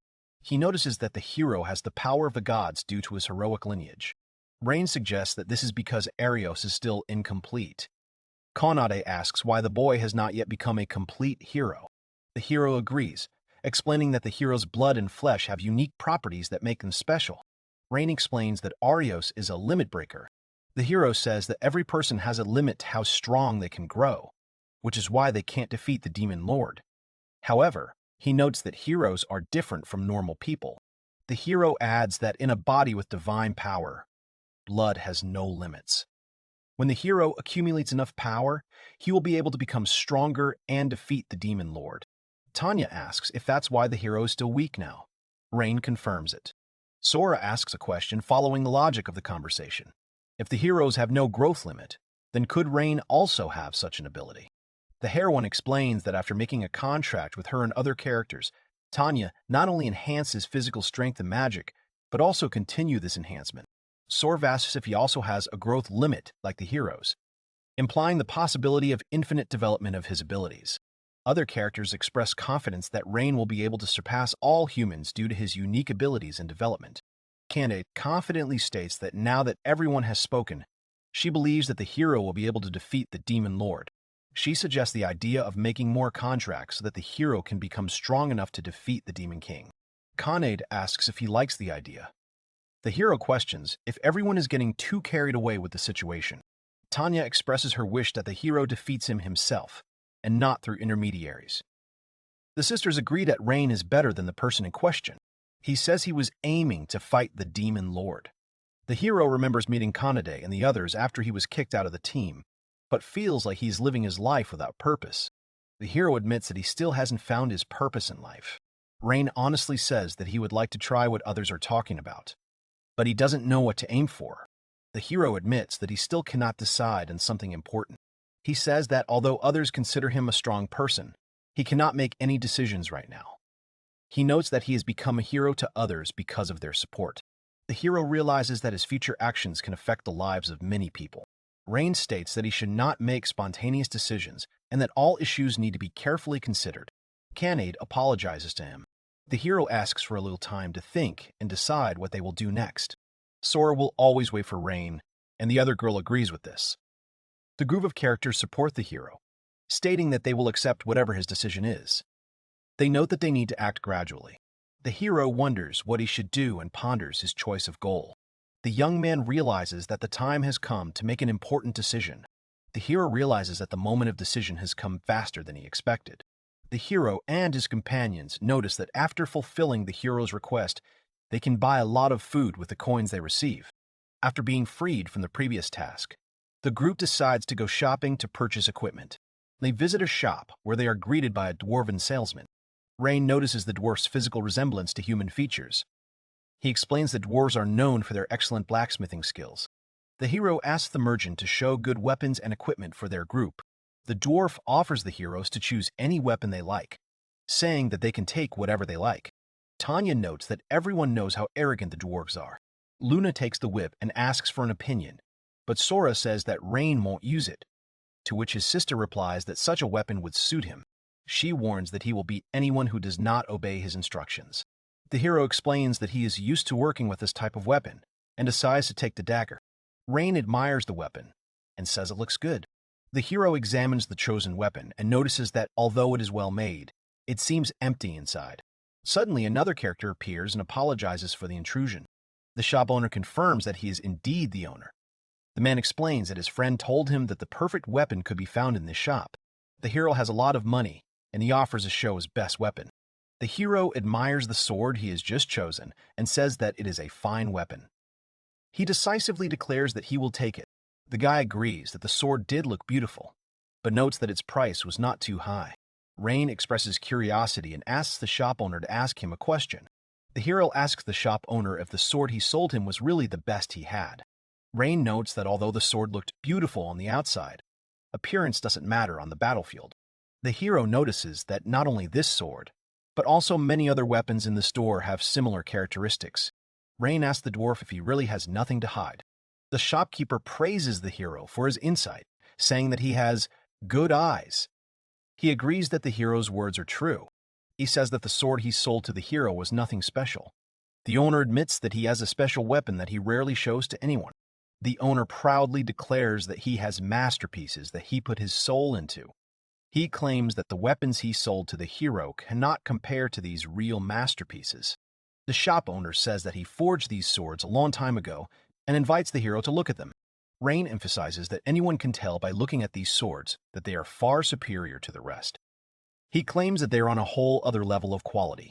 The hero asks the shop owner why such amazing swords are hidden from the eyes of customers. The owner explains that recently all customers only talked about money and nothing else. This disappointed him.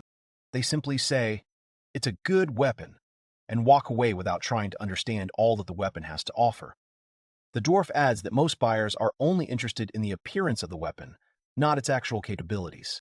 He also mentions that it once pained him to see one of his creations lying in a box. He says that for him, Each weapon he has created is like his children. Shop owner explains why customers treat his guns so casually. Tanya agrees with the dwarf, stating that the best weapons should only be used by worthy people. Rain emphasizes that they are on the same page as the shop owner. The store owner asks the hero how he was able to understand that almost all the weapons in the store were created by him. He says that a person cannot understand this at first sight. He adds that the situation is much more complicated than it seems at first glance. Rain replies that it might have something to do with him being a beast tamer. He explains that when a beast tamer tames an animal, he pays a lot of attention to it. The hero says that thanks to his experience as a beast tamer, he was able to determine some things, although he is not entirely sure about it. The store owner confirms that everything is clear and agrees that this is related to the young man's profession. The owner offers to create a special weapon for the hero. The group of characters rejoice at Rain's success, stating that it will help them in their adventures. The shop owner says he would like to start work right now, but he does not have the necessary materials to create weapons. A group of characters learns from a dwarf that the mineral mithril is needed to create weapons. The dwarf emphasizes that mithril is a rather rare mineral, and weapons created from it can last a lifetime. The dwarf mentions that the mithril supply is recently stopped. He notices that despite the efforts of many people, no one has been able to find even a small amount of mithril. The hero assumes that either all available supplies of mithril have already been collected, or there is another reason for its disappearance. The dwarf regrets that due to the lack of mithril, he cannot create the necessary weapon. Sora wonders who could obtain such a valuable mineral as mithril.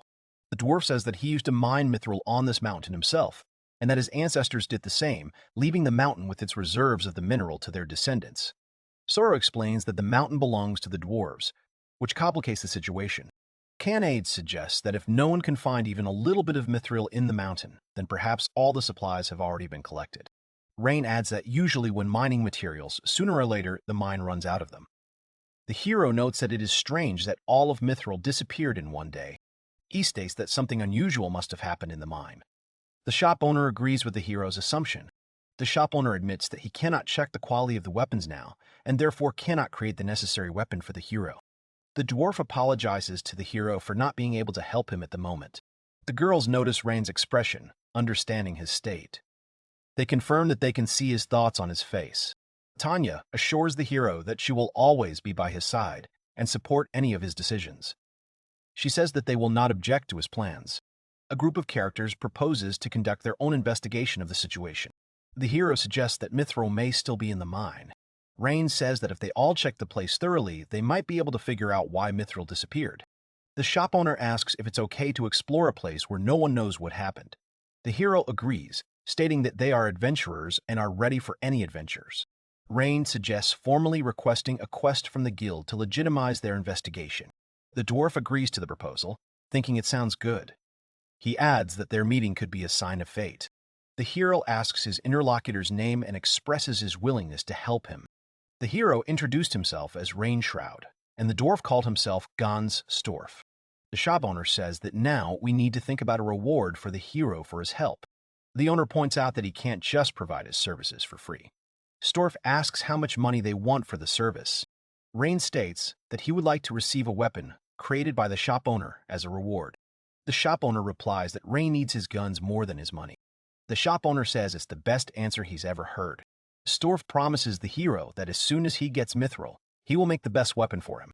Conade remarks that she thought Gans was a stubborn old man, but now realizes that he simply loves his creations. Rain reasons that, judging by the map, the mine that Gans indicated is not far away. A group of characters consisting of several girls and a hero decisively declare that they are ready to act. The hero confirms their decision with enthusiasm, exclaiming agreement. Tanya says the girl looks carefree. Conade notes that the situation resembles a picnic. The hero notes that two of their group can easily climb the mountain, but Sora and Luna have difficulty doing so. Rain asks how the others are feeling. Luna comments that Sora is out of breath too much and shouldn't pretend to be strong. She admits that they have exceeded their limit. The heroine apologizes to Rain, saying that fairies specialize in magic, but they have weak stamina. The girls agree that they are indeed hot. Rain suggests that they rest in a nice place ahead. He says that it will be good for everyone. Tanya agrees with the hero's proposal, stating that the place is truly wonderful and ideal for relaxation. The girl confirms that the nearby places have everything they need for a vacation, and they will stay here for a while. Kanade asks if they can go swimming. Another girl comments that the place is very beautiful, expressing pleasure at the chosen place for rest. Tanya asks Rain if they can go swimming. Rain agrees, the girl noting that everyone is sweating because of the heat and a little rest wouldn't hurt. The hero confirms the proposal that everyone can take a quick swim to relieve the heat. He offers to guard their things while the girls rest. Rain notices that Kanade has a lot of things and is surprised by this. Kanade's things while he watches over them. Kanade is happily swimming. Tanya agrees with Kanade, confirming her words. The other characters notice splashing water, causing the girls to ask her to stop. Rain asks what exactly happened at the lake. He notices that the animals around the lake do not react to what is happening. Kanade just screamed. The young man apologizes for his behavior when he ran to the girls at the lake and saw them. He says he didn't want to follow them at first. Tanya admits the situation has gotten more complicated than she expected. The hero, fearing that others might misunderstand his actions, expresses concern about what he should do now. Rain apologizes and says he will do whatever it takes to make things right.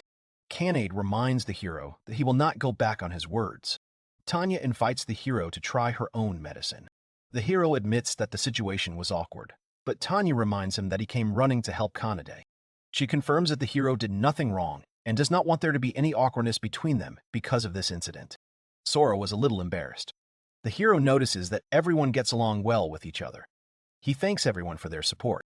The girl suggests the hero to swim now, as the water is very good. They ask his opinion about the offer. Rain refuses such an offer. Rain says that a lot happened along the way. The group of heroes reach the mine, where they intend to continue their investigation. Kanade asks Rain what they will do next. The hero reminds everyone of the conversation with the dwarf, where the mysterious disappearance of mithril was discussed. He asks why this mineral suddenly disappeared. Tanya suggests that someone might be stealing mithril, which would explain the lack of new supplies. The hero agrees with her opinion. Rain reports that he spoke to Gans and he said that there is no security here. The young man warns that there may be robbers inside the mine, so they cannot just enter without preparation. Kanade confirms that they need to act as quietly as possible to avoid detection. The hero notices a bird that has been circling in the sky for some time, causing confusion. The bird starts screaming, attracting the attention of the heroes. They notice its behavior and decide to be careful. A couple of men run out of their mines. The hero suggests setting up an ambush for the enemies. Rain says he would like to get information from them and asks them to be careful. Tanya confirms her understanding of the plan. The hero expresses surprise at the unexpected turn of events, that the men are unconscious. Tanya says that the opponents are weak. Rain wonders how to get information from the opponents now. Sora suggests checking the opponents' memories to learn more about them. The sisters confirm that Sora and Luna are capable of completing the task. The girls claim that the fairy race has a special magic that is even stronger than that of dragons. They offer to take on this task. The hero agrees, saying that using such complex magic is no problem for them. The sisters use memory call. Sora confirms that everything is happening as Rain predicted. People are robbing this mine. Rain confirms that his guesses were correct. The hero asks if they can learn more about other people who were connected to this place. Luna says they were only able to see partial memories of the bandits robbing the place. Sora adds that it is difficult to determine the appearance and abilities of the other bandits. But Luna adds that they saw friends of one of them. Luna says that these people are also adventurers. Rain is surprised. The sisters ask Rain if they were able to help him. The hero confirms that they really helped him, and the girls ask them to pat him on the head, as he did with other characters. The fairies remind that Kanade and Tanya said that having Rain stroke their heads is the best feeling, and so they express a desire to experience that feeling. The hero agrees and begins to stroke the girls on the head. The girls are happy with this action, saying that it is very pleasant. They feel happy. Rain suggests to continue the mission. The hero warns the group to be extremely careful when entering the mine, and notes that the bandits are likely already aware of their presence. Tanya asks how the bandits knew they were coming. She notes that no one in the mine used magic. The hero explains that the bird's strange movements and cries indicate that it was sending a signal, perhaps to someone above. Rain deduces that there is a trainer among the bandits who uses animals to monitor the surrounding area. The hero asks if they haven't already mined all of Mithril. He insists that all places must be examined thoroughly. The man expresses a desire to find and collect absolutely all Mithril so that nothing remains. Rain questions if these people are really behind everything that's happening. Luna confirms that they are the people he saw in the other characters' memories. Tanya notices that people are exploring the mine, perhaps looking for something valuable. The other heroes note that while mithril is expensive, there may be other reasons why these people are taking such great risks. Rain suggests that they split up, Kanade with Tanya, and Sora with Luna. The hero announces that they will fight 2 against 1. He takes on one of the opponents. A group of heroes decides to attack on signal, agreeing on a plan of action. The battle begins suddenly, and the heroes actively attack their opponents. One of the heroes is surprised by the unexpected attack. Kanade reports that she has already taken out one opponent. Tanya warns her opponents to get up if they don't want to die. Luna claims that the enemy has beaten them to it. The heroine warns that these people want to attack them with magic and asks to look ahead. A group of heroes decide to show Rain what they are capable of in order to stop their enemies. The sisters plan to ask Rain to pat them on the head again after the fight. The enemies notice that their magic has been destroyed. The other characters express surprise and ask how this is possible. The man asks in surprise who they are. Rain claims that Gan sent them. The enemy expresses surprise and disbelief, calling him a weirdo. The hero accuses the strangers of being criminals and says that he will hand them over to the guild. The stranger responds with contempt and claims that he was not afraid of his threats. The battle begins suddenly, in which Rain wins. The hero orders the enemy to surrender, promising that everything will end peacefully if he complies. The enemy responds rudely, telling the heroes to leave. He states that they just need to wait a little while until he gets to the dwarf. The man says he still has a trump card. Rain expresses surprise when a huge animal called a behemoth appears. The hippopotamus attacks the hero and throws him aside. Rain notes what he's doing here. The enemy asks if someone scared him. Behemoth became his pet. He explains that when the raven gave the signal, he broke the contract with him and tamed Behemoth. The hero notices that usually beast tamers cannot tame monsters, as monsters are naturally hostile to humans. This seems strange. Rain says that taming a monster is much more difficult and requires significantly more magical power. The man says that he found Behemoth when he was still a cub. He was able to become like a father to him, thanks to which Behemoth now obeys him, despite his lack of skills and magical power. The enemy orders Behemoth to kill the hero. Rain states that raising monsters is a crime, and warns him that if he continues to attack him, he will have to kill him. The enemy challenges Rain to battle, doubting whether he can handle the task. The enemy challenges the hero to a fight, urging him to show what he is capable of.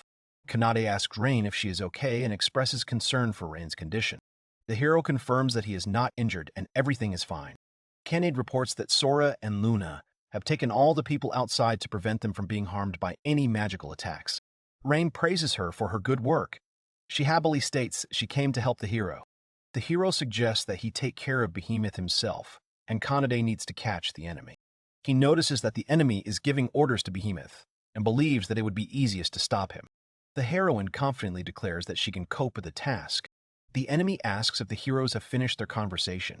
The man says that if anyone finds out about their actions, it could create big problems. The enemy loudly declares that the heroes will die here. The hero says that after several blows from the enemy, he studied his fighting style. Rain is confident that the enemy will not be able to hit him now. He notes that at this rate the mine will not last long. The hero decides to act quickly and uses Fireball to attack. The young man realizes that he cannot defeat his opponent with one attack, but continues to insist that he must act. Kanna grabs the enemy from behind, and it turns out that the enemy said that he would rather die than stop Behemoth. The hero realizes that he has no other choice and decides to defeat the enemy. The enemy orders Behemoth to kill the hero and asks for his help. Rain prepares for the beast's attack. The hero uses magic and orders Behemoth to stop fighting. Kanna admires Rain, stating that she has never seen anyone capable of such actions. The hero notes that other people said they were incapable of what Rain does. Rain says that this is his strength, and expresses confidence that he believes the girl's words. The enemy asks Behemoth what happened, why he doesn't follow his orders. The hero explains that he has rewritten Behemoth's contract and is now under his control.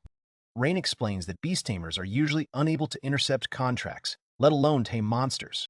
The hero says that everyone told him that he had unique skills, so he decided to try to take control of Behemoth. Kanade expresses surprise, stating that she has never heard of such an action, taking control of a monster from someone else. The girl confirms that he is as incredible as expected. The opponent denies that this is possible and asks if the hero really thinks he is going to give up. The enemy states that he has been caring for the monster and raising it. He orders Behemoth to move, reminding him that he is its master. The hero admits that he was unable to completely tame the monster and cannot suppress its hostility towards people. He says that this hostility can cause the monster to harm others. He warns that if the situation continues like this, it will become even more difficult to control the monster. The hero uses Fireball to attack the enemy. There is a pillar of dust from Behemoth in front of the hero. The enemy realizes that this was his last trump card. The heroine reports that the robbers said that they had previously bought weapons from Gans. Everything they bought from the dwarf was a second-rate weapon, so they wanted to take revenge on him. The robbers stole Mithril to prevent Gans from creating new weapons. In this way, they wanted to take revenge on him. Gans expresses his regrets to Rain, and he admits that he put a lot of effort into his weapon. But now, he began to doubt those who wanted to buy it. Gans admits to creating many horrible things for his clients, despite it being his craft. The dwarf says he is unworthy. Rain tries to cheer him up by saying that if he made mistakes before, he can correct them.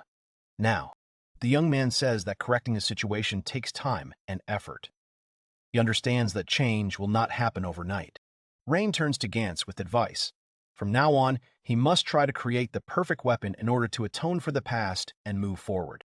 The hero says that he is confident in Gans's amazing skills and believes that he can handle the task.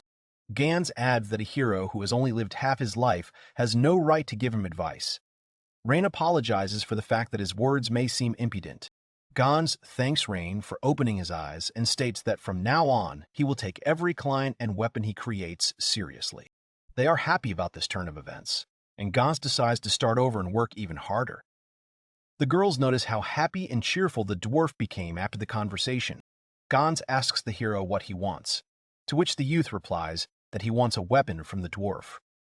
Rain asks for a small dagger, which he calls Little Hand.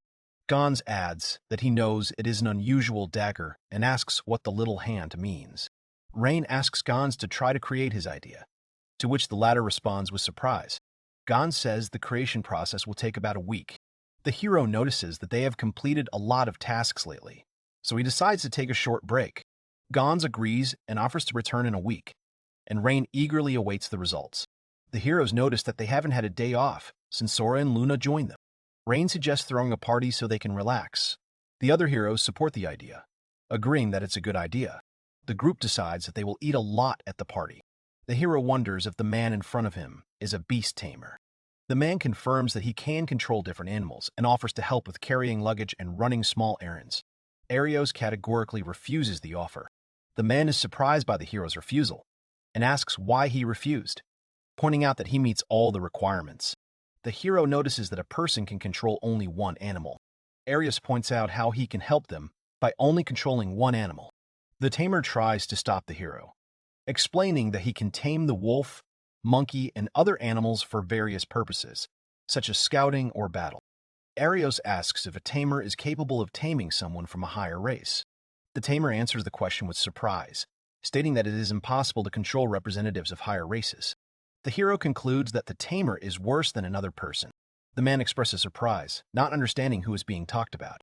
The hero explains that their minimum requirements for a tamer are the ability to fight and provide decent support, and he points out that the tamer does not meet these requirements, after which he apologizes for disturbing him.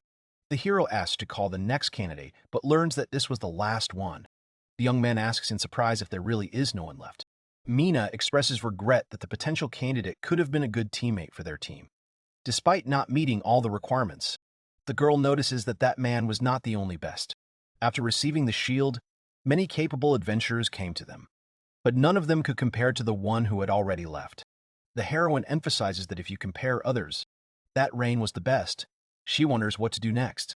Mina expresses concern that their chances of defeating the demons are becoming increasingly remote due to the current pace of quest completion, adding that with such high demands, they will not be able to complete any more quests. The girl is sure that they will not be able to find a new member for the team, but Arios interrupts her. He asks her if she doubts his decision. Mina says that after Rain left, Arios' anger was directed at everyone else. She notes that his words are always true, but admits that he has to endure his anger. The heroine apologizes for her intentions being misunderstood emphasizing that different opinions are not always correct. The hero says that the girl shouldn't have said that. Arios discusses the need to remain in the city for a while, hoping that Rin or August can find a worthy candidate for their team. The girl agrees that haste will not lead to anything good. The young man suggests that Mina take a rest after a series of interviews, noting that she is tired. Mina addresses the young man, reminding him of his special role. He is the one who must save the world. The hero laughs when he hears about the need to save the world. Arios says he found the ring on the illegal market and ponders its possibilities. He realizes that using the item could bring him significant advantages. He warns that this object is dangerous for people, as it carries only negative emotions and poses a threat. Arios realizes that as a hero, he should not use such a dangerous item. Despite the warnings, the hero decides to use the ring, realizing that it could create problems if someone found out about it. He suggests asking August to put on the ring, as he notices that recently their leader has started to do whatever he wants, although he understands that this could cause problems if someone on the team starts to behave inappropriately. The hero wonders who would be a good pawn to use the ring. He expresses a desire for someone to use the item. Arios imagines using the ring against Rain. He decides that he must find someone worthy enough to use the ring. The girl asks if Rain wants to take on a new mission, but he replies that he just wanted to know something. The hero wonders what happened to the robbers who were previously Kafragans. They were kicked out of the Adventurers Guild and made slaves. The hero notes that this is a rather harsh punishment. She explains that the robbers were convicted of serious crimes. They robbed people and raised monsters. The girls notice two new characters and ask who they are. The sisters introduce themselves. One calls herself Luna and the other, Sora. The girl denies that she and the other girl are just Shroud's friends, emphasizing a closer relationship. She says they look very young. The heroine notices that Rain has met some nice girls again. A group of characters enjoy a beautiful day for a walk, expressing joy and pleasure in the weather. Sora regrets that Kanade and Tanya can't join them. Rain notices that Kanade and Tanya are still sleeping. The heroine notes that this is a human city and notices that the city is quite interesting. Rain agrees, adding that spirits have not communicated with people for 300 years. The sisters have always lived in a forest, and notice that this is a new experience for them. Luna calls out to Rain. A group of heroes see something new at the market and ask what it is. One of them finds out it's a hot dog. Rain explains how a hot dog is made, placing a sausage between buns, drizzling it with ketchup, and adding other ingredients. The hero decides to buy a hot dog, seeing the joy of two girls. The young man asks their opinion, and the girls praise the taste of the food. Rain notes that the way they eat reminds him of Kanade and Tanya, adding that they look like normal kids. Luna admits that she didn't have time to enjoy the food, as she gobbled it down too quickly. The hero smiles, agreeing that the hot dog is indeed delicious. Luna also turns to Rain because she is interested in something. The heroine explains that the power the hero received is due to the contract he made with them. The hero is surprised and asks how this happened. Sora confirms that when the hero made a contract with Kanade, his physical abilities improved, and after the contract with Tanya, his magical abilities as well. The girls are interested in what changes the hero felt after their meeting. Rain notes that a lot has happened recently, recalling the battles with the robbers and the appearance of the monster. The young man does not think that he received anything, to which Luna was surprised, and asks about magical power. And the hero replies that he did not even feel it. The girls guess that the hero has already learned all the magic they know. The hero wonders what ultimate level magic is. The girl explains that ultimate magic is a stronger, more advanced form of magic that only fairies can use. She adds that she and Sora cannot use this magic yet. Rain admits that she doesn't understand the structure of the magic the girls were studying. The hero lists the types of magic he can use: healing, fireball, and enhancement. The hero is worried and asks the girls what happened. One of the girls expresses a feeling of uselessness after signing the contract, fearing that the hero got nothing out of their agreement. Rain reassures the girls that they were never useless fairies to him, and stresses that they should not worry about it. The hero adds that even if he didn't get any abilities from them, it doesn't change the fact that they are important to him. The girl smiles, agreeing that there is no need to worry too much. Sora asks why Rain trusts them so much. The two girls stood in front of Rain. Luna asked him with a worried expression why he trusted them so much, since they had only recently joined his team.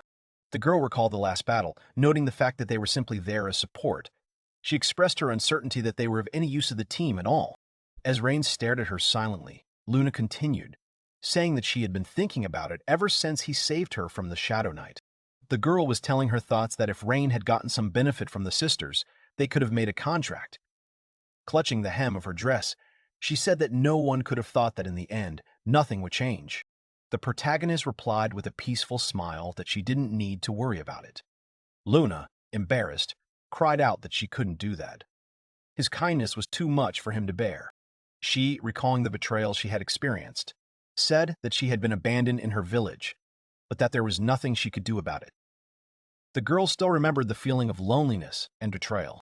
The girl, explaining their actions, added that she had done something that had angered them, so they had decided to abandon her. She imagined the villagers' backs turned to her. Rain looked at her with sympathy as she gathered her thoughts. The villagers turned away from her, and Rain held out his hand to her and waited for her to speak. She lowered her head and said that Rain would never do something like that. Her sister looked at Luna with concern, and Rain took a small step forward. Her cheeks turned red. Without looking up, Luna said that Rain already had strong girls like Kanade and Tanya, but he still kept saying that his sisters were important to him, and she wanted to know the reason. The protagonist was stunned, but he agreed to explain. He was stunned that she actually asked him such an unusual question. Rain suggested we talk a little. They sat down on the bench. The sisters looked at him with attention. The young man asked if he had told how he had been kicked out of the hero's team. The girls answered in the affirmative. Sora said it was a sad story. Luna agreed. They both felt sorry for him. Rain smiled and said that even though he was on their team, he didn't feel any trust from them. There was annoyance and disappointment in his voice. He added that the only thing they had was mutual benefit, and now that he thought about it, he realized that he was kind of empty in this team. The young man said that perhaps he himself was the cause of this. The girls' mouths opened wide, surprised by his words, and in one voice asked what he meant. They could not understand why he was saying such a thing. Rain reminisced and replied that he had never really trusted Arios and the others. He remembered how he had always kept his distance from them, kept to himself. Thinking about his old self, he said that he had no self-confidence, that he was always afraid of being called useless, and eventually, he was kicked out. The hero recalled feeling dissatisfied with himself. The girls, trying to support him, countered that it was his fault and insisted that it was all his team members' fault. The Rain Shroud they knew couldn't be the culprit. Rain smiled and said that was true, but he still had to trust them at least a little. The protagonist said that after he was kicked out, he realized how lonely their team was. Memories flashed before his eyes of him leaving alone, regretting everything. The young man intertwined his fingers and shared his thoughts that it didn't matter whether he was useful or not, it didn't matter. He smiled and began to talk about his desires, thinking about meeting a beautiful girl with long hair and cat ears. He expressed his desire to just be with his friends and feel that they trusted him. Luna, hearing his explanation, said that it was clear to her, but the answer still seemed surprising to her. Unable to contain herself, the girl asked with a scream if he meant to say that he trusted her and his sister.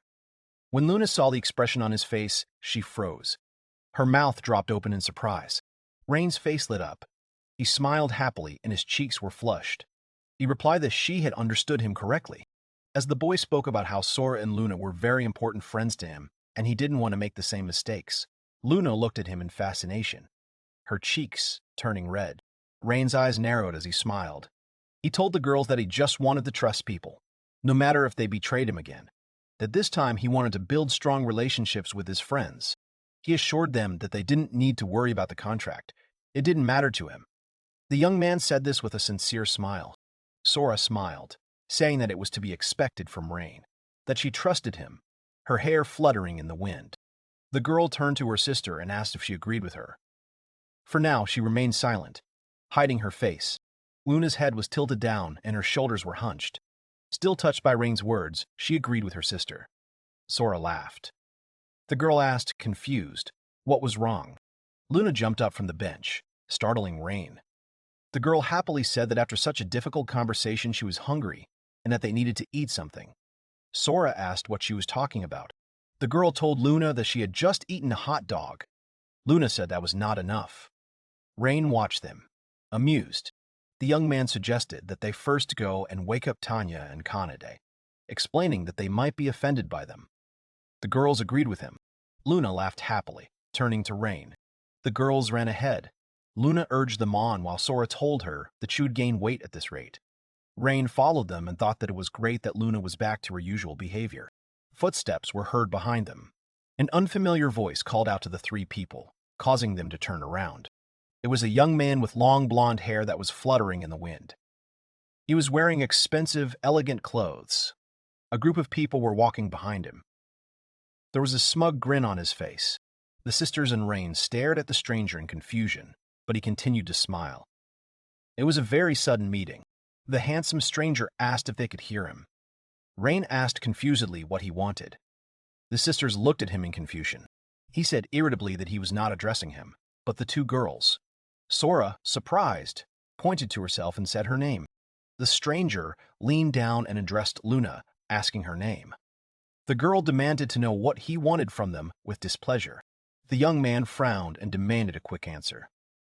He said imperiously that when he asked a question, she had to answer it immediately. The people around were frightened. Sora introduced herself at the start.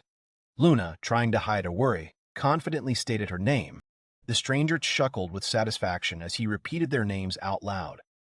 He noted that they had good names. His finger scratched his chin. The sisters looked at him nervously.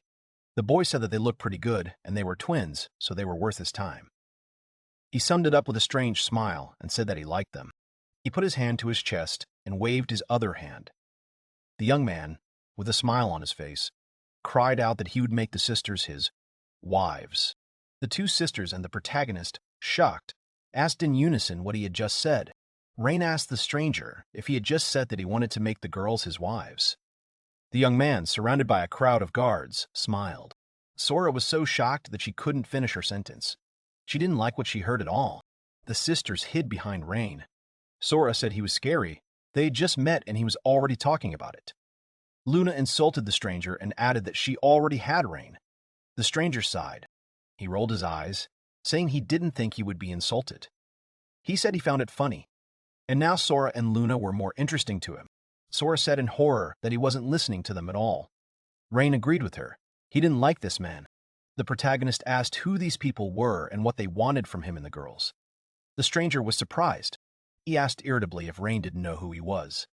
He waved his hand and said that he would have to say it anyway, straightening his shoulders and pointing his palm at himself.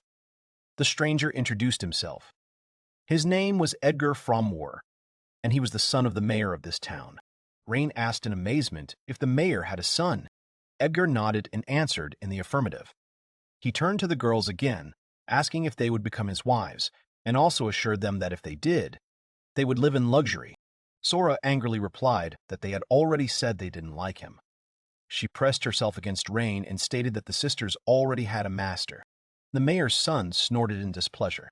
He said irritably that it was unimaginable that they would continue to stand their ground. Edgar snapped his fingers and continued his speech by saying that then they would have to start over. The armored men began to gather around the heroes. The mayor's son said imperiously that they had no right to refuse him. Rain could only ask what that meant. Edgar turned to him.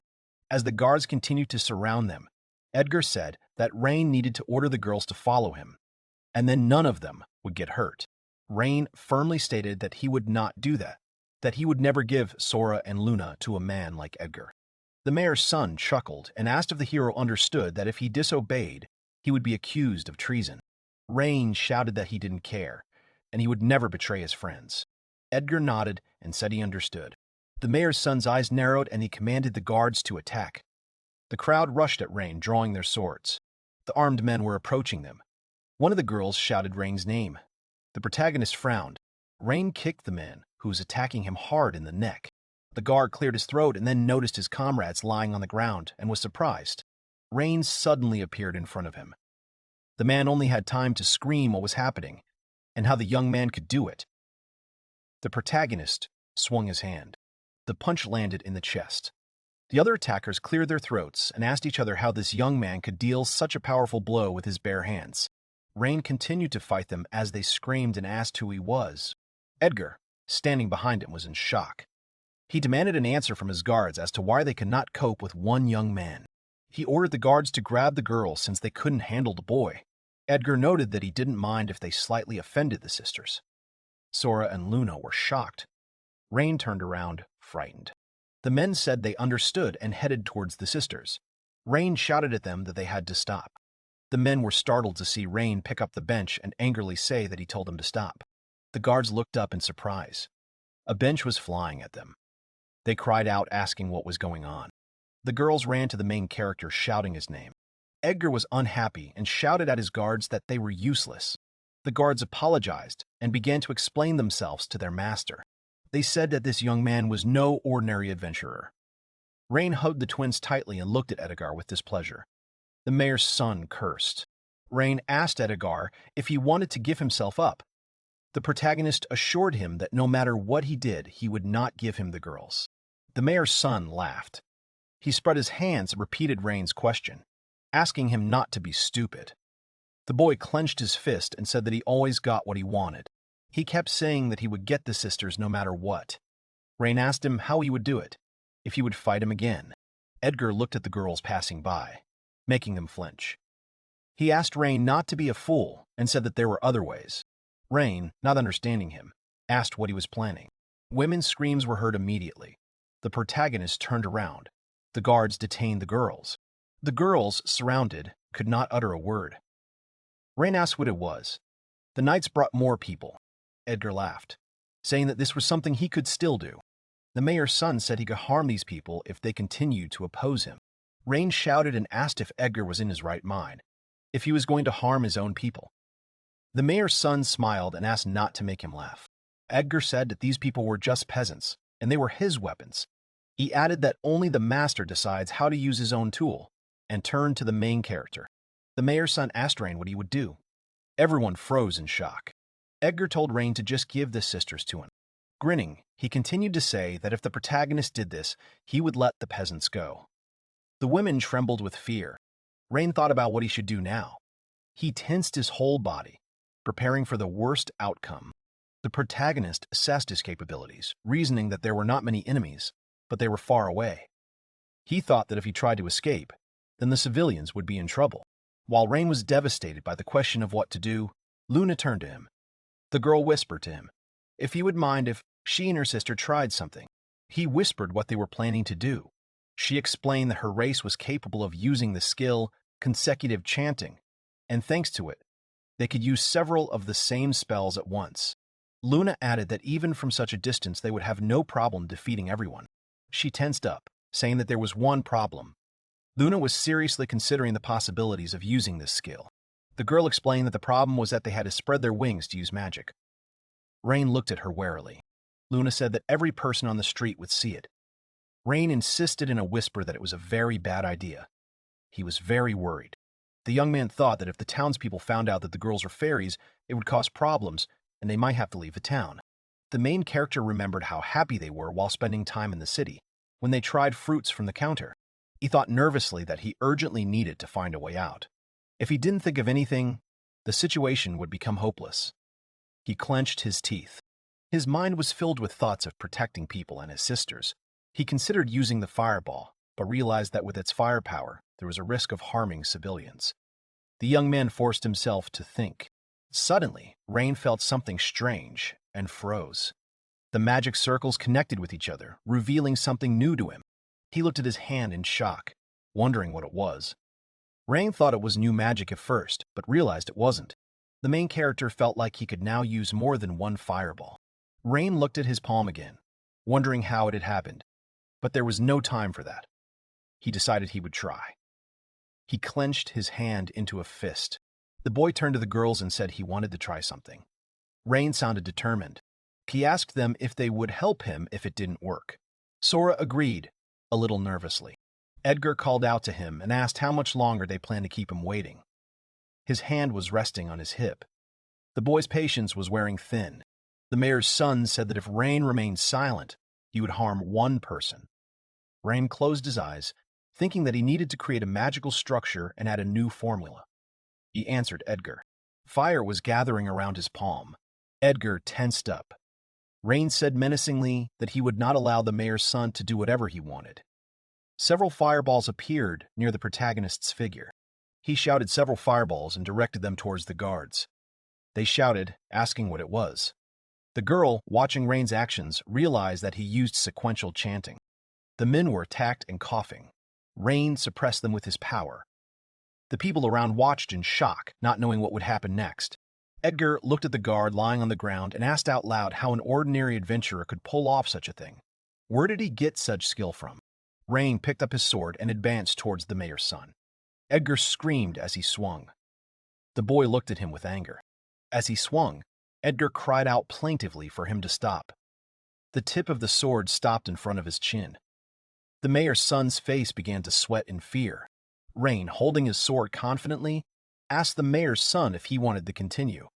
He angrily said that if he didn't want to, he should take his soldiers and never show his face again. Edgar was confused. He turned angrily to Rain, but admitted defeat, having assessed his opponent's capabilities, and ordered his men to retreat. Rain removed the sword from his face. The mayor's son, trying to save face, said at last that Rain should remember that he always gets what he wants. He told the soldiers that they were leaving. Rain exhaled, saying he thought they were safe for the time being. He watched as the civilians rose from the ground and dispersed. The young man realized that no one was hurt. The girls turned to him and thanked him for saving them again with happy faces. Sora said that what surprised her most was that Rain was able to use their consecutive chant. Luna agreed with her. Rain beamed and looked at his hand, agreeing with them. He admitted that it had surprised him too, but he had gotten that power from them. He added that he hadn't been able to control the power of his fireball before.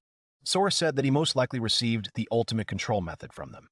The girls spoke enthusiastically and were pleased that their abilities were useful to the protagonist. She reminded the protagonist how he had previously been able to increase his mana thanks to Tanya. The girl assured him that after making a contract with the sisters, he was now able to control his magical power. She ended her speech by saying that the protagonist would now be able to use his magic more skillfully. The young man looked at his hand and said that he understood. Rain turned to the girls, expressing his gratitude for how much they had helped him save the civilians. Luna laughed, placing her hands on her hips. She was very pleased. The girl said that they were a great team. Sora noticed that they were helpful. Rain blushed and said words of gratitude, stroking their heads. The three were very happy that they helped each other. Rain suggested that they return to the hotel, as Tanya and Kanade should have woken up by now. Meanwhile, Kanade was scratching her eyes, having just woken up, and Tanya was expressing her displeasure at the fact that they had slept for so long. The lamp fell to the floor and shattered with a loud crash. The impact was accompanied by Edgar's screams. He was in his estate. He looked at the floor furiously, saying with annoyance that he had only found himself new toys. Edgar was very unhappy with the situation and stamped his foot, clenching his hand into a fist. The mayor's son thought about Rain and got angry, continuing to say that he didn't understand why the guy had interfered and ruined his plans. The young man gritted his teeth as he thought about it. There was a knock on the double doors. Edgar turned towards the sound, irritated. Someone outside the door had informed him that they were coming inside. The door creaked. Edgar, with a displeased face, asked what was needed. Seeing his father, he turned to him in surprise. His father was a short man with a plump build. He had a thick mustache on his face. The father, without coming closer, said that he had been informed that his son was making noise in the street again. Edgar replied that this was true. He waved his hand and placed it on his chest. He assured his father that it was not his fault, because several peasants had forgotten their place, and he had to teach them a lesson. The mayor scratched his mustache and said that he now understood what had happened, and that he would take care of the rest. But Edgar shouted at him to wait. The son asked him if he could leave it to him. The mayor paused at the door and looked in his direction. Edgar was very tense and nervous. He smiled smugly and explained his request by saying that he wanted to handle everything himself. The mayor was surprised, but said that if he wanted to, then let him do it. Edgar thanked him. The door closed and the young man was left alone. Edgar sighed and closed his eyes. He crossed his arms over his chest and turned to the shadow that appeared next to him, asking if he had heard everything. Edgar called him Jill. The armored soldier with a menacing face answered in the affirmative, adding that he would deal with the mayor's son's problem, frowning. Edgar said that if anyone reported harm, Gil should deal with them accordingly. The soldier agreed. Edgar crossed his arms and decided to make one more request. His face turned cruel. He cocked his head to the side and ordered that a young man named Rain be found. His fingers tapped his forearm. Edgar said that he was probably new to their town. He asked with a menacing face to find out everything the soldier could about him. The mayor's son added that if possible the soldier should bring Rain to him. Jill said he understood. Edgar grinned and tossed the soldier a bag of money, marking it as his payment. Jill thanked him. The soldier said he had some unfinished business to attend to, and he would go. Edgar let him go. Gil left, and the mayor's son's face took on a frightening expression. A hand touched his face, and he began to laugh. Remembering his meeting with Rain, Edgar began to curse him out loud, saying that he shouldn't have treated him like that, and he would pay for it. He slammed his fist on the table, clenched his teeth, and screamed that he would find him and make him feel sorry for him. The mayor's son was unbearably angry and could not control himself. Edgar caught his breath and then looked at the bell on a table. He made a displeased face and rang it. A ringing sound echoed throughout the corridor. Someone was running quickly towards Edgar's room, afraid of not making it in time. A little girl with a tail and ears down walked into the room, stuttering an apology. She had a collar around her neck. Her eyes were filled with sadness. Trembling all over, she began to justify herself, but Edgar interrupted her with his shout. He cursed, asking why she was walking so slowly, adding that he had already told her that as soon as he called, she should come quickly. He rushed towards her, asking why she had taken so long to get there. The girl stuttered, trying to answer. In a trembling voice, she said that she had come as quickly as she could. Edgar hit the girl and called her a bug, looking down at her. He said he hadn't asked her to answer him. The girl fell to the floor and, pressing her hands to her face, apologized. Edgar took a step towards her and began to speak. He looked at her menacingly and smirked, saying that this was proof that he had brought her up badly. The girl looked at him in fear. The mayor's son swung his leg. The girl endured the blows, covering her head with her hands. She wondered why this happened so often. Why, even if she apologized, he continued to beat her. Edgar turned her over and grabbed her by the collar, and she asked herself how much longer this would go on, how much longer she had to endure it. She cried, mentally calling for someone, begging them to save her. Kanade let out a startled cry. She asked if this had happened to Rain and the twins while she and Tanya weren't around. She said that she would never forgive this man. The girl was very angry and puffing. Tanya agreed with her. Tanya asked why Edgar did that. The girl insisted that he couldn't do whatever he wanted just because he was the mayor's son. Rain said she was right. Rain said he had heard much worse stories from people, that they said that Edgar kidnapped one girl every full moon and did bad things to them that were best left unsaid. Tanya shouted that Edgar was the worst. She was indignant, asking where the mayor was looking and why he allowed his son to do such things. Rain replied that the mayor was also another headache. The protagonist explained that the mayor constantly spoils his only son, that he not only covers for him, but also does everything to cover his tracks, as if none of this had happened. Rain added that all the people who went against Edgar were arrested for treason. Kanade asked what he was saying. The girl expressed her indignation, saying that they were worse than she thought, and then screamed and asked why the king was not doing anything. Luna decided to explain it to her. The girl said that knights had been sent to the city more than once to conduct checks, but they had never been able to find any evidence. She noted that these people are very good at hiding their evidence. Tanya said that she now understands how things are in this city. The girl rolled up her sleeves and declared that in that case, she would simply go and burn their house to the ground. She was ready to act that very minute. Rain shouted at her to stop. She grumbled, asking why he was stopping her. Rain explained plaintively to himself that if Tanya did this, she would be accused of treason. The girl, upset, said that this boy was targeting Sora and Luna, and asked if Rain was telling her to sit back and watch all this. The protagonist said her name. Sora raised her hand and said that if that happened, then they would just show them their abilities, and asked if Rain would mind. She said that this would make them understand that if they wanted to harm them, they would be in greater danger. The protagonist expressed doubt about this. Rain thought that if they wanted to protect Sora and Luna, then this would be the best way. But something still bothered him. However, he couldn't stop thinking about other people. As if reading his thoughts, Kanade also mentioned other people. The girl said they would still be in danger. Rain froze in shock. She said exactly what he was thinking. Kanade looked at him with a smile and asked if everything was correct. The young man looked at her in surprise. Rain still couldn't believe that she had spoken his thoughts out loud, as if she had read them. He asked how Kanade had figured that out. Tanya poked him in the forehead and said that they already knew him well.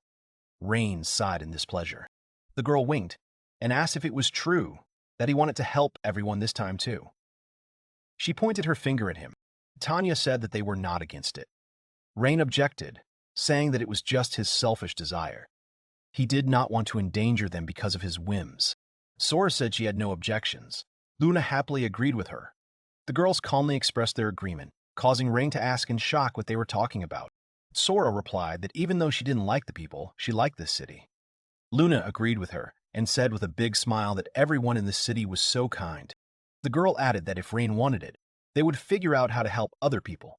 The main character was amazed by their words.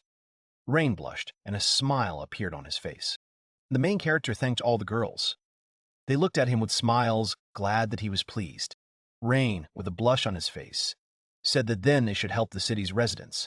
He stated that their goal would be to solve the human problem. Kanade raised her hand happily. Tanya listened attentively. Sora said that she did not mind. Luna agreed with her. Sora said that since they had a target, they needed to find out about one thing, specifically how they were hiding evidence. Sora noticed that they somehow always managed to get away with it during inspections, and if the team took that away from them and called in the knights, they would quickly fall. The girl finished her speech by saying that this way they could defeat the villains.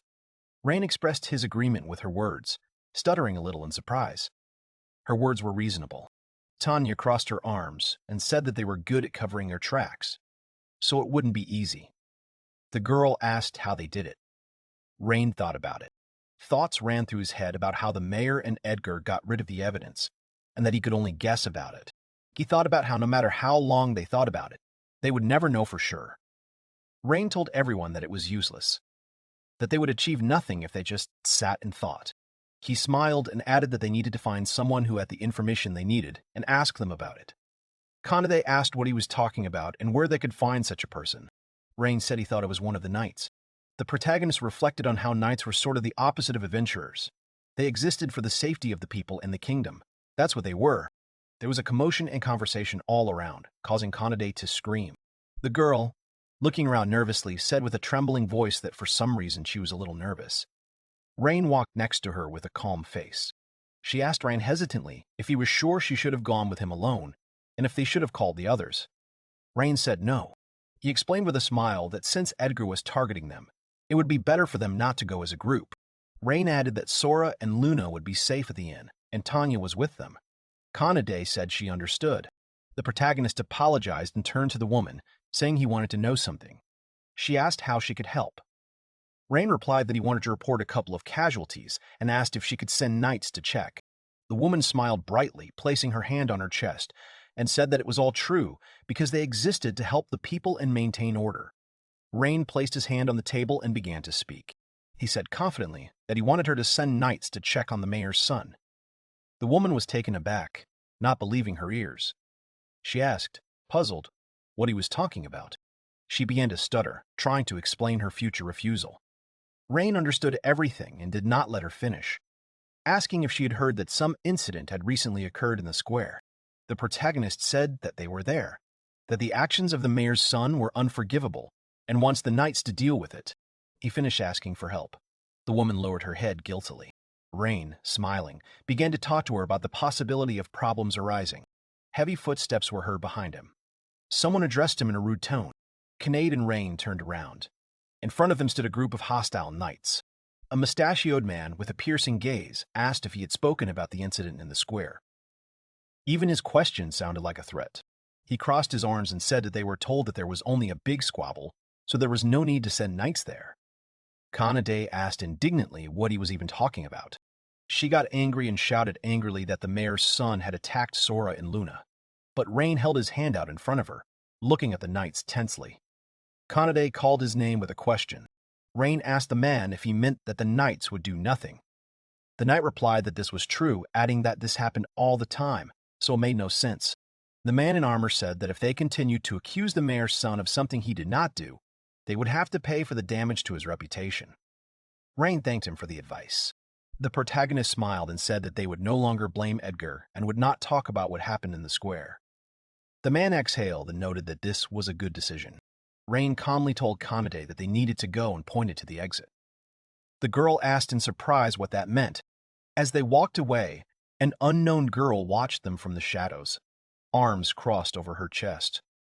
On the street, Kanade called out to Reina. She asked why they left, since he hadn't really asked anything. Rain asked if that was what she was worried about. The young man replied that everything was fine and he had already found out everything he wanted. Kanade was surprised and asked if he had received answers. Rain answered in the affirmative. The hero explained that the fact that the knights were in cahoots with the mayor was something he had learned. Rain said he thought the mayor was bribing the knights with money, and that's why they said during inspections that everything was fine and no one had done anything wrong, which seemed to be how the mayor was covering his tracks. He mentioned that at first it was just one of his assumptions. His face expressed disappointment at what was happening. The protagonist, recalling the knights' answers to his questions, said that their reaction confirmed his guesses. He firmly stated that the knights were on the mayor's side. Kanade asked in confusion what they should do now. Reina was called from behind. The two turned around. A girl in knightly attire was approaching them. She asked if she could talk to Rain. Kanade was frightened and screamed. The girl cried out questioningly that a knight was hunting them. The stranger asked if they had just been in the knight's building. Kanade was confused. Rain replied incredulously that he didn't remember where he went.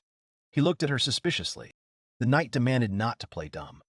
She said she had heard their entire conversation and asked if they wanted the knights to be sent to check on the mayor's son. The girl looked serious. Rain wondered if she had heard them and followed them to silence them. The situation made him tense. The hero considered whether he should pretend to be stupid, hiding his eyes from her. The knight tensed at her reaction. And then, something dawned on her. She bowed her head sharply, startling the protagonist and Kanade, and asked for forgiveness in a pitiful voice. Rain was shocked and asked what she was doing. The girl justified her actions by saying that she was curious, so she eavesdropped. She said in a trembling voice that it was wrong to do so, so she apologized. The knight bowed even lower and cried out that she was truly sorry. Rain was taken aback and quickly waved his hands, saying that everything was fine and asking her to raise her head. She sat up and smiled, asking if it was true. Rain answered in the affirmative and the knight thanked him. The main character thought that he could not have imagined that the knight would bow his head before him. He looked at her, wondering in his head if she was different from the others. The girl said she forgot to introduce herself. The knight said that her name was Stella and that she was the vice captain of this department. Rain and Kanade also said their names. She repeated them after them and laughed. The knight said she had something she wanted to discuss with them. Her face darkened. She said she would get straight to the point. Stella straightened up and firmly stated that her goal was to find all the dirty evidence of the mayor and make him accept punishment. The girl went on to explain the reason why she came to them. She said she needed their help. She was determined and had no room to retreat. Rain and Kanade were surprised and could not say a word. Stella asked if they would listen to her. Stella told them that the mayor had bribed most of the city's knights. The girl shared information that he was able to bribe even the captain. She told him that she was trying to fix the knight's situation, that she wanted to do something about it. Stella said she overheard a conversation in which a cat-like girl and her adventurer companion were trying to report that the mayor's son had done something wrong. The knight said that at that moment she realized something. Her eyes lit up as she remembered running after them. She admitted with annoyance that she realized that she couldn't do everything herself, so the boys were her only hope. Stella asked them to lend her their power. Rain still doubted her. The protagonist looked at her and wondered if he could trust her, if she was setting a trap for them. Suddenly, Kanade confidently declared that everything was fine. With a bright smile, the girl said that Stella was a good person, and she didn't sense any bad intentions from her. The knight's eyes widened. Kanade smiled even wider and added that everything was fine. Rain wondered if her cat instincts were the reason. He smiled and relaxed. He added that if Kane was talking about her like that, it was all right. The protagonist said that everything was fine and they would help Stella. The girl beamed, asking if it was true. She blushed and put her hand on her chest, touched by their agreement. Rain answered in the affirmative and assured her that they would do everything in their power. Kanade raised her hands in joy and added that it was correct. Stella said tensely that she wanted to know why the protagonist reported the mayor's son. Rain searched for words to answer. The young man said with sincerity on his face that he simply could not stay away. This answer struck Stella so much that her eyes widened and her lips pressed together. She asked menacingly if this was the only reason Rain had decided to make the mayor's son and the knights his enemies.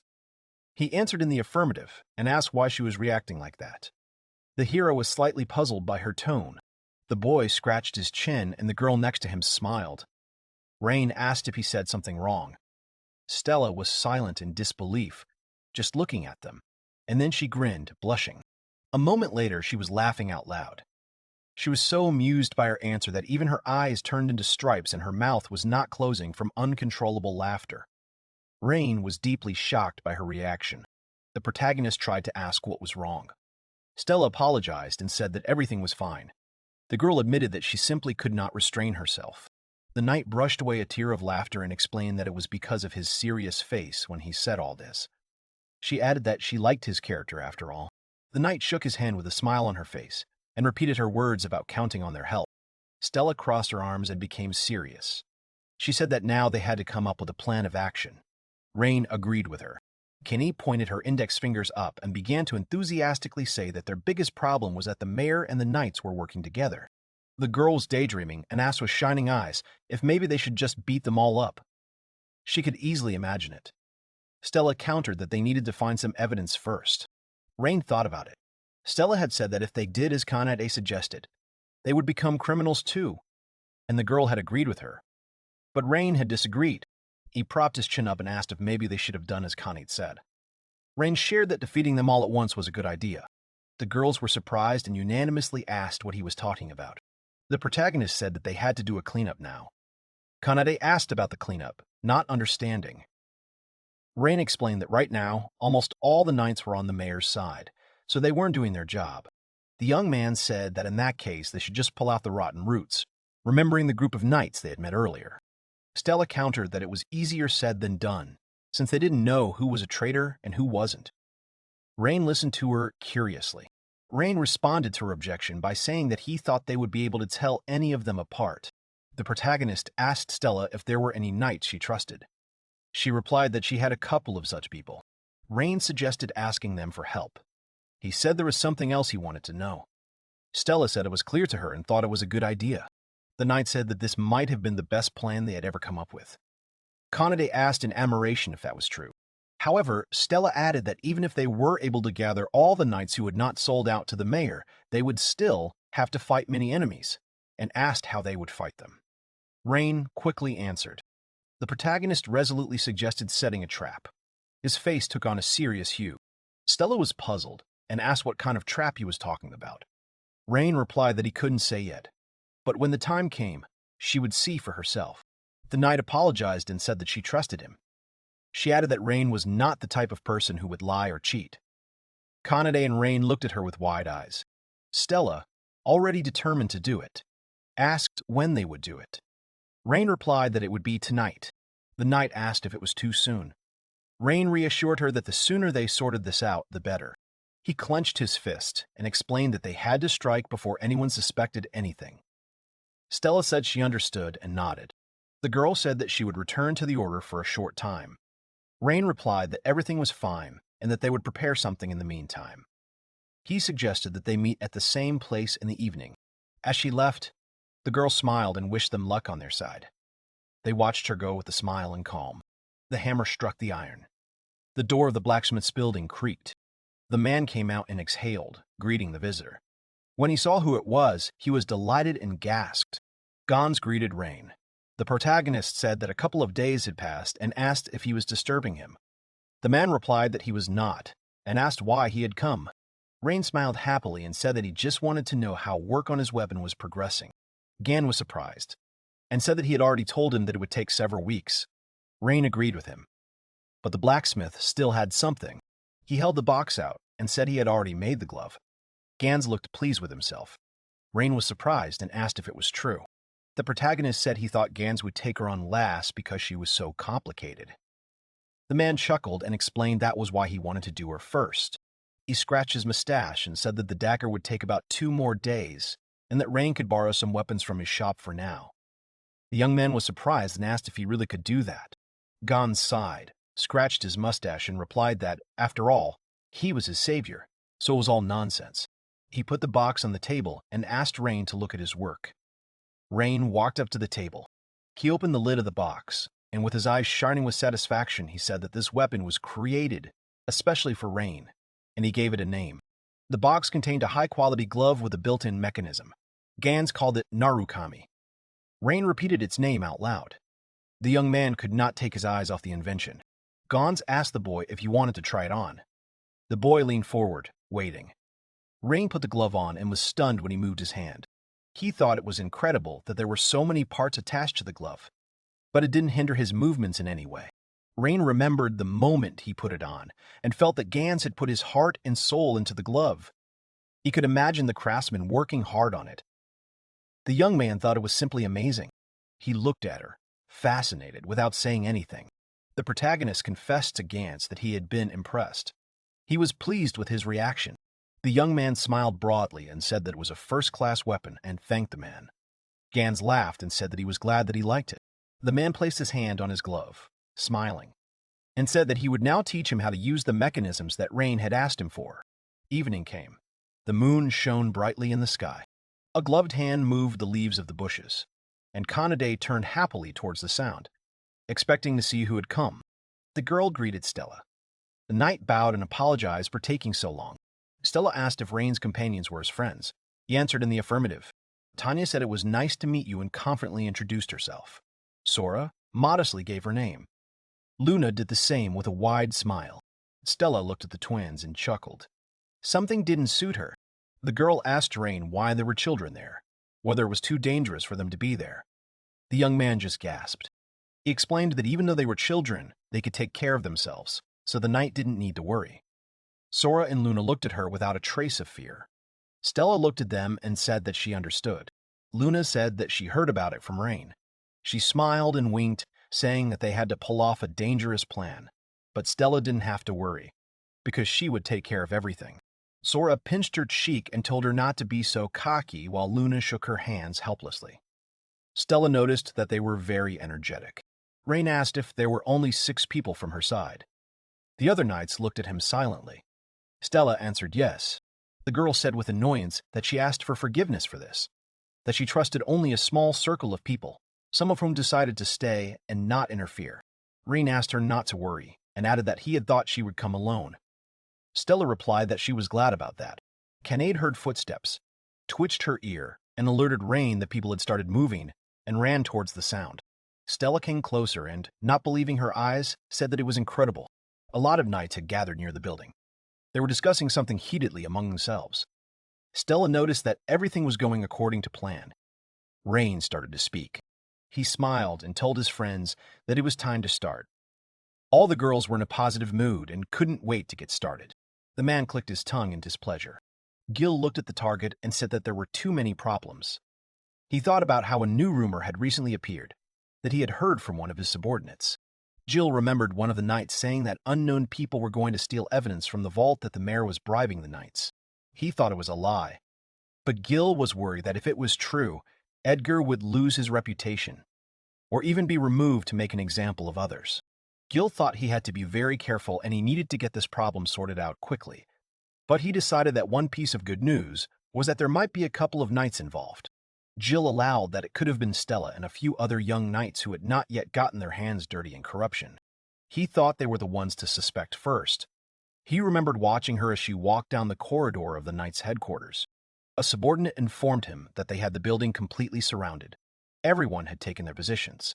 He replied that this was excellent. The captain gave the order to break into the building and seize all the people. The knights accepted the order, ran to the building, and opened the entrance doors. Inside the building, they were met by silence and darkness. There was nothing there except boxes and strange pieces of iron. Jill noticed that there was no light. His subordinate agreed with him. They went inside, their boots stomping loudly. Something hit the floor and broke. One of the knights fell to the floor and sighed helplessly. Jill and the other knights looked at him with confusion. The man was screaming, asking what had happened to his arm. He was lying on the floor, clutching his arm. Something like an arrow was stuck in the man's wrist. Jill looked at him in horror and shouted to his subordinates that the enemy was attacking from above. They needed to be alert and find cover. The knights looked up. On the second floor, Rain was sitting with his hand outstretched. Tanya was standing with his hand outstretched. Tanya was standing next to him. Earlier, Rain told the girls that he was confident that the knights would take action after they spread the rumors. He explained that he and Tanya would take care of those who entered the vault, and the rest would take care of those who remained outside. The girls listened to him attentively. Kanade agreed. The girl asked if they could handle it together. Rain assured her that there was little space and everything should go well and suggested that they begin. Stella asked him to stop. The knight, placing her hand on her chest and widening her eyes, asked if he could take her too. Rain was surprised. Stella nervously defended herself, saying that she knew the request was selfish, but she wanted to end it all with her own hands. Rain remembered how she had asked him. Stella had stood next to him and said that they had managed to confuse the knights. The young man said that it was all true, and that was why he wanted the building to be dark.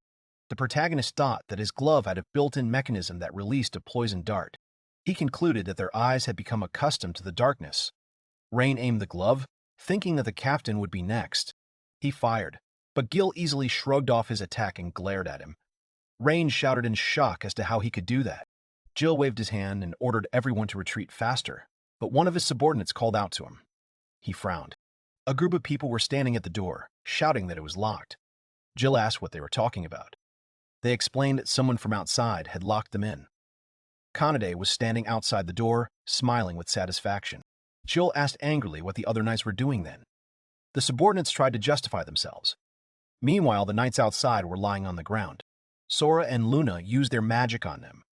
The subordinates assured the captain that none of them responded. Jill answered with a dissatisfied face that everything was clear to him. He realized that they would not get out of here so easily. He said with annoyance that someone had said it might be a trap.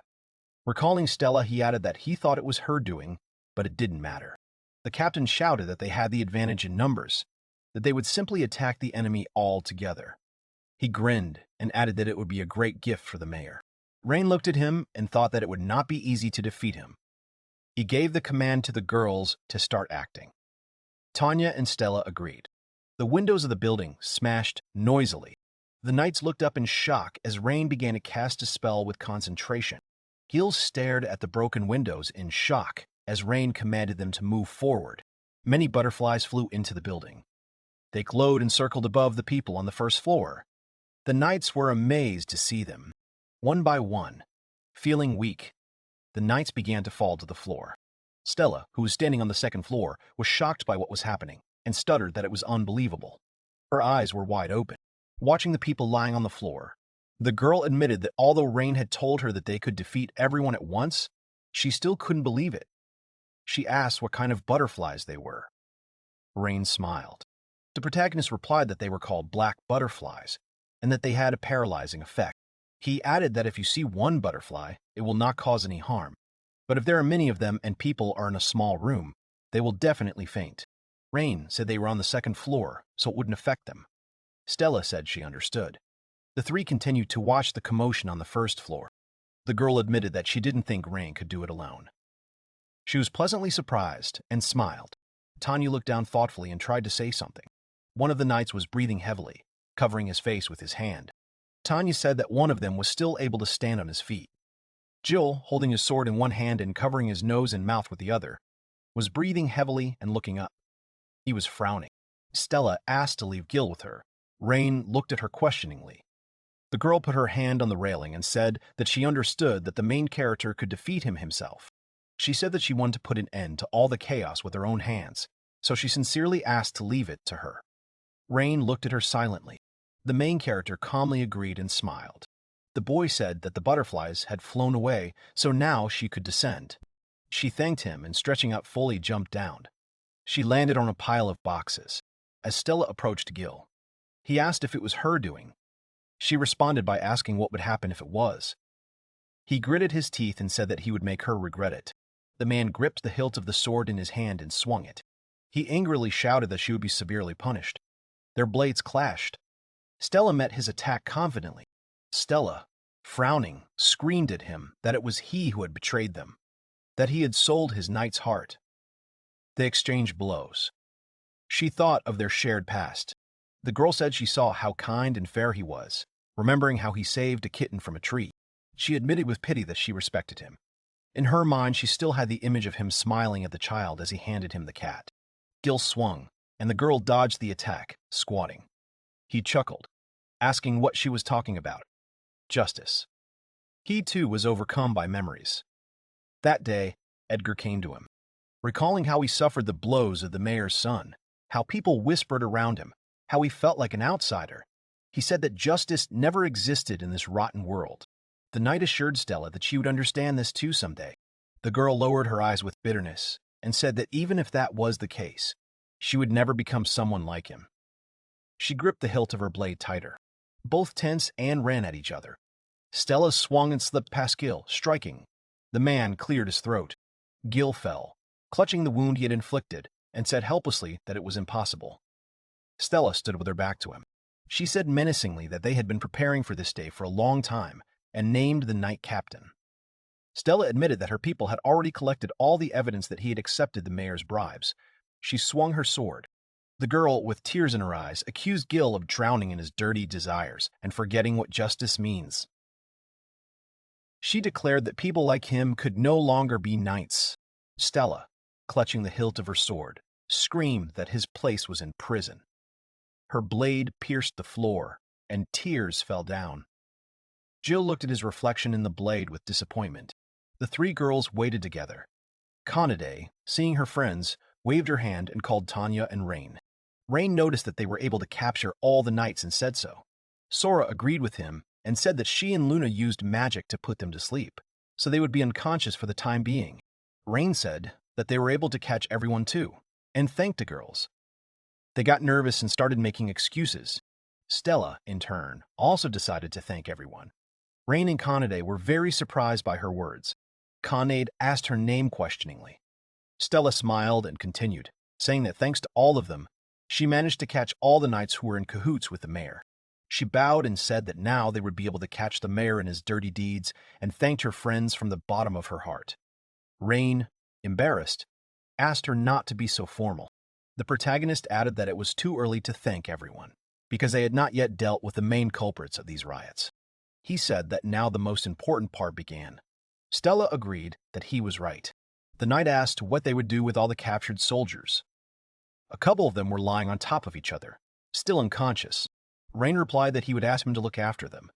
Stella stared at him in confusion. The protagonist whistled. Out of nowhere, a pack of dogs came running to him and started to surround him. He petted them all and called them cute.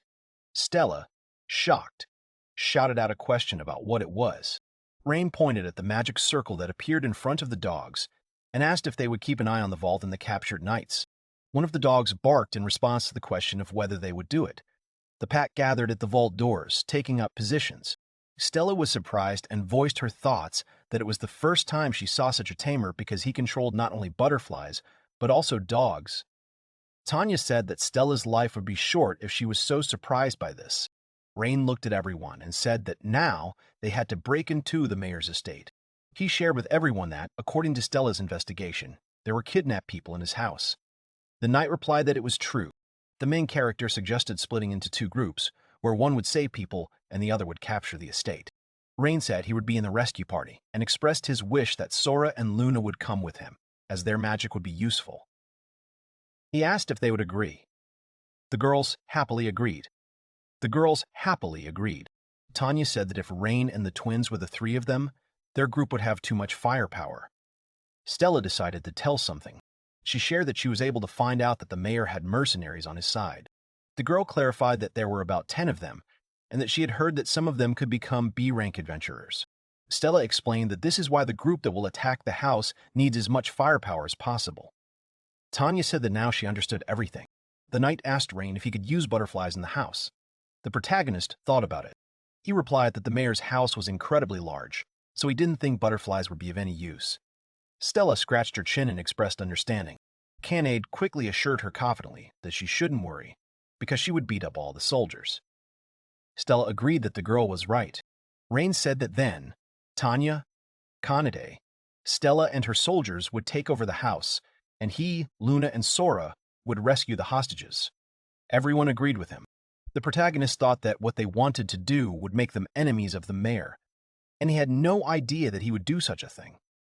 He was afraid that if they failed, they would be considered traitors and would be severely punished. He looked at the girls who were happily discussing the plan and relaxed. Kanade asked what was wrong. Rain replied that nothing had happened. The young man realized that for some reason he was not afraid at all. The protagonist moved forward saying that they had to save the people and this city from the mayor and his son. There was no retreat now. A loud scream filled the estate. It was deep night outside. Edgar, shouting furiously, asked the soldier if it was true that Gilla and the others had been defeated. The soldier stood with his head down. He shouted that it was impossible and asked how it had happened. His hand hit the table and the glass that was standing on it shook. Edgar frowned, thinking that the worst part was that these knights had taken bribes from him and his father. He didn't understand how Gil could lose if he took half of his knights. Edgar wondered what had happened there. He shouted at the soldier to leave and gritted his teeth. He slammed his fist on the table and cursed. The girl in the corner hiccuped in fear and rubbed her eyes. Edgar turned and addressed her. She was shaking and looking at him. Her ears were down.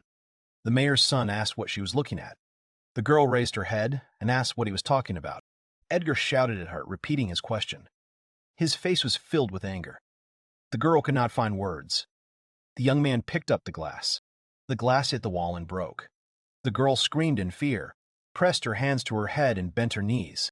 She touched the wound on her hand and said in a trembling, pitiful voice that it hurt. Edgar, irritated, ordered her to be silent. He ordered the girl to return to her cell. She, cowering, said that she understood, and ran away as quickly as possible. The young man clicked his tongue. Edgar frowned and wondered out loud what he should do now. His face was tense. He thought that perhaps the girl Jill had told him about was involved. Edgar couldn't let them invade his home. It couldn't be allowed. He thought about how many illegal items were in his estate.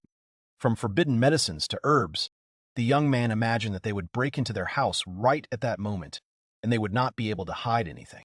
He thought about the girl he had found, that she was much stronger than a normal human, so she could still be useful to him, that it would be very bad if they could take her away. His teeth clenched from the heavy thoughts. Edgar strode forward, voicing his thoughts about having to deal with the knights who had turned against him and his father. He paused for a moment, but then burst into a mad laugh. Edgar laughed loudly, saying that he would just have to make one of the disobedient knights take all the blame. His hand clenched into a fist. He covered part of his face with his hand and smiled fiercely, saying that later he would help Gil climb the career ladder again, and then he would not have any more problems.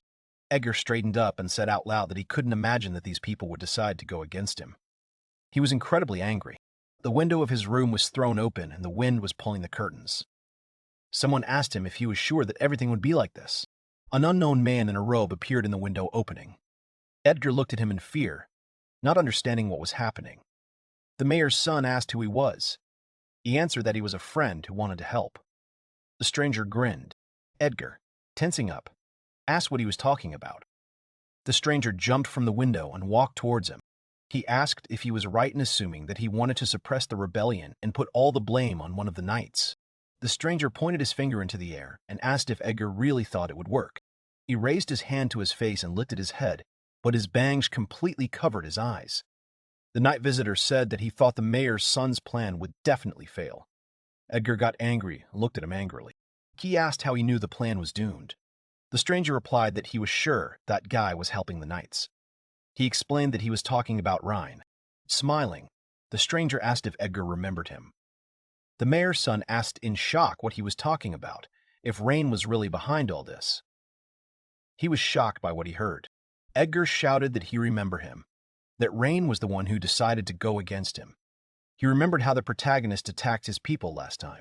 His hand clenched into a fist. He said that no one would have thought that Rein would decide to help the knights. Edgar spread his arms wide and demanded to know what he was suggesting. He asked if the stranger really thought that if Rein was with the knights, they would be able to defeat him. The stranger explained that Rein was a beast tamer and had 4 girls from the strongest races under his command. Edgar asked what he was talking about. The mayor's son scratched his head and said that it was very bad. Edgar fell to his knees and began to curse. The young man said that he would never be able to defeat someone from the strongest race, that he did not understand why this was happening to him. The stranger watched him silently. He took something out of his robe and said that he didn't need to panic so much, that he had already told him that he had come to his house to help. Edgar sat up. The stranger extended his hand to him and placed some object in it. Edgar looked at his palm in shock as the strange man explained that it was a magical artifact, a ring filled with magical energy with which Edgar could eliminate his opponent. The stranger told the mayor's son to use it and defeat Rain. Edgar asked if it wouldn't be better to deal with the girls from the higher races first. The stranger answered in the negative and added that the item was disposable, so nothing would work. He said to aim for Rain's head.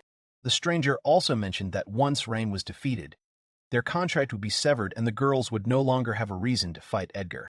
The mayor's son said he would do it and asked what the stranger would gain from it. However, there was no one in front of him. The only reminder of the other man's former presence was the open window through which the wind blew. Edgar clenched his fist, looking out the open window and wondering out loud who it was. He laughed frighteningly, shouting that it didn't matter who it was, he was just using him, no matter if it was a man or the devil himself. The mayor's estate shook with Edgar's laughter. Arius looked at the estate from the street, grinning, anticipating what was to come. The guards were guarding the gate when a group of people approached them. It was Stella and her knights. The guards tensed up and asked who they were. Stella introduced herself and said that she was from the Horizon branch. She explained that they had come to conduct a search of the mayor's house. The guards were taken aback by this statement. One of them, shouting, asked if the knights wanted to make an inspection, if they were going to go against the mayor. Stella gripped the hilt of her sword and declared that their master was not the mayor but the king, that it was the mayor who had decided to go against the king, so she was going to stop him personally. She offered them either to quietly lay down their arms or fight. The girl, holding the sword in its sheath, demanded that the guards make their choice. She asked what their decision was. The men did not answer. Suddenly, the sound of footsteps was heard. Many people were approaching them. Stella turned her gaze to the open doors of the estate and tensed. Armed knights were heading towards the gates in large numbers. The girl began to take out her sword and said that she understood that the mayor had decided to make them his enemies, that it was excellent. Tanya, next to her, noted that this was what they had expected. The girl straightened her shoulders, winked, and said with pleasure that this was what they had come for. Kanade, next to her, stretched out her arms, saying that everything was correct. The guards of the mayor's house ran towards them. Stella pulled out her sword. Kanade, looking forward to it, suggested that they deal with them quickly. Tanya was also ready for battle. Rain, sitting on the windowsill, looked out onto the street. He said that Stella's team had already entered the battle. Sora agreed with him. The protagonist jumped off the windowsill. Luna said that they also needed to get to their task. She activated the skill, Search for Materials. The three stood on the floor, and magic circles appeared under their feet. Rain looked at them in admiration. He mentioned the magic they used. Sora asked if he had seen it before. Rain said yes, telling him that Tanya had used it when they were in the Lost Forest. Sora nodded. The girl explained that this spell was capable of detecting the flow of mana, and that thanks to it they would be able to find the hostages. Luna suddenly twitched, looking at the magic circle. She didn't like something. Sora asked her sister what was wrong. Luna replied that she had found something, but something was wrong. She poked at the magic formula, not knowing how to explain what was bothering her. Rain asked if Edgar or the mayor was there. Luna said that was not the case. The girl looked closely at the spell and explained that she saw too much mana for it to be a normal person. She screamed that someone had the same amount of mana as her and her sister. Sora asked in a panic if the mana volume was really like theirs. Rain asked if it was one of the strongest races. Luna replied that it was possible. He explained that if her calculations were correct, the owner of this magical power was on the 3rd floor. The girl asked tensely what they would do. Rain bowed his head, wondering what to do. He thought about the fact that there was someone from the higher races in the house, and it was unclear whether it's a friend or an enemy. And if it was an enemy, it would not be easy for them. Rain also knew that it would be stupid to pass by. The protagonist asked the girls if they could take all the hostages to safety. Sora said they could, they just needed to use teleportation. Rain had made his decision. He told the girls to go and free the people while he went to the source of the strong mana. The girls looked at him in fear, realizing that he was taking a dangerous step. Sora asked him to wait because they didn't know who it was. She said that if it was an enemy, it could be too dangerous for him. Luna added that she was also against it. that she couldn't send her master to a dangerous place and take the easy way herself. She suggested checking it out with Sora. Rain smiled and thanked the girls for their concern. His eyes became a straight line from the smile. He assured the girls that he couldn't protect all the hostages on his own. The sisters' eyes widened, and they stared at him. Rain smiled and said that he was counting on their magic.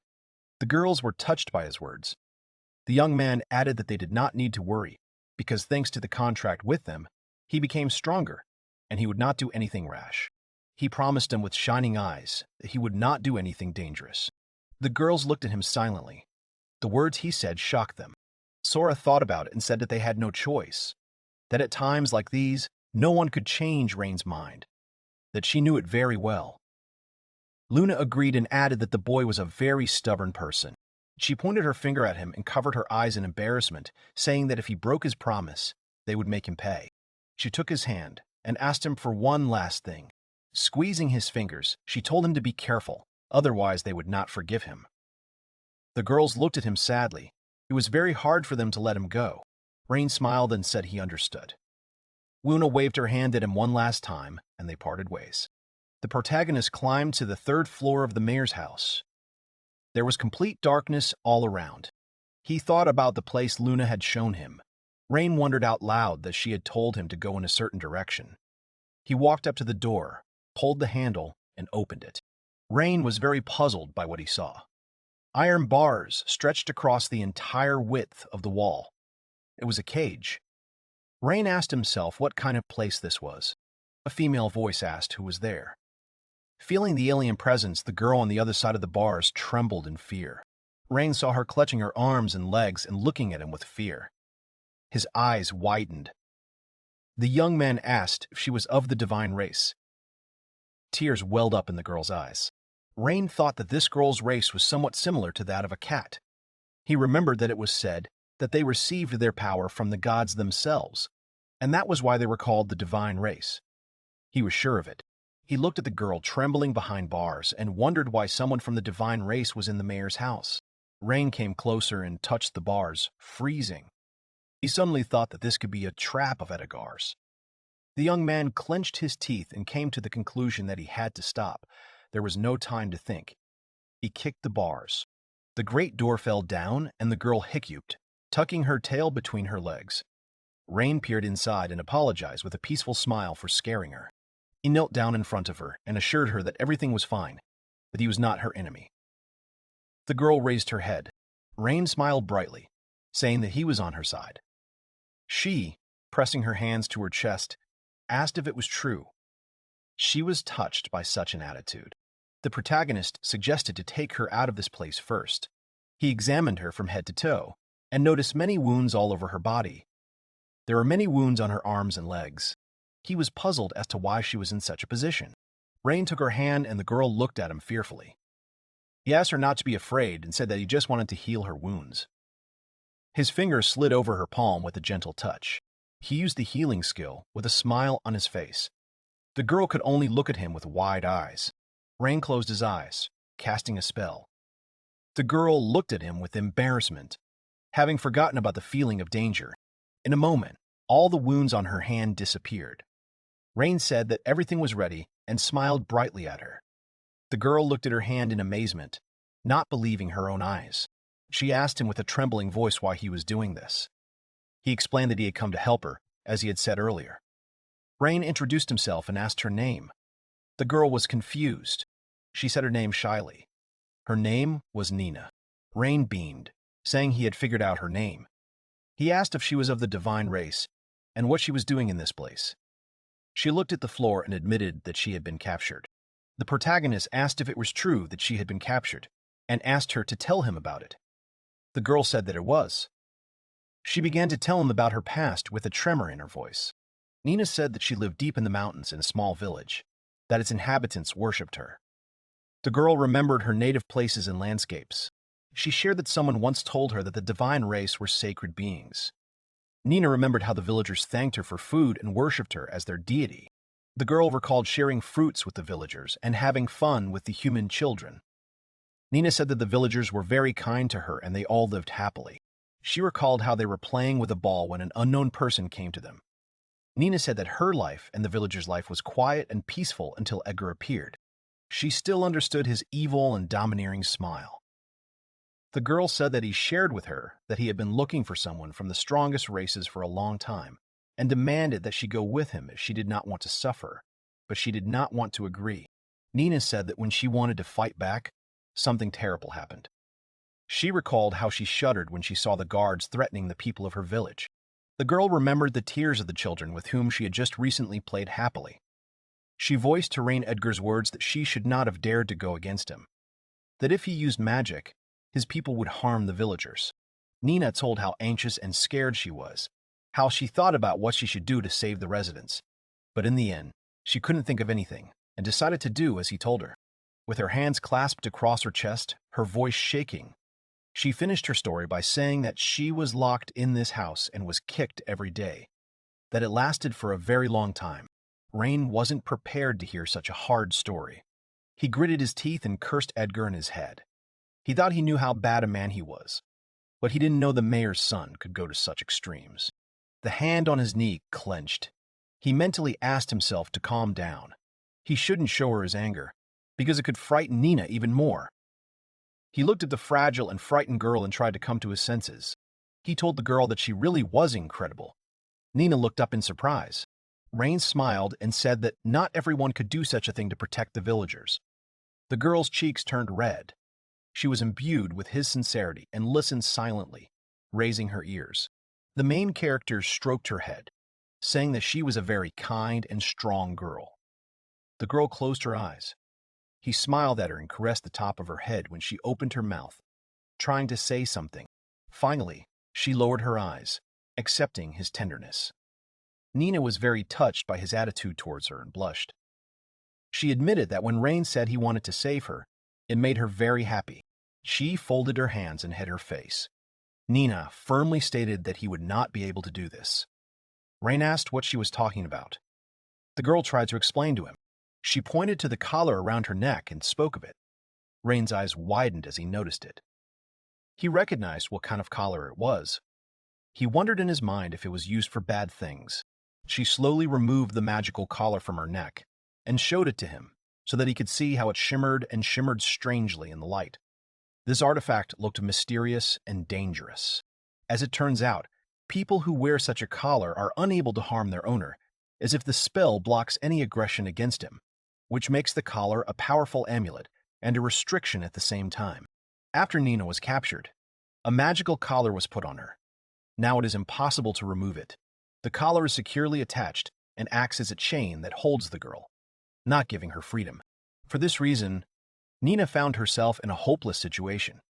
She cannot escape because the collar does not allow her to leave the place of captivity, keeping her every movement and desire to leave under control. She understands that the main character sincerely wants to save her, but deep down she is afraid that he will not succeed, and salvation will remain only a hope that has not come true. The protagonist hesitated for a moment, his gaze stopping at the collar. He examined it carefully, trying to understand the mechanism of magic that was hidden behind the strange and unfamiliar object. He carefully asked permission to take a closer look at the collar to analyze its magical properties and try to find a way to remove it, because without understanding how the collar works, it is impossible to save the girl. The protagonist noticed that the magic cast in the collar was similar in nature to a Tamer ability he knew, giving him hope that his skills would work now. He assumed that by using his magic, he could neutralize or remove this collar, despite its strength, since his abilities are related to the control of magical energies, and he is willing to try. The protagonist told the girl about his plan, warned that the magic would be strong and dangerous, and asked her to trust him so that together they could cope with this difficult task and free her.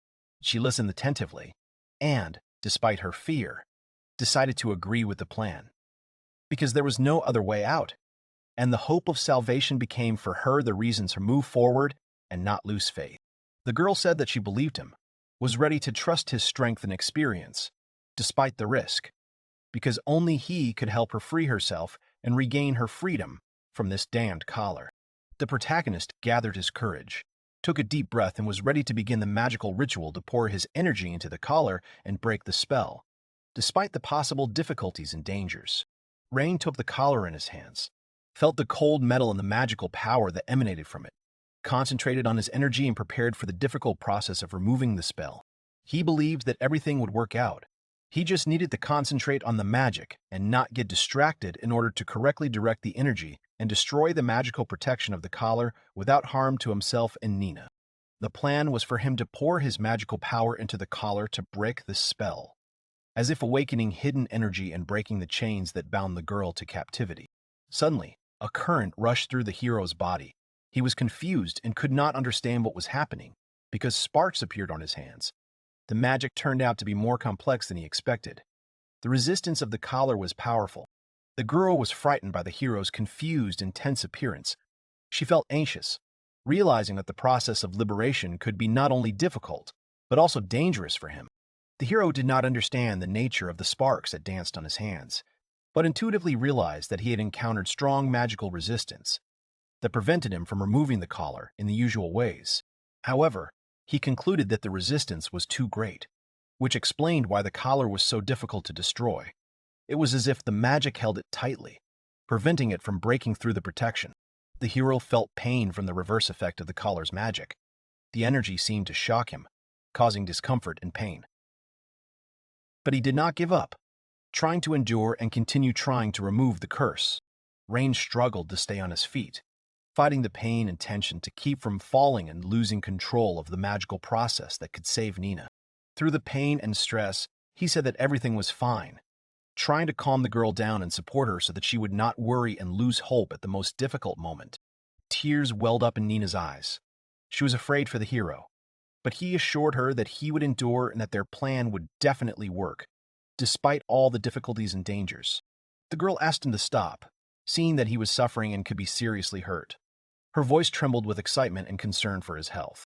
Nina stood there, ready to resign herself to her fate and stay put if he couldn't continue. She agreed to just wait, to somehow keep him safe. However, this option did not suit the hero, because if she disappeared, he would not be able to cope with the loss. And this touched the girl even more. She felt how much he was fighting for her. The hero said that he would be very sad if she disappeared, so he was obliged to see it through to the end, despite all the difficulties, for the sake of her salvation and his own honor. With maximum effort, he finally broke the collar. Its protection cracked, and the artifact flew to the side, freeing Nina from the magical shackles and returning her freedom. After a great deal of exertion, the hero began to feel short of breath. He began to cough, breathing heavily. His body weakened, and he felt his strength leaving him, but he still held on. Covered in sweat, he looked at the broken collar. His eyes became heavy. Consciousness began to leave his body, and it seemed that he was about to lose control of himself. Nina quickly caught him, supported him so that he wouldn't fall, hugged him tightly, and felt how his body weakened, realizing how much strength he spent for her. He admitted that his body was refusing to obey him, and he could not control himself. His strength was almost exhausted, and he needed to recover urgently so as not to lose consciousness. The girl did not blame him. On the contrary, she assured him that he should rest and regain his strength, because only in this way would he be able to help her further, if necessary. She asked him not to repeat such a thing again, so as not to put himself in danger, and he promised to be more careful and take care of himself for the sake of their common well-being. Nina hugged the hero tightly, expressing gratitude and support. She was happy that he was able to save her, and now together they can cope with any difficulties. She thanked him for saving her, sincerely and touchingly, realizing how much risk and effort he had put into freeing her, and now a deep bond of trust and friendship had been strengthened between them. The girl took the boy's hand tightly, gently urging him to get out of this place. She did not want to waste a second because together they could get out faster and safer. His support was very important to her at this moment. Nina couldn't believe that she would finally be able to leave this sinister place where she was a prisoner. Everything seemed too unreal, as if she had woken up after a long nightmare and was now on the verge of freedom. The main character tried to calm her down, asked her not to worry, because he would always be there to protect her. His confidence gave her hope that together they would be able to overcome all obstacles and get out alive. Rain carefully opened the door, peered out, and began to walk out, looking around carefully to make sure the way was clear. He then motioned for Nina to follow him, holding her hand tightly. They slowly descended a narrow staircase that seemed endless, then walked along a long corridor. Each step was careful. They were afraid of being ambushed or meeting enemies. Having descended, the heroes suddenly stopped. There was a change in the air, as if someone was waiting for them ahead. The silence became tense, and they prepared for possible danger. The protagonist decided to wait a little, so as not to go further alone. He was going to wait for his companions to go through the dangerous section together, since it was too risky to look for a way out alone. Suddenly, the girl appeared behind him, moving unexpectedly. He turned around in fear, preparing for a possible threat, but saw that it was she, fast and agile, which surprised and pleased him at the same time. Sora and Luna quickly climbed over the counter and entered the room with the heroes. Their appearance was unexpected, but they looked confident and ready to help, as if they were part of a team that was uniting to save. The protagonist asked the girls if everything was okay with them. He wanted to make sure that they were not hurt on the way and were fully prepared for further action, because their help was important for the success of the entire mission. The girls reported that they had teleported everyone to a safe place. Now everyone is in the city center, where they are protected by magical barriers, and they can rest without fear of being pursued or attacked by enemies. The people were now in a city center where safety was guaranteed. This place had been carefully chosen. No one could reach them here. Everyone felt relieved to finally be safe. The heroes sincerely thanked the girls for their help and courage. Without their magical abilities and determination, this rescue would not have been possible, and they deserved all the gratitude and respect for what they did. The girls praised themselves, saying that everything went as expected because they were the best representatives of their race of fairies. Their confidence raised the team's spirit, and they felt proud of their abilities and contribution to the cause. Nina was afraid of the girls, feeling their power and unusualness, and immediately hid behind the main character. Her fear was natural because she had never met such creatures before. The hero reassured her, saying that these were her friends and they had come to help. He explained that with such allies she would have a better chance of surviving, and now they were all together, one team, ready to fight. Luna and Sora showed interest in Nina because she was unusual and mysterious. They wanted to know more about her, understand why she was in that place and what her role was in the events that were happening. The protagonist introduced the girls to Nina, explaining that she was in a place where a huge amount of magical power was discovered. This explained its importance and why they had to protect it at all costs. He told them about Edgar, a dangerous enemy who poses a threat to everyone. He asked the girls to teleport Nina to a safe place to protect her from a possible attack and give her a chance to recover. The fairies looked at the girl carefully and decided that she belonged to the divine race. This explained her unique abilities and rarity, as well as why people often worshipped her, seeing something sacred in her. She said that people often worship members of her race, but they rarely appeared in public. This made them mysterious and enigmatic, hidden from the eyes of ordinary mortals. Sora mused that there was a reason for this secretive behavior. Perhaps the divine beings were trying to remain calm and not interfere in the affairs of ordinary people to avoid conflicts. The fairy extended her hand to Nina, offering to teleport her away from here, so that she could quickly and safely leave the dangerous place. It was a chance to become at least a little freer and feel protected in a new environment. The girl hid behind the hero again, asking him not to leave her alone. She was scared and lonely, and she needed support and protection to cope with the excitement and fear of the unknown. Despite the hero's assurances that everything would be fine, Nina was afraid of loneliness. For her, it was not only physical salvation that was important, but also the presence of loved ones who could support and give her the strength to move on. Rain understood that even in a safe city, Nina would be completely alone. He was worried about her because it would be difficult to survive alone in a big city, and he wanted to help her find companions and friends. However, the hero warned that if the girl remained here alone, she could encounter Edgar, a dangerous enemy who could harm her if she was defenseless and without support. He asked her if she really wanted to stay in this place, suggesting that she think about the consequences and make the right choice for her own safety and peace of mind. In response, she simply said that she wanted to stay with the hero, not wanting to leave him. Luna and Sora did not object either, supporting her decision and ready to help in any situation.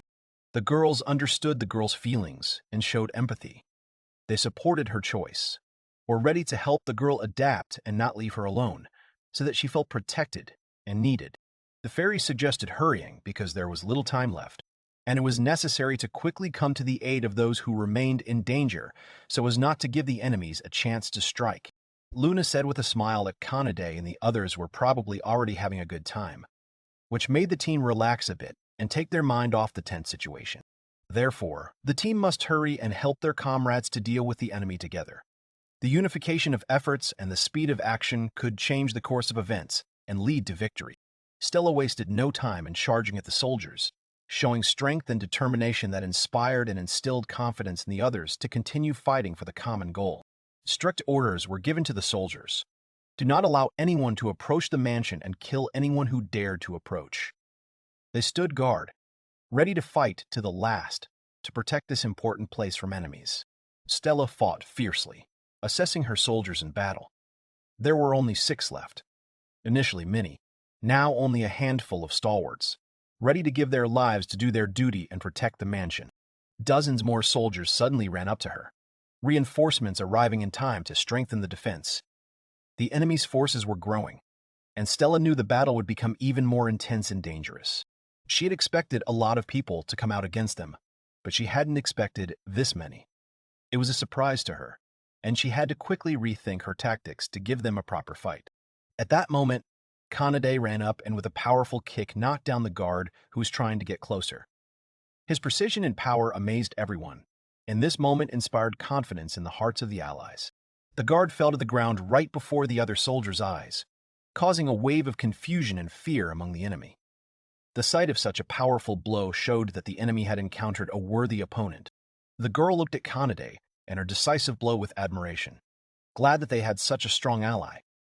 His bravery inspired everyone around him to new feats and strengthened their fighting spirit.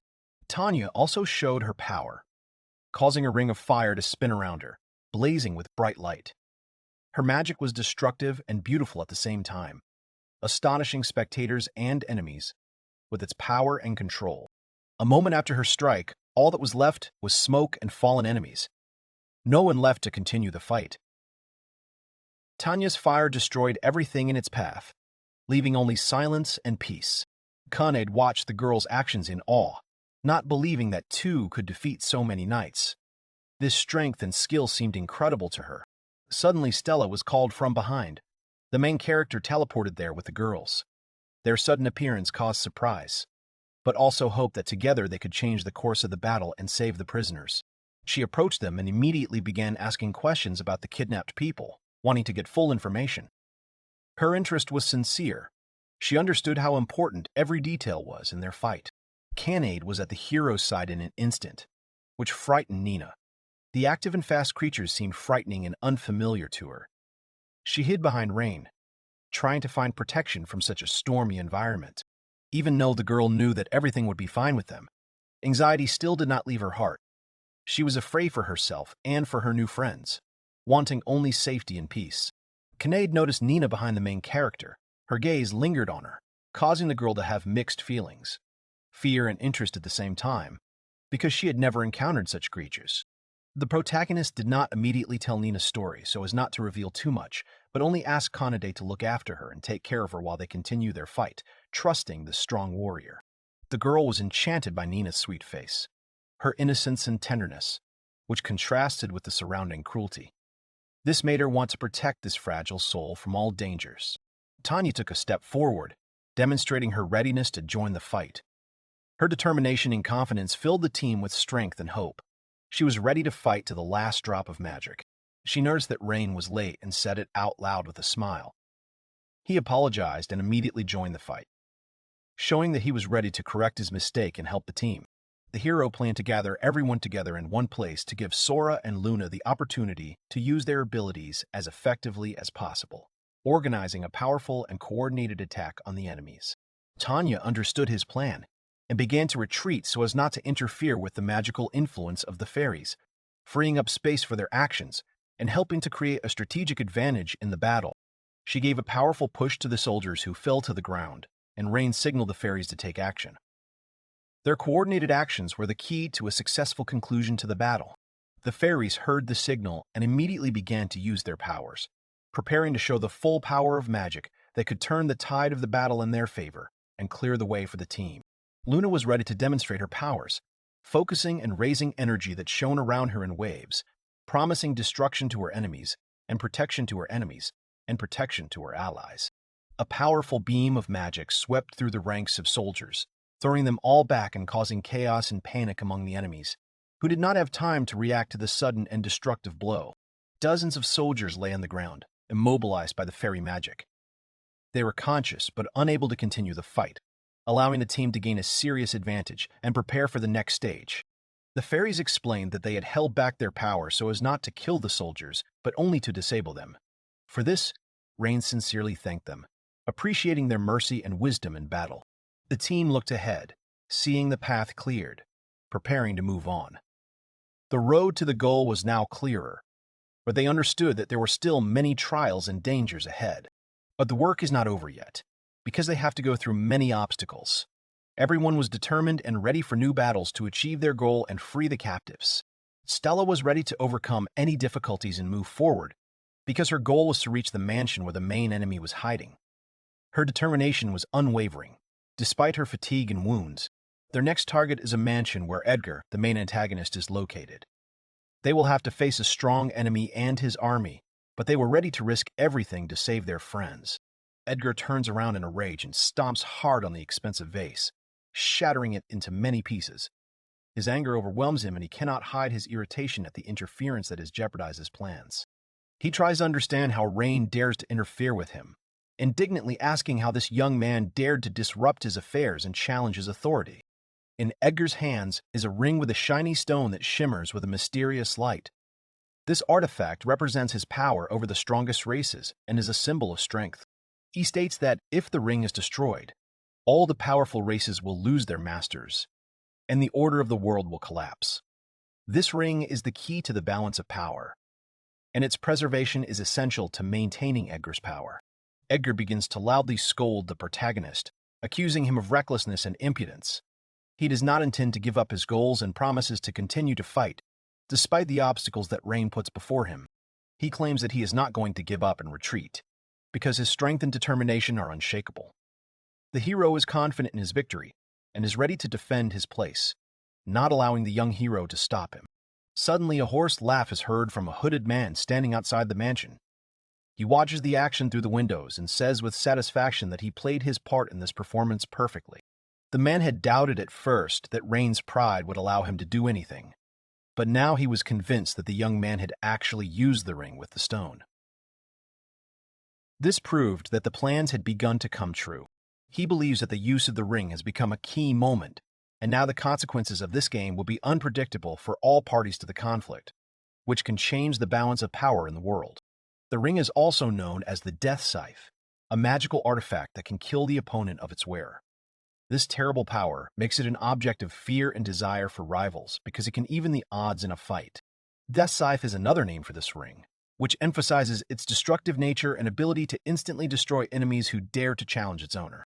This man wants the Death Reaper to come for Rain, a mysterious creature designed to take the life of the protagonist and deprive him of his chances of winning the war. On the road to the palace, a Reaper suddenly appears before Kanade, a terrifying figure with a scythe, a symbol of death, threatening everything that stands in his way, and ready to carry out his dangerous mission. The heroine warns Rain to run for his life immediately, because the Reaper is a deadly threat that is difficult to deal with alone. However, the Reaper suddenly moves quickly and sharply next to Rain and strikes him with a precise blow, giving him no chance to dodge or defend, demonstrating his deadly efficiency. Rain doesn't have time to understand anything. The blow was too fast and unexpected, and he falls to the ground, struck by the power of the Reaper, which causes shock and alarm among his allies. All the girls are horrified and shocked by what they saw, not believing that their hero could be so quickly and easily defeated by a powerful enemy. Their faces express fear and helplessness. Without a second's hesitation, everyone rushes to Rain, trying to help and assess his condition, because the success of the entire mission and the safety of the team depend on his health. In one voice, they ask how he feels and are going to start healing immediately to help the hero recover and return to battle as soon as possible. But Rain calmly says that he is fine, trying to calm everyone down and not cause unnecessary worries, demonstrating his strength and self-confidence. The girls do not understand how this is possible, because they witnessed the devastating blow. but do not see any signs of wounds or damage on his body. No one can explain how Rain was able to survive being pierced by a scythe, since the attack was obvious and unmistakable, and there was no damage or blood at all. One of the fairies recognizes the magic used during the attack, remembering ancient spells and properties of magical items that could be the cause of such a phenomenon. The lack of magical energy nearby indicates that the magic was activated through a magical item, which explains the hero's unusual properties and defenses. And the most incredible fact for everyone is that the main character is still alive, despite the fatal blow, and continues to remain on his feet, which causes admiration and surprise. Rain had no choice, and everything that happened was right, and the only possible way for him to survive the attack and continue the rescue mission. The girl thought, trying to comprehend what had happened and understand how such abilities could help them in the further struggle and how this would change the course of events. According to the fairy's plan, it was necessary to create a magical barrier that would protect the hero from poisonous and deadly effects, ensuring his safety at a critical moment. Luna begins casting a spell, focusing on strengthening defensive spells to neutralize any threats that could harm the protagonist and allow them to continue fighting. She creates a poisonous cloud around the hero, aimed as a test to check his resistance and understand how vulnerable he is to such attacks. Luna tries to hit Rain with the cloud to observe his reaction and assess whether he will feel the effects of the poison, but the hero remains unperturbed. Rain does not feel any pain or discomfort, confirming that he has a unique defense or ability that allows him to ignore such attacks. Luna confirms her guess that she tried to poison the hero, but her magic did not work, which surprises and pleases everyone present. In response, Rain remains unharmed, demonstrating incredible resistance and strength that sets him apart from the rest. Sora also guessed the essence of what was happening, and begins to explain to the other girls what was happening, arousing their interest and desire to learn more about the hero's abilities. She recalls the contract that Rain made with the fairies, which gave him his first ability, sequential magic, which gives him certain advantages in battle. But since there were two fairies, it is assumed that the hero must have a second ability, which has not yet been revealed and remains a mystery to the team. The fairies deduce that the second ability is a nullification ability that allows the hero to neutralize magical effects, which explains his immunity to poison. From Sora, he received the power of sequential magic, which allows his skills to strengthen and evolve over time, giving him an advantage in long battles. From Luna, he received the ability to nullify effects, which brings great joy to Luna herself, because her help turned out to be decisive and significant for the hero. The heroine ran into Rain's arms and burst into tears of happiness, expressing sincere emotions and gratitude for the fact that he remained alive and well. She admitted that she was very afraid for his life and was immensely happy that he was able to survive and continue to fight with them. Sora hits Luna on the head in a slightly annoyed manner, expressing his disagreement with her strong emotionality and trying to balance the situation, making the atmosphere in the team a little lighter. A small quarrel rises between the girls due to differences in views and emotions, which emphasizes their closeness and concerns about the hero's safety. During the argument, Stella comes up, who was also concerned about Rain's condition and expressed her concern, wanting to help and support everyone. She helps Rain up, showing concern and support, and he sincerely apologizes for causing them concern and worry. Nina also burst into tears, and the hero in front of her also asks for forgiveness, admitting his responsibility for her experiences. Now everyone is ready for a decisive attack on the mansion. The girls confidently declare that no one will be waiting for them at the gate, and boldly approach the gates of the mansion, ready to burst in and finish the job. Already in the palace, dozens of soldiers were waiting for them, reinforced personally by Edgar. The atmosphere was tense and heavy. The walls of the mansion seemed oppressive, and there was a threat in the air. The enemies were ready to fight until their last breath. Tanya, assessing the situation and seeing that all the villains were gathered together, was determined to deal with them as quickly and efficiently as possible. She understood that if this fight was not stopped quickly, the consequences would be bad. The mayor of the city, standing in the center of the hall, declared in a heavy tone that no one would be able to leave unpunished. His voice sounded menacing and confident, as if promising punishment to all who dared to raise arms against him and challenge his authority. He threatened to execute anyone who raised a sword against him, trying to intimidate and break the will of his opponents. His words were an attempt to show absolute power and impunity, which was supposed to make the heroes doubt. Stella, listening to the threats of the city's head, coldly replied that it was pointless to engage in dialogue with him, because he was not looking for peace, but only holding on to his privileges, and would stop at nothing to maintain power. Without further ado, the company rushed into the attack. They understood that there was no place for diplomacy now. Only a decisive battle would lead them to their goal and free the prisoners, as well as put an end to the tyrant's rule. A fierce sword fight ensued, with every blow potentially fatal. The sounds of the clash echoed loudly through the halls, making hearts beat faster.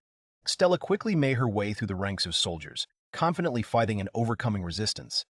She achieved her goal, knocked down the mayor, who lay on the floor under her weight, having lost control of the situation. The girl assumed that the mayor now had nothing to oppose them with. His resources and strength were exhausted.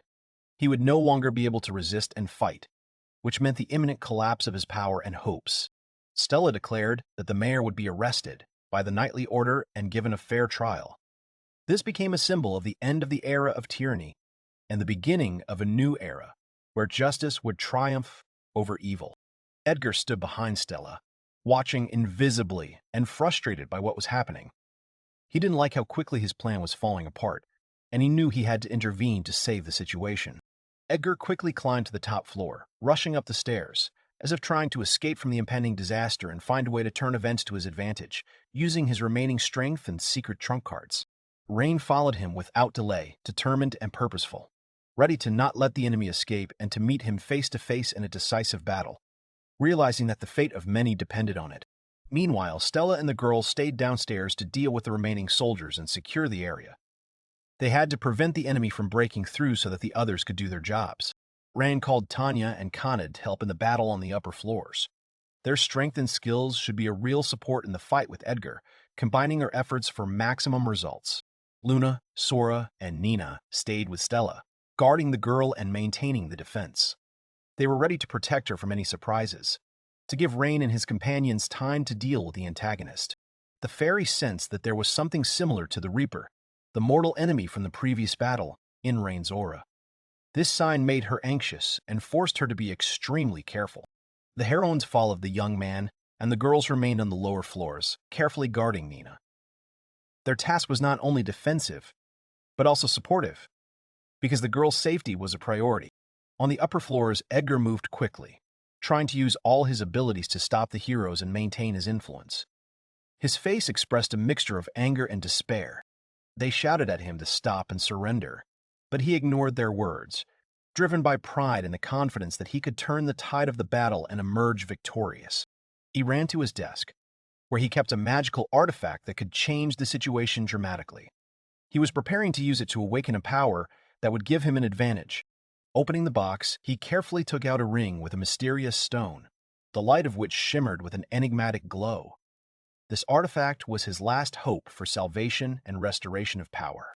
Putting the ring on his index finger, Edgar felt a surge of strength and power, ready to use the ring's destructive capabilities to destroy all who stood in his way. Rein caught up with him and ordered him to surrender, showing confidence and authority. He did not want to give the enemy the slightest chance to escape or continue to resist. Next to the ring, a deadly knife suddenly appeared in Edgar's hand, a symbol of determination and threat, which showed that he was ready to execute anyone who dared to contradict him. Edgar menacingly declared that he was ready to destroy anyone who dared to look down on him, demonstrating his ruthlessness and power, which he intends to maintain at any cost. The hero listened attentively to his threats, and behind his back the girls were already approaching, ready to join the battle at any moment and support Rain.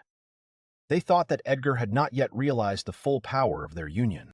The antagonist was confronted by representatives of the strongest races, confident that he could not defeat them with their combined might. They stood firm, ready to fight back to protect their lands and ideals. Khanid shouted loudly at Edgar, declaring that he had already lost and his time was up.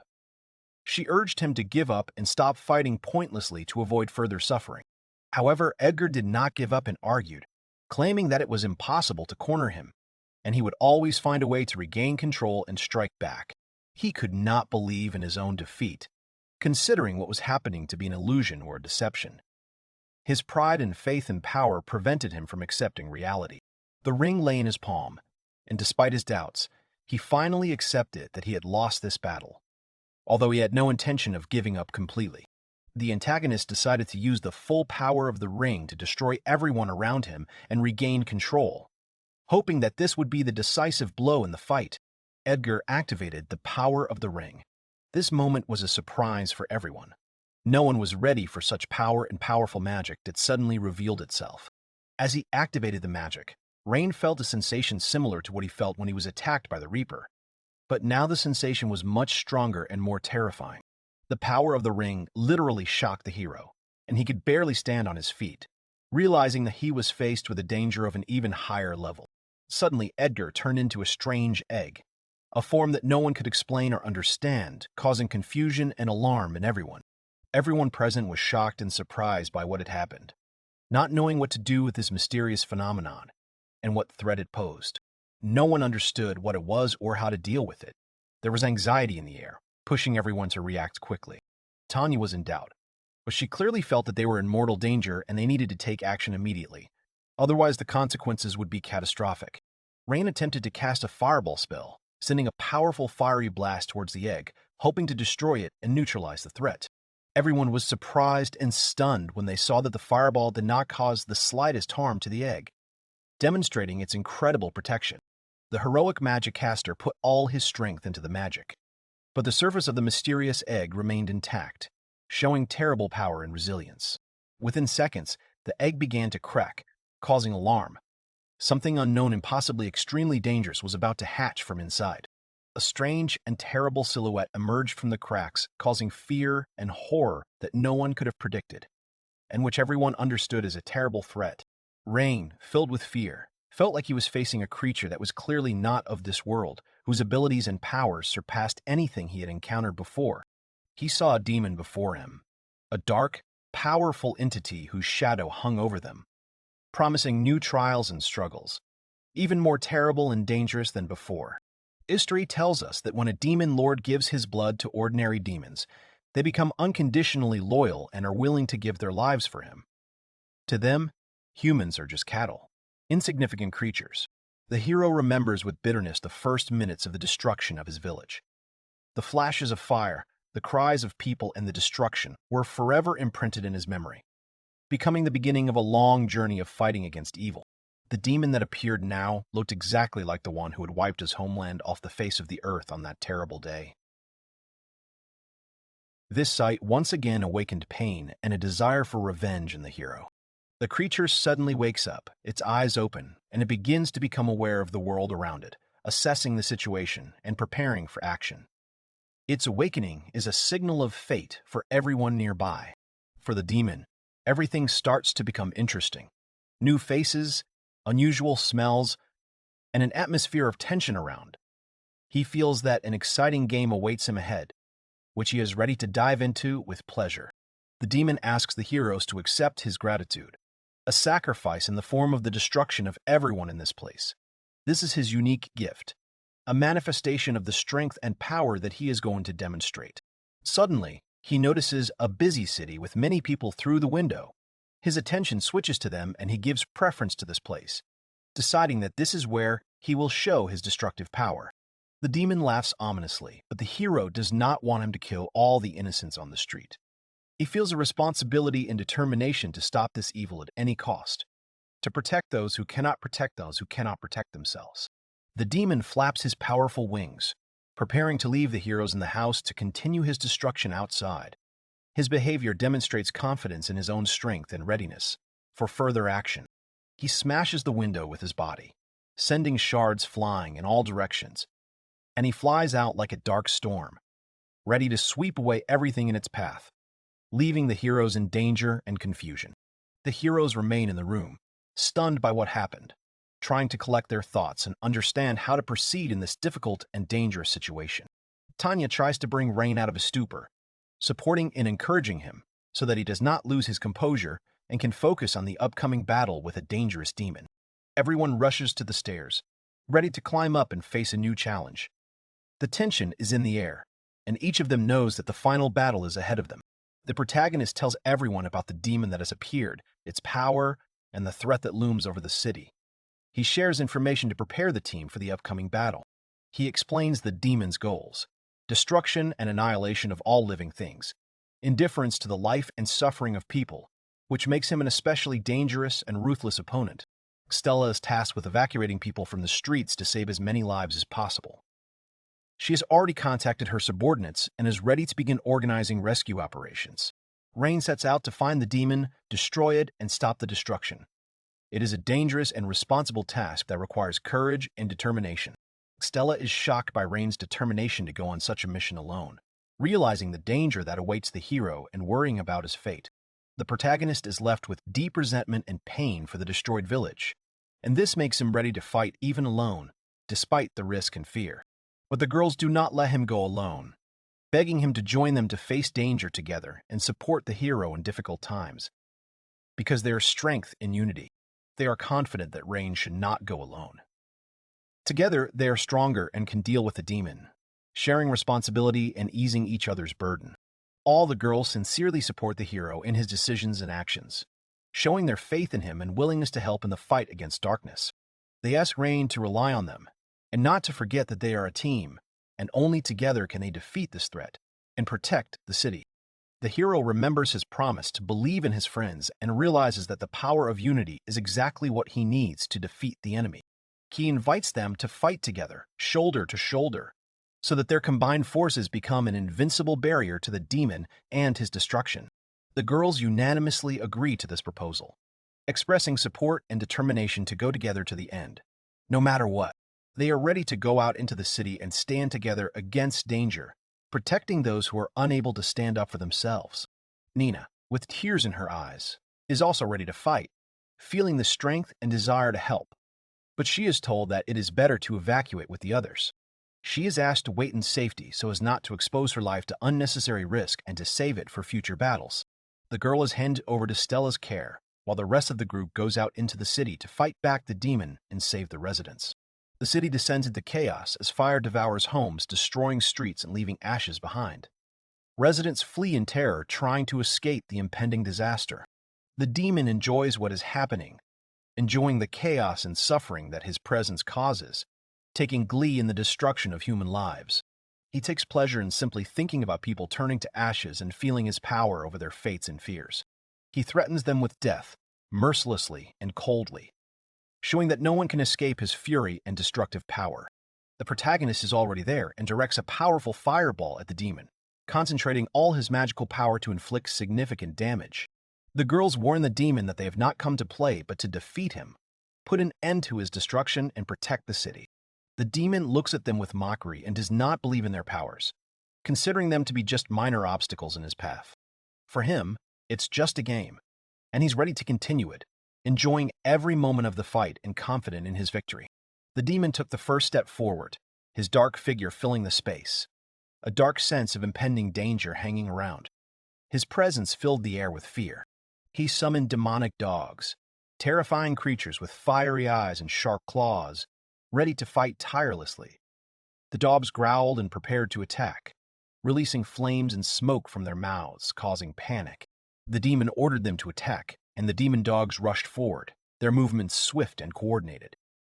They attacked several targets at once, trying to surround and disarm their opponents.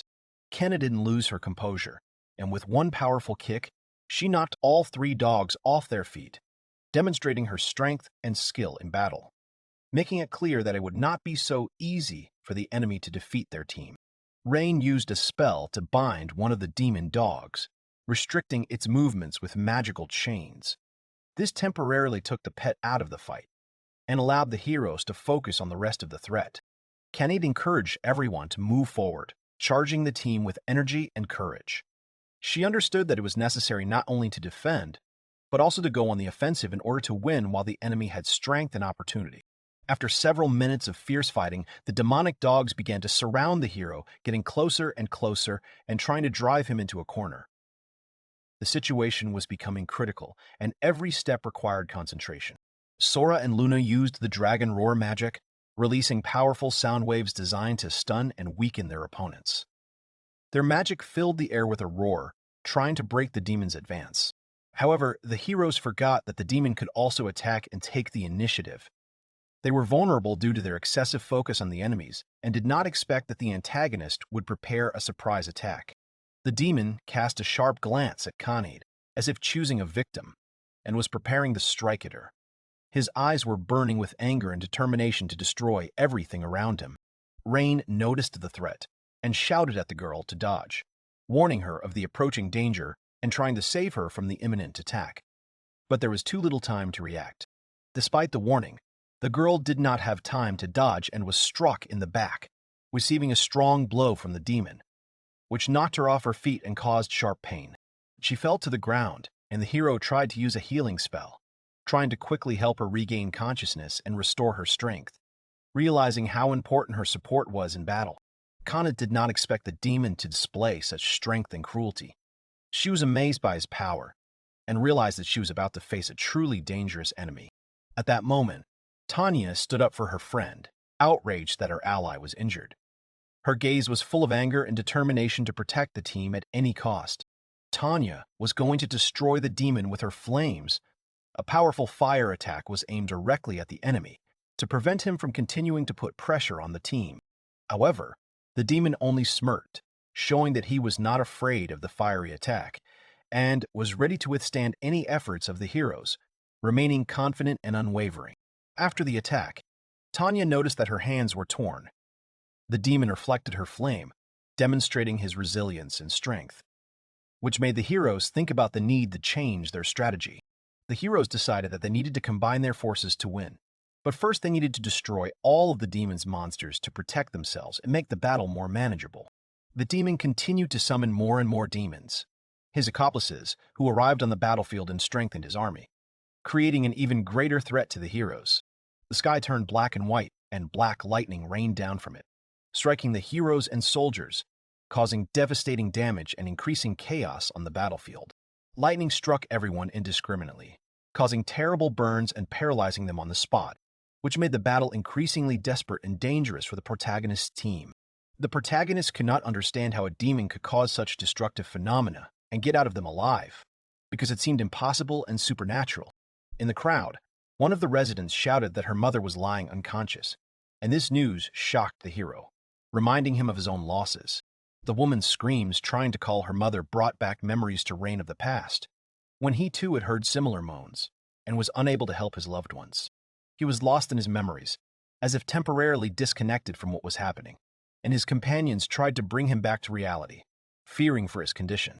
In his mind, he saw his mother asking little Rain to run and save himself, leaving everything behind for the sake of survival, which forever left a mark on his soul. The hero looked at the city streets and projected his memories onto what was happening around him, feeling the connection between the past and the present, and understanding the importance of his actions. He called Sora and Luna, realizing that without their magical support, he would have a hard time dealing with the threat that had arisen, and he needed their strength more than ever. The hero made it clear that he needed help, and they immediately prepared to support him in the fight against the demon in order to protect the city and its inhabitants.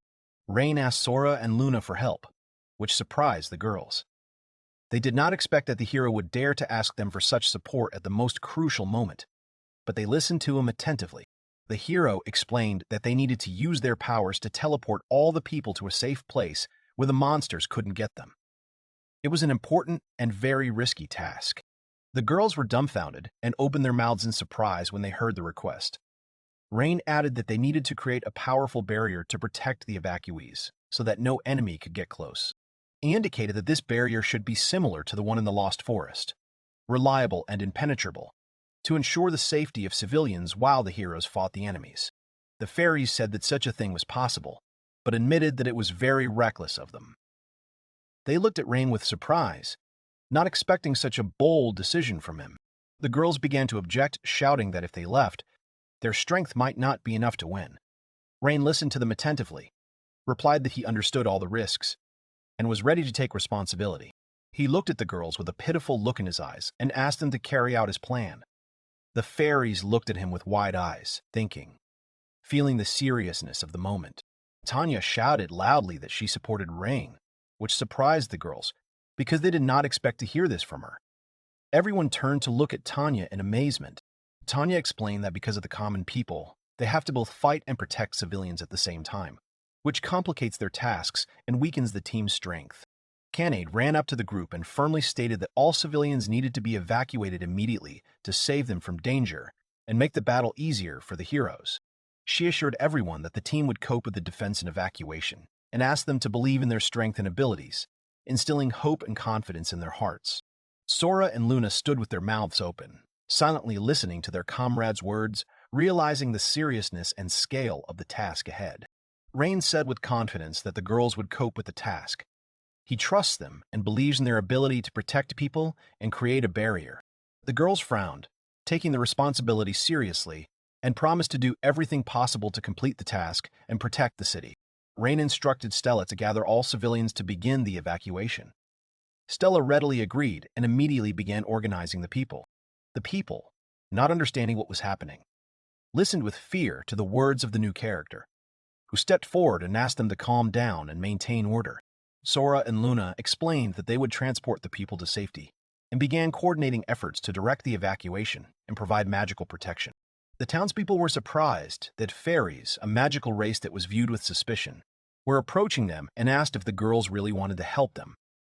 The fairies answered in the affirmative. One of the villagers asked why fairies help people. Because there are rumors that fairies hate people. Hearing this, the girls were confused, not knowing how to explain their decision.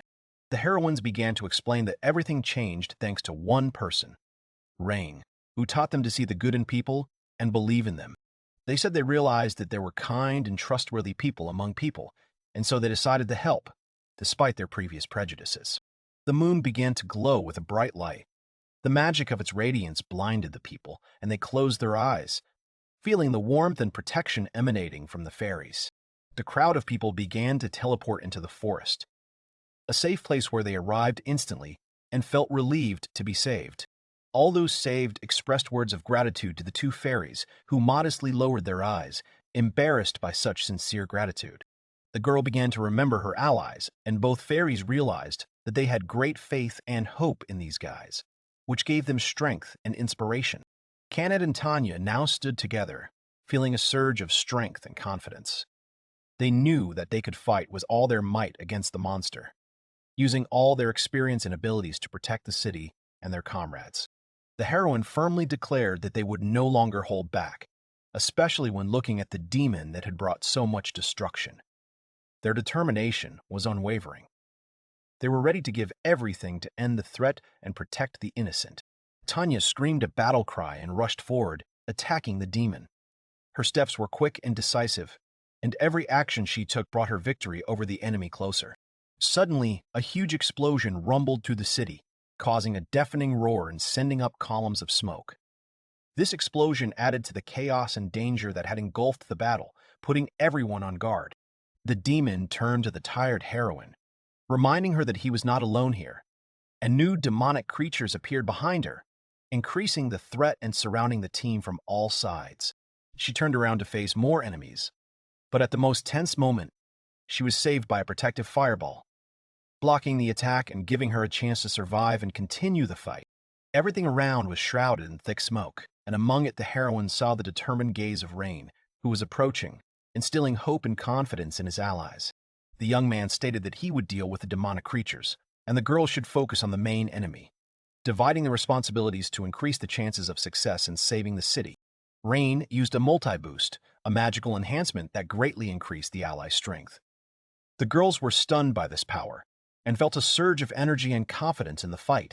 The hero recalled that he had used this power on Kanade the last time, enhancing her abilities. Now everyone was stronger, giving them an advantage in the upcoming battle. The empowered girls attacked the demon with renewed fury, leaving no chance for their opponent. Displaying unprecedented unity and fighting spirit, they converged from both sides at the same time and delivered coordinated, powerful blows, seeking to break the demon's defense and inflict serious damage on him. The demon smirked and admitted that it was a good attack, and despite them being enemies, he seemed to enjoy fighting them, feeling a sense of excitement and gloating. He covered his face with his hands and said that he wanted to get as much pleasure from this game as possible, and a deadly whirlwind appeared around him. The girls watched in confusion as the demon disappeared, likely to heal itself, causing concern among the team. Rain then said that there was something more important that required their attention. The team noticed that the number of demonic creatures around them had increased. These creatures looked at the heroes with rage and anger, ready to attack without mercy. The hero screamed in horror that there were already 200 of these demons and that they were multiplying at an incredible rate, causing him frightening shock and anxiety for the fate of the battle. He did not know what to do in such a situation. He felt confused and afraid. At this time, the demon looked down on people and laughed, enjoying their despair. The demon declared that his beloved creatures would now receive tasty prey. He rejoiced in the chaos and destruction that he himself had created, enjoying the destruction and pain. Meanwhile, Nina and the other rescue people looked at the sky and imagined what was happening on the battlefield. She worried about her allies and prayed for their safety. The fairy stood in the forest, looking at the sky with her mouth wide open, amazed by the events that were unfolding in the city. Feelings of anxiety and hope were seething inside her, because the fate of many depended on the outcome of tomorrow. Her sister called out to her, coming closer and asking what was going on. They both felt the tension and danger hanging over their world, and knew that this was not just a random event. The girls realized that the demon had moved after all, and that Rain was in a very difficult situation. One of them became sad, realizing with difficulty how great the burden was on their allies' shoulders. The sister said with concern that she would not be able to hold the barrier alone if she decided to go help Rain. This admission meant that everyone needed help, and it was necessary to act carefully. She said she hoped her sister would understand the gravity of the situation. She remained silent, looking down, lost in thought and struggling with her own doubts. The girl reminded that Rain would not want them to abandon people in trouble. It was their common duty to stand to the end and support each other. She said that they should believe in their allies and strictly carry out their assigned tasks, because this is the only way to achieve victory in this difficult war. Suddenly, Nina's foot came awkwardly towards the girls. They turned around, startled by her sudden appearance. Nina looked tired, but determined to help. At the same time, their allies were in full swing fighting. Everyone fought fiercely, realizing that the life of each of them and the fate of the entire city were at stake. The boys realized that the situation was getting worse and the number of demonic creatures was not decreasing. They were already starting to get tired, but they could not afford to give up. Tanya approached Rain and said that they absolutely had to defeat the demon. Rain replied that he was well aware of this and was ready to do everything to win. He thought, quickly processing his thoughts and trying to figure out the best way to deal with the impending threat and protect his friends. At that moment, Nina appeared behind him and hugged him from behind, causing the young man to feel surprised and have a warm feeling of misunderstanding. He saw her look filled with tears of happiness and felt that his support was important not only for himself, but also for those around him. However, he yelled at her, displeased that she had teleported back without warning. She only asked him to listen to her, not wanting to cause her pain. Nina said that she would use her power to help him fight the demon and protect everyone else. Rain didn't understand what she was talking about at first and was confused by her words, trying to comprehend the seriousness of what was happening. She awkwardly admitted that she wanted to be helpful, despite the doubts and fears she experienced in the process. The girl explained that she had told the whole situation to Sora and Luna, friends and allies with whom she had discussed this plan. Hearing this, the girls were surprised and thoughtful, realizing what an important role Nina could play in their mission. Looking at the fragile girl, they realized that her strength could really turn the tide of battle, and they gave her trust and hope. They took her by the cheek, supported her, and asked Nina to help Rain with her strength, because together it would be easier for them to cope with the danger. The girls said that they completely trusted Nina, and she, feeling supported, agreed to help them all. So Nina found herself at Rain's side, determined to be useful and do everything she could to change the course of the battle. She asked if the hero wanted to go with him to the tower where the demon was now. Because she had learned this information from the fairies, she put her hand to her chest and confidently said that she could do it and help them using her abilities. She explained that as a demigod she could use teleportation, a power that surprised and inspired Rain. The young man remembered that Nina really did have the power of a demigod, and admitted that with her help everything could change, although he warned of the danger. He took her hand and gently asked if she could lend him her power for a while to help him with his mission. The heroine only looked at him attentively, ready to support him. The girl recalled thinking that she had done everything in her power. She had fought with all her might, trying to change the situation. But inside she still doubted whether her efforts would be enough to cope with the threat. She also remembered that she could not remove this insidious collar, despite all her attempts. In those moments, it seemed to her that she would forever remain alone and doomed, without hope for help and support. Then, Rain screamed, taking the collar off the girl, saying that he would be very sad if she disappeared from his life. His words touched her deeply and gave her hope. She realized that she wanted to become his strength, support, and pillar, so that together they could overcome any trials and fight any dangers that they would encounter along the way. Rain looked into her eyes and asked if she would continue to help him, showing trust and hoping for her determination and strength. The girl answered resolutely yes, looking straight into his eyes, confirming her readiness to stand by his side and fight with him to the end. His face lit up with joy and relief, because he knew that their union was stronger than any trials and that together they could overcome any obstacles. The hero asked if he could leave his allies to fight alone, taking on the main danger himself, in order to speed up the task. Tanya and Kanade replied that they could handle it themselves, because they were very strong and experienced fighters, capable of defending themselves and continuing to fight without help. They asked if Rain had a concrete plan of action, because if he was ready, then it was time for them to go immediately and act together. The girls confidently declared that they could handle it together, and even shouted it loudly to show their confidence and determination in the upcoming fight. The hero looked at them attentively, listening to their inspiring words, which gave him strength and confidence in the success of their common cause. He sincerely thanked the girls for their support and smiled at them, and they smiled back, feeling a strong connection and team unity. He then told Nina that it was time to go and gave her a warm smile to encourage and strengthen her spirit for the upcoming battle. He carefully lifted Nina onto his back and asked if she was comfortable. The girl replied that they needed to keep a small distance so as not to become vulnerable if they got too close to the enemies. She said that she began to cast a spell, preparing to use her magic to teleport and quickly move to the desired location. They were surrounded by a powerful whirlwind that swirled around them. The girl closed her eyes for a moment, and the boy was slightly shocked by the strength and speed of what was happening. Nina began to conjure with her fingers, channeling the energy, and created a powerful teleportation spell, ready to transport them to a safe place or to a target. Suddenly, the boy and girl disappeared, leaving the allies to fight the enemies alone, amazing everyone with their strength and determination. The girls were shocked at how quickly the boys disappeared and admired Nina's power. Acknowledging her importance in the battle, they chuckled at each other, cheered up, and continued to fight the demonic creatures, focusing on their task. Understanding the importance of the mission, the girls decided not to be distracted and to direct all their efforts to completing the assigned tasks and protecting the city. Tanya asked Kanade if she was afraid of the upcoming trials, to which she confidently replied that she was not afraid and was ready to fight. They thought that if they managed to win, Rain would definitely praise them, and this thought inspired the girls and added strength. The girls became determined, realizing that their plan was really good and could change the course of the battle in favor of good and justice. Meanwhile, Rain and Nina continued to teleport through space. The girl sat on his back, holding tightly to his shoulders, feeling the vortex of energy around and the changes in space. Rain looked ahead carefully and tried to understand what was happening to the surrounding reality. Everything seemed to be floating and distorting. Objects were moving and deforming. He watched as the space around him slowly changed, and it became clear to him this was indeed teleportation that Nina had created. Suddenly, a bright light flashed before them, blinding and powerful, which illuminated everything around and made them freeze for a moment, preparing for the next step on the dangerous path.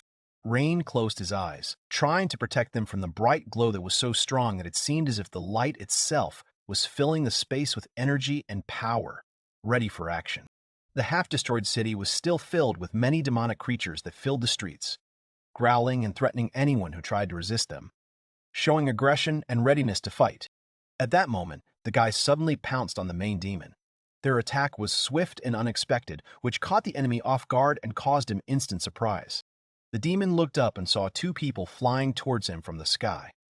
And although he was shocked, he showed no fear or panic. He remained calm, realizing that despite their courage, the boys would not be able to defeat him. His strength and power were too great. His minions laughed and growled, supporting their master and preparing for a fierce fight, confident of victory. Rain began to cast his spell, channeling his magical energy with concentration, while a frightened but determined Nina stood behind him, watching his every move. The girl, watching the young man's witchcraft, opened her eyes wide in amazement and admiration for the power of his magic and determination. Rain screamed loudly, commanding all demonic creatures to obey him, asserting his power and changing the balance of power around him. The demonic creatures turned to look at him, continuing to growl, but fear was already creeping into their hearts, causing them to doubt their previous confidence. Nina was shocked by what she saw, not believing in her luck and the capabilities of an ally who was able to command demons. Even the demon himself was amazed. Such submission seemed impossible and contradicted all his ideas about strength. The demon pointed his finger at Rain and ordered him to be killed, hoping to get rid of the threat. The young man confidently replied that it was useless. All creatures now obeyed him and would not follow the demon's orders.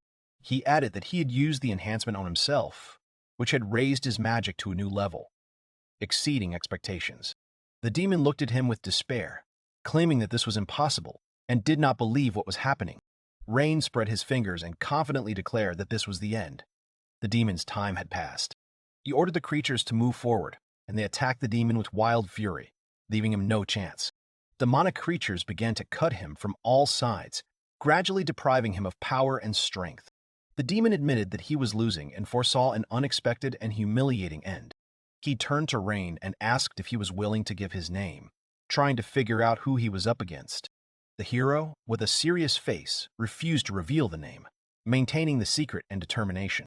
The demon said that it was boring and uninteresting, showing his irritation. Then he began to evaporate and disappear, just like last time.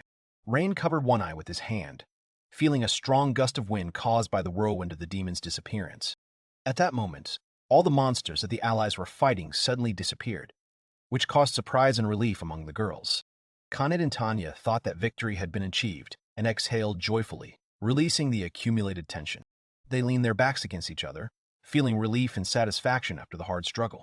The girls realized that the hero had succeeded in achieving his goal, and this gave them hope and pride. At this time, Sora and Luna, together with the rescue people, rejoiced and celebrated the long-awaited victory. Everyone involved in the fight rejoiced together at the success and unity of the team. The girls said that she always believed in Rain and was proud of him, and was happy about their common victory. The boys stood there, watching the event with joy and inner satisfaction. Their efforts had not been in vain, and they felt proud and hopeful for the future. 3 days have passed since the long and grueling battle. People have gradually begun to return to their daily routines, restoring the usual rhythm of life in the city. Smiles appeared on the streets again, despite everything they had experienced. Residents tried to remain optimistic and believe in a bright future. At the Knight's Garrison, the boys were warmly greeted by Stella, a confident woman who knew a lot about current events and was glad to see them. She said that nothing terrible had happened and that everything was calm now. Her words brought comfort and confidence. Stella explained that she wanted to tell them about the situation at City Hall and the people involved so that they would be aware. She asked Rain if he wanted to know about it. He said he did, but noticed that the people around him were chuckling and exchanging glances. Rain couldn't understand what was going on, why someone would always whisper when he appeared, and this caused him slight bewilderment. Hearing this, the girl quietly laughed, understanding the whole funny situation. She explained to Rain that he was now the hero of the town, because he had saved many people, and this was admired by the locals. The young man was embarrassed, not used to being the center of attention, and felt slightly embarrassed by all this unexpected glory that suddenly fell upon him. The girls nearby confirmed that Rain is truly incredible and rightfully deserves all the praise and recognition for his brave feat. At that moment, Stella wondered where to begin her story, trying to choose the words to explain everything as clearly and accessibly as possible. The girl decided to start with the Knights, while telling them that all those who were in collusion with the mayor were captured. Numerous cases of corruption were uncovered that undermined order and justice in the city. These knights also turned against their captain, and he was arrested for treason. Stella then revealed that the mayor is now in prison awaiting trial for his crimes and abuse of power, which has caused suffering to many. Rain replied that he understood everything, but showed interest in the fate of the mayor's son, wanting to know how his life turned out after all the events. Stella thought for a moment and reported that the mayor's son was currently in the hospital in serious condition after suffering injuries. She added that after defeating the demon, he was able to survive despite serious wounds and a slow recovery. Kaned thought about it, because she had heard earlier that the mayor's son's condition was really deplorable and required constant medical attention. Her hearing became sharper, and she listened carefully to details that could be important for future decisions. The girl firmly stated that this man was guilty of destroying the city, and her words caused alarm and tension among those present. Rain looked at her with fear, realizing the complexity of the situation and the possible consequences. Stella confirmed Kanade's words, noting that the mayor and his son are still in the city, which is causing growing discontent and tension among residents. At this moment, Rain looked confused. His face expressed thoughtfulness and slight sadness, as if he realized the complexity of the situation. The heroine looked at him silently, sharing his feelings and trying to support him in this difficult and important moment for him. She then called out to him, softly telling him that he was a hero of this city, inspiring many with his courage and determination in difficult times. Stella continued, noting that he had achieved what others had not, and that this achievement was worthy of genuine pride and respect. The young man looked at her with confusion, not used to accepting such praise. His heart was filled with internal doubts and uncertainty. She bowed her head slightly and added softly that he should be proud of himself and not blame himself for mistakes or failures, because strength comes from recognizing your victories. The character added that he should not bear the blame for those who have made mistakes or committed evil. She placed her hand on his chest and confessed how much she appreciated him and his actions. Then she extended her hand to him, inviting him to join the nightly guard and become a part of it. Rain was very surprised by such an offer, not expecting that he could be so highly valued and entrusted with an important mission. He stood, dumbfounded by the recognition and attention that was shown to him. Stella smiled and gently explained that due to his uniqueness and inner strength, he would become a wonderful knight, capable of protecting the city and its inhabitants from danger. She added that the garrison was currently short of people ready for serious service, and asked Rain what he thought of such a path in life. The young man was at a loss, his eyes filled with fear of the unknown future and the heavy responsibility that hung over him, clouding his mind with doubts. At this tense moment, Kanade shouted loudly, expressing her categorical disagreement with Stella's proposal, breaking the silence and disturbing the atmosphere. She stood firmly in front of Stella and Rain, stating that she would not allow Rain to make such a fateful decision right away, emphasizing her position and concern for him. Rain was greatly surprised by her courage and abruptness, not expecting such support and determination from her close friend at such an important moment. Kanade confidently stated that Rain was a true adventurer and that great adventures awaited them, which were much more interesting and important than serving as a knight. Stella was quite surprised by her decision, but noticing Rain's gaze, she realized that he was leaning towards Kanade's opinion and agreed with her. He said that he was more suited to the role of an adventurer than a knight, and felt an inner calling to be there. The heroine nodded with gentle understanding, accepting their decision and allowing them to leave without further words or reproaches. The young man and the girl, holding hands, began to slowly walk away, and Stella looked after them, a slight smile playing on her tired lips. She chuckled quietly to herself and thought that, even though she felt rejected, she would still be glad to see Rain any time if he ever returned. The hero walked with a slight smile, full of hopes and plans, and Kanade looked a little irritated. But together they were ready for whatever lay ahead. The lights slowly came on in the hospital wards. On the table by the bed, there were several plates with medicinal potions. Edgar, wrapped in bandages, clutched his head with both hands, his face expressing both pain and despair. He was trying to gather his strength, but painful memories and fears overwhelmed him. A doctor entered the room, a middle-aged man with a serious but kind expression. His calm and confident look inspired hope. He approached the bed and said that he was doing everything he could to help Edgar. The doctor continued the conversation on a more somber note. He explained that despite all efforts, after a full recovery, Edgar would not be able to walk without crutches, a consequence of a serious injury. Edgar felt anger at hearing this diagnosis. His eyes lit up with rage, and he made it clear to the doctor that the treatment must continue no matter what, ordering him to be treated as effectively as possible and without excuses. The doctor, not hiding his regret, repeated that the injuries were too serious and some restrictions were inevitable. He tried to remain calm, explaining the realities of medicine, but also not wanting to break the patient's spirit. The patient, not agreeing with reality, sat up in bed, expressing discontent and internal protest. His movements were tense, and his gaze was full of determination to fight fate. The doctor noted that it is not easy to work with such a stubborn and emotional patient. This causes mixed feelings in him, from sympathy to irritation, because sometimes it is difficult to find the words to help a person accept the situation. Edgar cried out, expressing strong displeasure and disappointment. His voice was loud and direct, demanding attention and understanding. Not wanting to accept the verdict, the hero began to scream at the doctor, pouring out his pain and fear. His voice was full of despair. He tried to convey that he was not ready to accept the loss of his health and the ability to walk independently. The doctor remained calm and spoke in an even tone that the patient needed to take a sober look at his situation, accept the challenges, and prepare for the difficult path of recovery. At the most tense moment, the door of the chamber suddenly swung open, interrupting the dialogue and attracting the attention of everyone present. 3 strangers entered, causing surprise to Edgar and the others, disturbing the peace and creating an atmosphere of suspense and tension. The mayor's son, who was lying on the bed, looked at those who entered in surprise, not expecting guests and trying to understand who they were and why they had come. He asked with disbelief who these people were. Their faces expressed firmness and determination, which did not bode well. In response, the men said that the rumors about him were not false. They confirmed their involvement and hinted at past events that did not go without consequences. The man in the room stared at the people who had entered, his eyes wide open. His voice broke into an exclamation, and his thoughts raced as he tried to understand what would happen next and what role these people would play in his life. The mayor's son stood up abruptly, shouting desperately for the strangers to identify themselves and explain why they had come. His voice was half defiant, half fearful, as he tried to maintain control, but fear was slowly taking hold of his heart. The guests slowly asked him if he remembered them, as if pushing him toward memories he would rather forget. The question made the man think about the past, about the people he had been connected to. They reminded him that he had taken their sisters and lovers from them. The words sounded heavy and sharp, causing the mayor's son to feel a deep sense of fear and guilt for what he had done.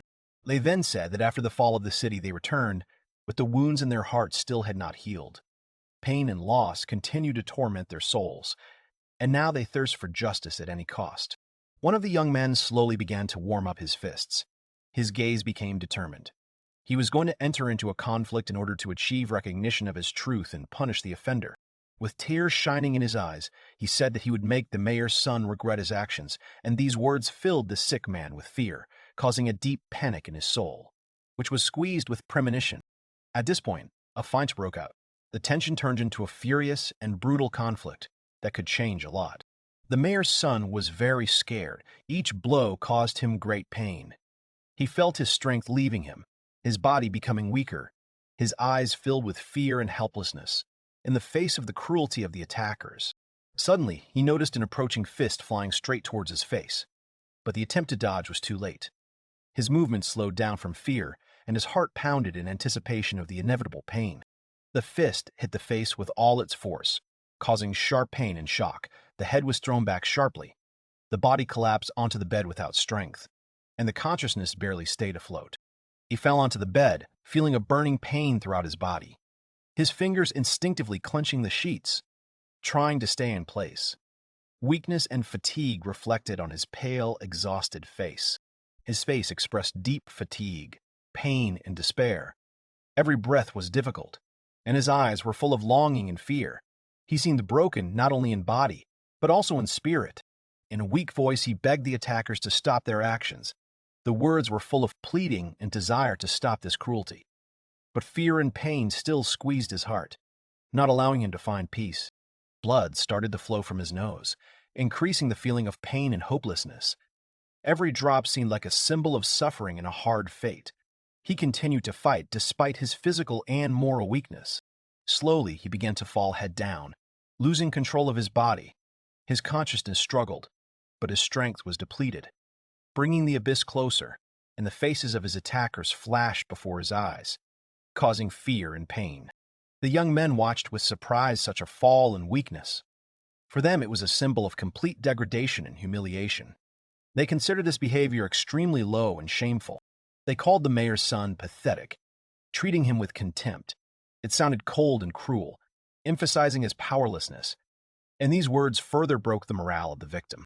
After weighing the situation, they decided to stop the beating and leave the ward, realizing that further mistreatment was pointless and would not change anything. They walked slowly, with faces full of anger and inner disappointment.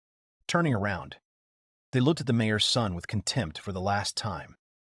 Considering him an insignificant insect, not worth either pity or life. This feeling of superiority gave them false relief and confidence. They walked out of the room calmly, closing the door behind them, and the room was once again filled with silence which absorbed all the pain. Edgar was left alone with his own thoughts and fears. He lay curled up on the bed, clutching the sheet in his trembling hands, his hands shaking from inner tension and confusion, and tears slowly rolled down his pale cheeks, reflecting hopelessness. He began to cry, releasing the accumulated mental pain and disappointment. Tears washed away the remnants of pride and hope for salvation. He felt lost and broken to the depths of his soul. He wondered why he had become such a person, weak and defenseless. He tried to understand what had led him to a complete loss of control over his life, and his thoughts only increased the inner emptiness and pain. His thoughts slowly returned to the lost power and status. He remembered the old days of greatness, when he was the master of his destiny. And now he realized that all this was gone forever and irrevocably. His eyes filled with horror, realizing the tragedy of his own fate. He realized that he had lost everything he had once fought for: power, respect, and himself, and fear and despair squeezed his heart, leaving no room for hope. After what happened, he became completely silent, immersed in silence, stopped talking, as if disconnected from the world around him, and silence became his protection from pain and disappointment. He practically stopped eating, losing his vitality and will to live. Days passed in indifferent lying on the bed, as if in oblivion, and doctors and relatives watched his fading away with alarm. At this time, a mysterious man, wrapped in a dark cloak with a hood hiding his face, slowly walked along the deserted street. His steps were quiet but confident, like a shadow in the night. The character quietly said that he was going to silence Edgar and prevent him from revealing important information, his words sounding cold and decisive, without the slightest regret. Coming closer, he touched her chin, smiling with joy, feeling superior and powerful, content that the victim had already broken down without outside help.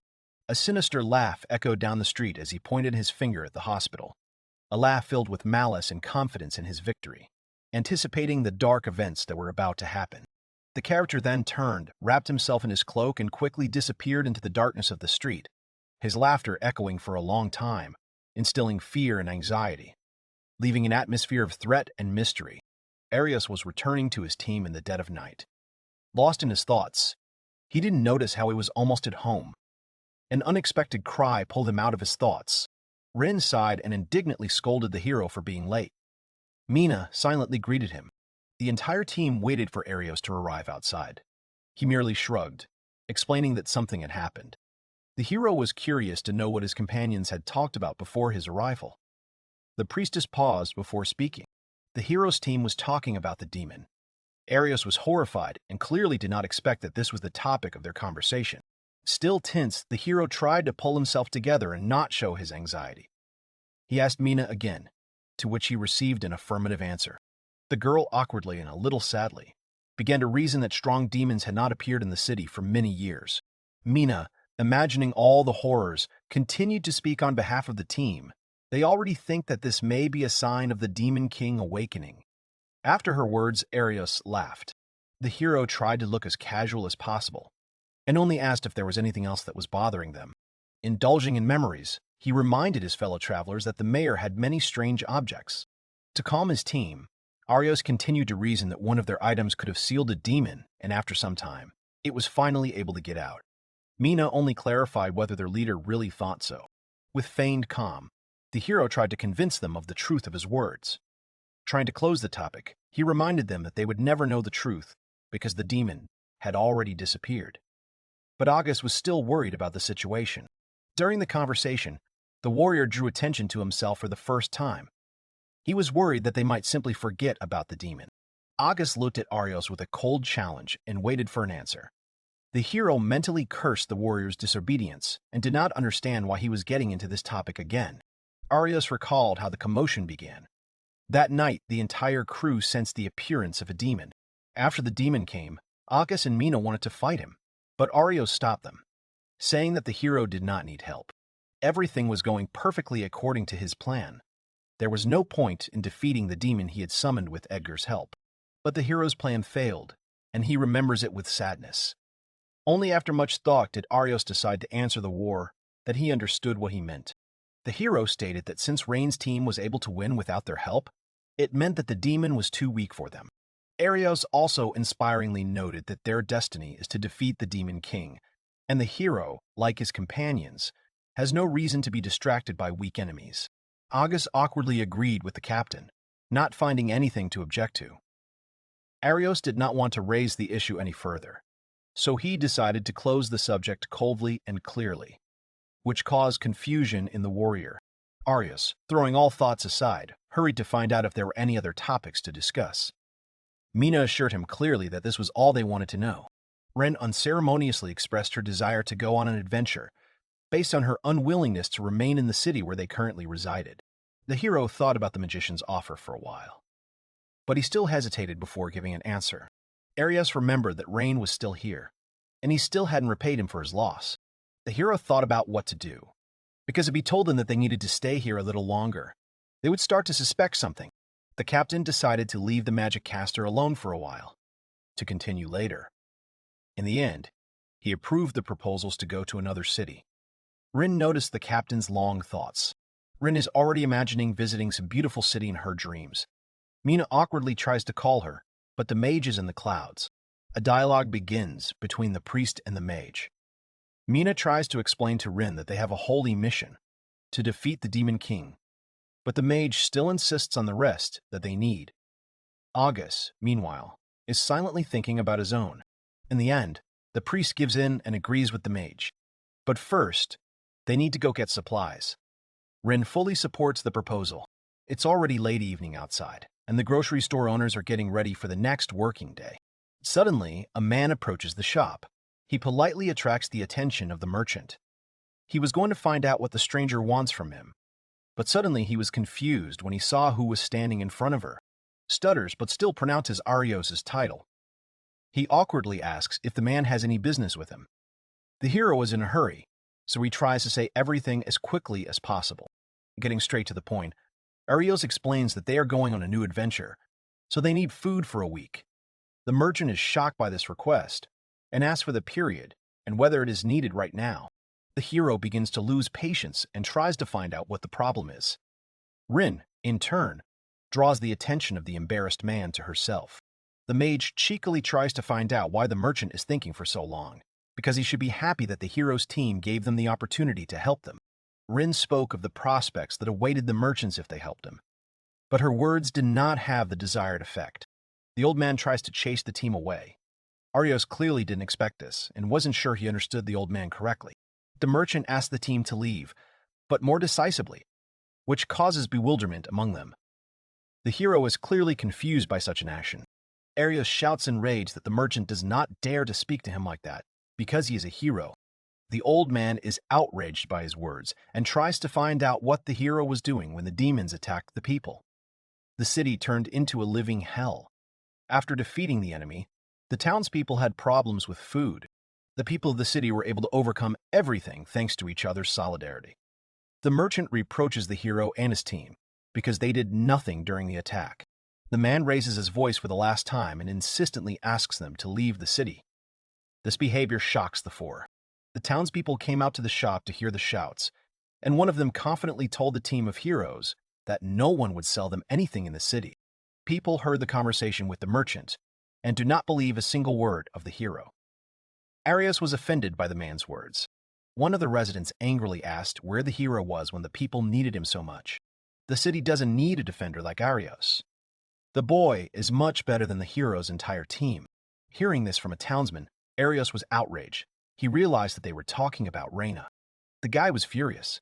He hated the very idea that ordinary people dared to treat him like that.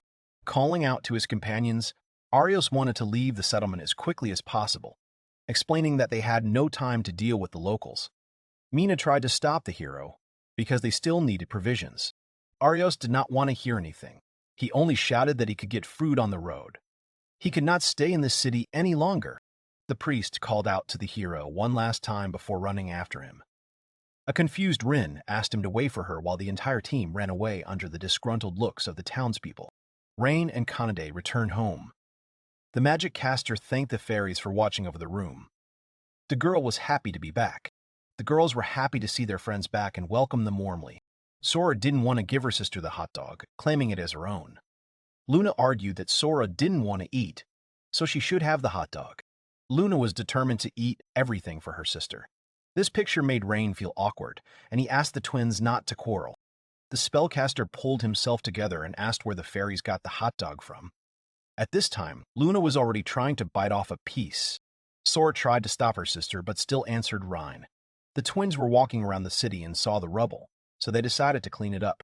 By this time, Luna had already chewed a piece of treat and confirmed her sister's words. The townspeople decided to thank the fairies for their help and gave them treats.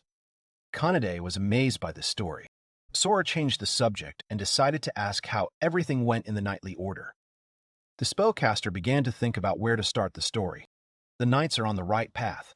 Plus, Stella is with them, so Rain is confident that everything will be fine. This news greatly encouraged Luna and Sora. The fairies were glad that everything would be fine with the knights. Suddenly, the guy noticed the absence of Tanya and Mina and decided to find out where they were. Luna laughed slyly and replied that he would soon find out everything himself. A moment later, the door creaked open, and someone's voice was heard warning of someone's arrival. Tanya and Nina entered the room. The dragon showed everyone the new appearance of the demigod. Reina was amazed by Nina's new look. All this time, the demigod walked around in rags, so they decided to buy her new clothes. The dragon was interested in his friend's opinions. Nina and the twins spent a long time choosing and decided to settle on these clothes. Luna happily added that she and her sister cut her hair. The guy enthusiastically took note of this. Nina, embarrassed, turned to Rain and tried to choose the right words. The demigod was embarrassed, but still asked the caster about her appearance. The guy was a little surprised and gave her a warm smile. He firmly assured Nina that she was very beautiful. She was confused by this, but Kanade supported her and assured her that it suited her very well. Nina shyly thanked them for their kind words, and added that now was the most appropriate moment for this. Extending her hand, the demigod turned to the spellcaster and offered to make a contract with her. The boy was surprised by her offer and reminded her that she seemed to want to return to her village. The dragon thought about how best to begin the story. Tanya looked at Nina and said that that village no longer exists. The demigod confirmed her words. Edgar ordered his men to get rid of all witnesses. According to rumors, many survived. They were saved in other villages, but the temple was destroyed. If Nina goes back there, she will be completely alone. It hurt her to say it, but she decided to tell what was on her mind. The demigod wanted to stay with Shroud, and Rain pleadingly and said that she understood that she could be a burden to him. Nina suddenly stopped, thinking about what she said. Rain gently placed his hand on her head and reassured her that he had never considered her that way. The spellcaster also wanted Nina to stay with him and his friends. The girl couldn't believe it was true. Tanya assured Nina of the sincerity of her words and wanted to start as soon as possible. The friends began to arrange the furniture so that there would be more space for the conclusion of the contract. When the preparations were finished, they stepped aside so as not to interfere. Rain never thought he could make a contract with a demigod as well. Nina was nervous out of ignorance while Shroud prepared. When the preparations were complete, he held out his hand with the seal and began the ritual. His name is Rain Shroud. Here and now they make a contract, sealing their bonds. With an oath in his chest, hope in his heart and strength in his hand, he asks Nina to say her name to complete the ritual. Having collected his thoughts, the demigod firmly pronounces his name. The contract was concluded. Opening her eyes, Nina waited with interest to see what would happen next, but the sorcerer informed her with satisfaction that this was the entire ritual. The girl could not hide her delight. Tanya and Kanade explained to her that the circle on her palm was proof of the connection. Looking at her hand, she thought about the girl's words. Nina was happy and promised to try to be useful to them all. Afterwards, she enthusiastically turned to Rain. From that day on, she was under his care. Rain came to the Adventurers Guild with Nina and the twins. Unexpectedly, the girl at the reception congratulated him. The protagonist did not expect this at all. In confusion, he laughed to find out what with. And Luna joyfully asked if there was a reason for a celebration.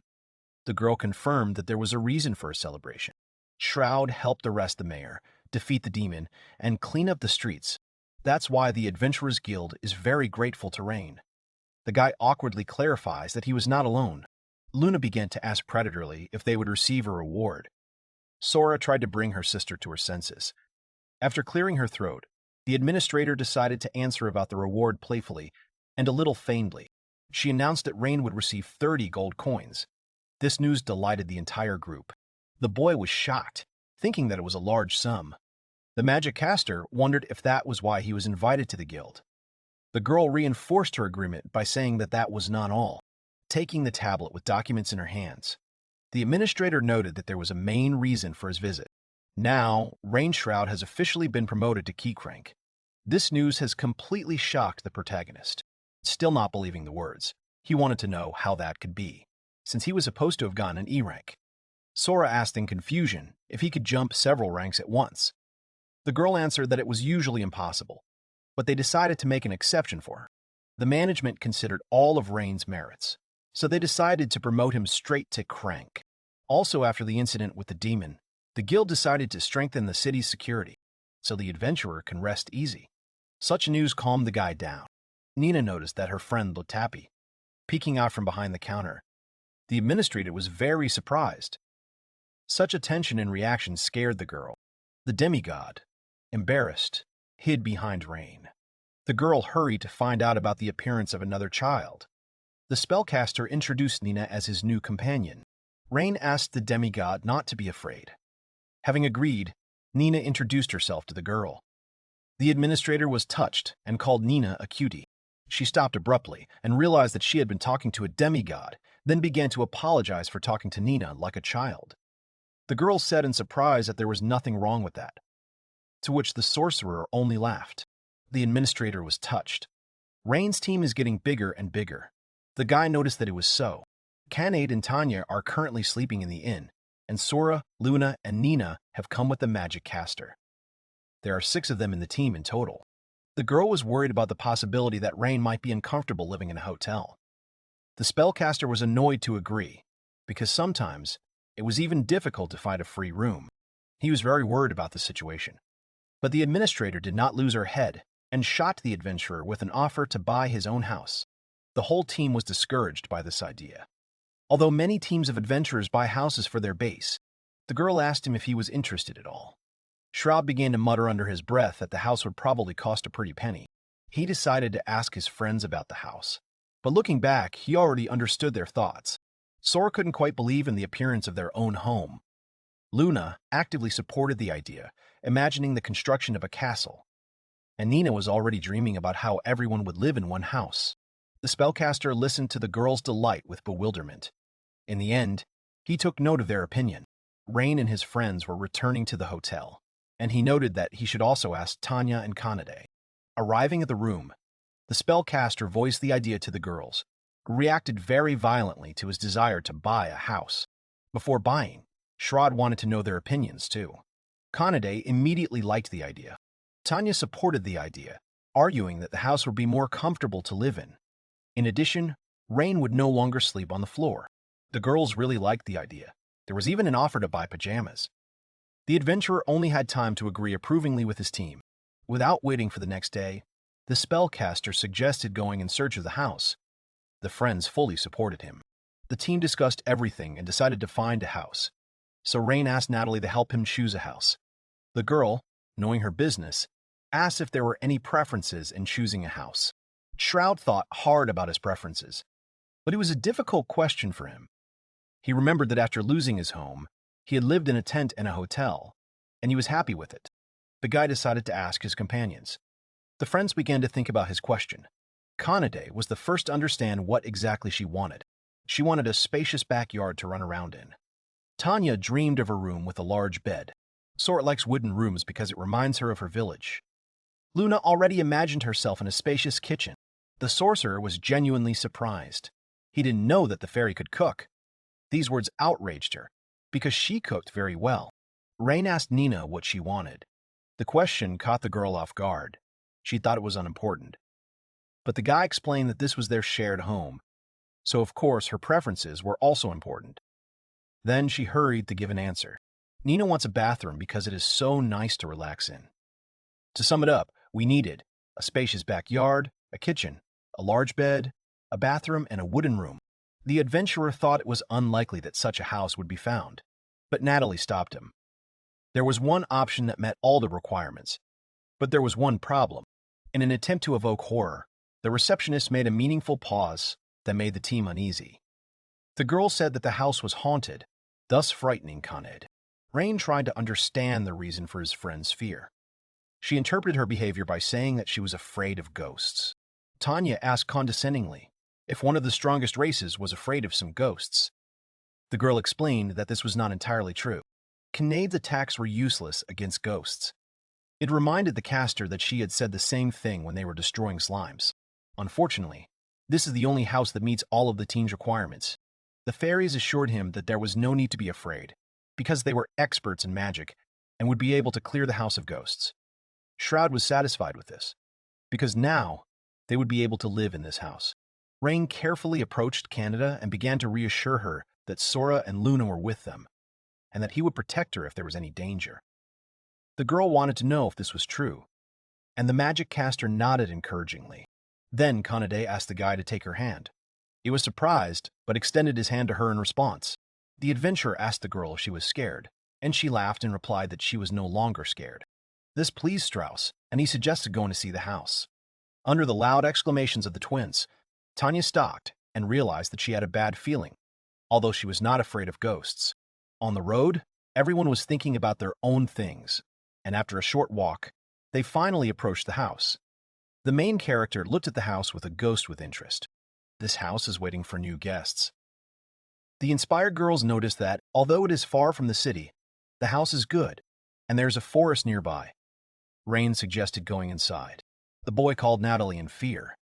At first she mumbled that she didn't want to go into the house, but then she ran away, wishing the team luck, and said that she would wait for them by the road. Shroud awkwardly noted that she was afraid of ghosts, like Kanade. Tanya suggested that the sorcerer go in together, and he liked the idea. Despite the dragon's suggestion, the entire team decided to go there together. There was a gloomy silence in the house as they entered. Looking around, they noticed how spacious it was inside, and that the furniture was in good condition. Due to the accumulated dust, Nina sneezed, which worried Rain, but the girl was quick to assure that she just got something in her nose. The vase made a ringing sound that scared Kanade, and she was sure that there was something there.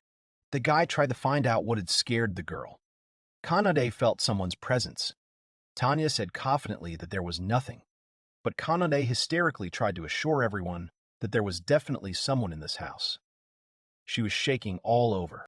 Shroud, with apprehension, warned the girls to be on guard. Without objection, everyone began to prepare for any trouble. Suddenly, the furniture began to shake and the air began to rise with a roar.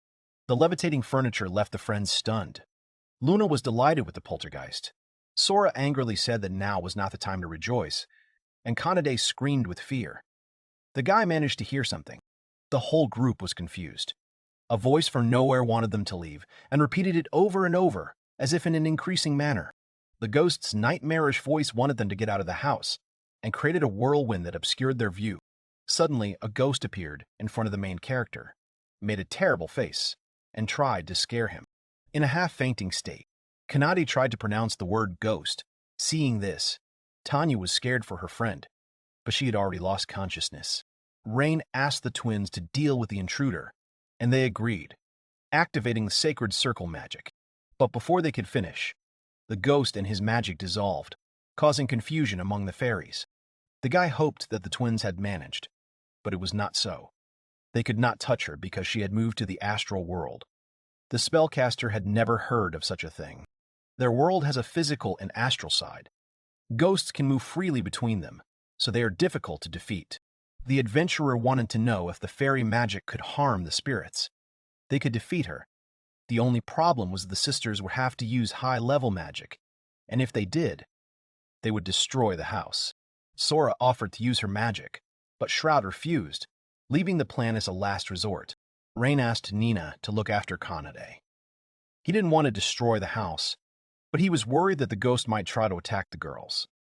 He had to do something quickly. They looked around, trying to catch any sign of another presence, but even after 5 minutes, nothing happened. Nina didn't understand why the ghost didn't attack, and perhaps all she could do was lift objects into the air and scream. Poltergeist tried to drive away the team again with her funeral voice. Tanya guessed about the ghost's abilities, and she was unpleasant to opponents like her. The dragon lost her temper, addressing the ghost, and said that she would smash the entire house into pieces because her flame was capable of burning everything in this world. Rain got scared and tried to stop Tanya. A girl appeared from the astral world to stop the dragon, but it was all a bluff to lure her into the physical world. The girl did not yet understand that she had been deceived, but she already looked annoyed. Shroud was struck by the ghost's appearance because she was a maid. She bared her teeth and indignantly tried to find out why they had come and why they wanted to burn her house. Tanya explained that it was a bluff, causing the ghost to become indignant with this phrase. Rain asked not to harm this house. The twins decided to use the sacred seal magic again. They will not touch the house, but they will catch her. The maid was confused and wanted to know what was going on. The fairies created a barrier that would not allow her to enter the astral world. Realizing her situation, the girl took a desperate step and decided to inhabit the body of an adventurer. Her actions scared the girls very much, but it seems Rain was calm. Using magic, Shroud commanded the maid to freeze, which she clearly didn't expect, but she obeyed anyway. The guy ordered her to put her hands behind her back and freeze until the ghost could understand what was happening. He decided to explain and said that she could not harm him, and the girl did not like this information. Losing her composure, she shouted that she had been a ghost for 30 years, and he shouldn't think that something like that would stop her, because she would quickly break free from his control. Rain increased his pressure. Feeling the pressure, the maid finally accepted defeat. She was curious about the guy.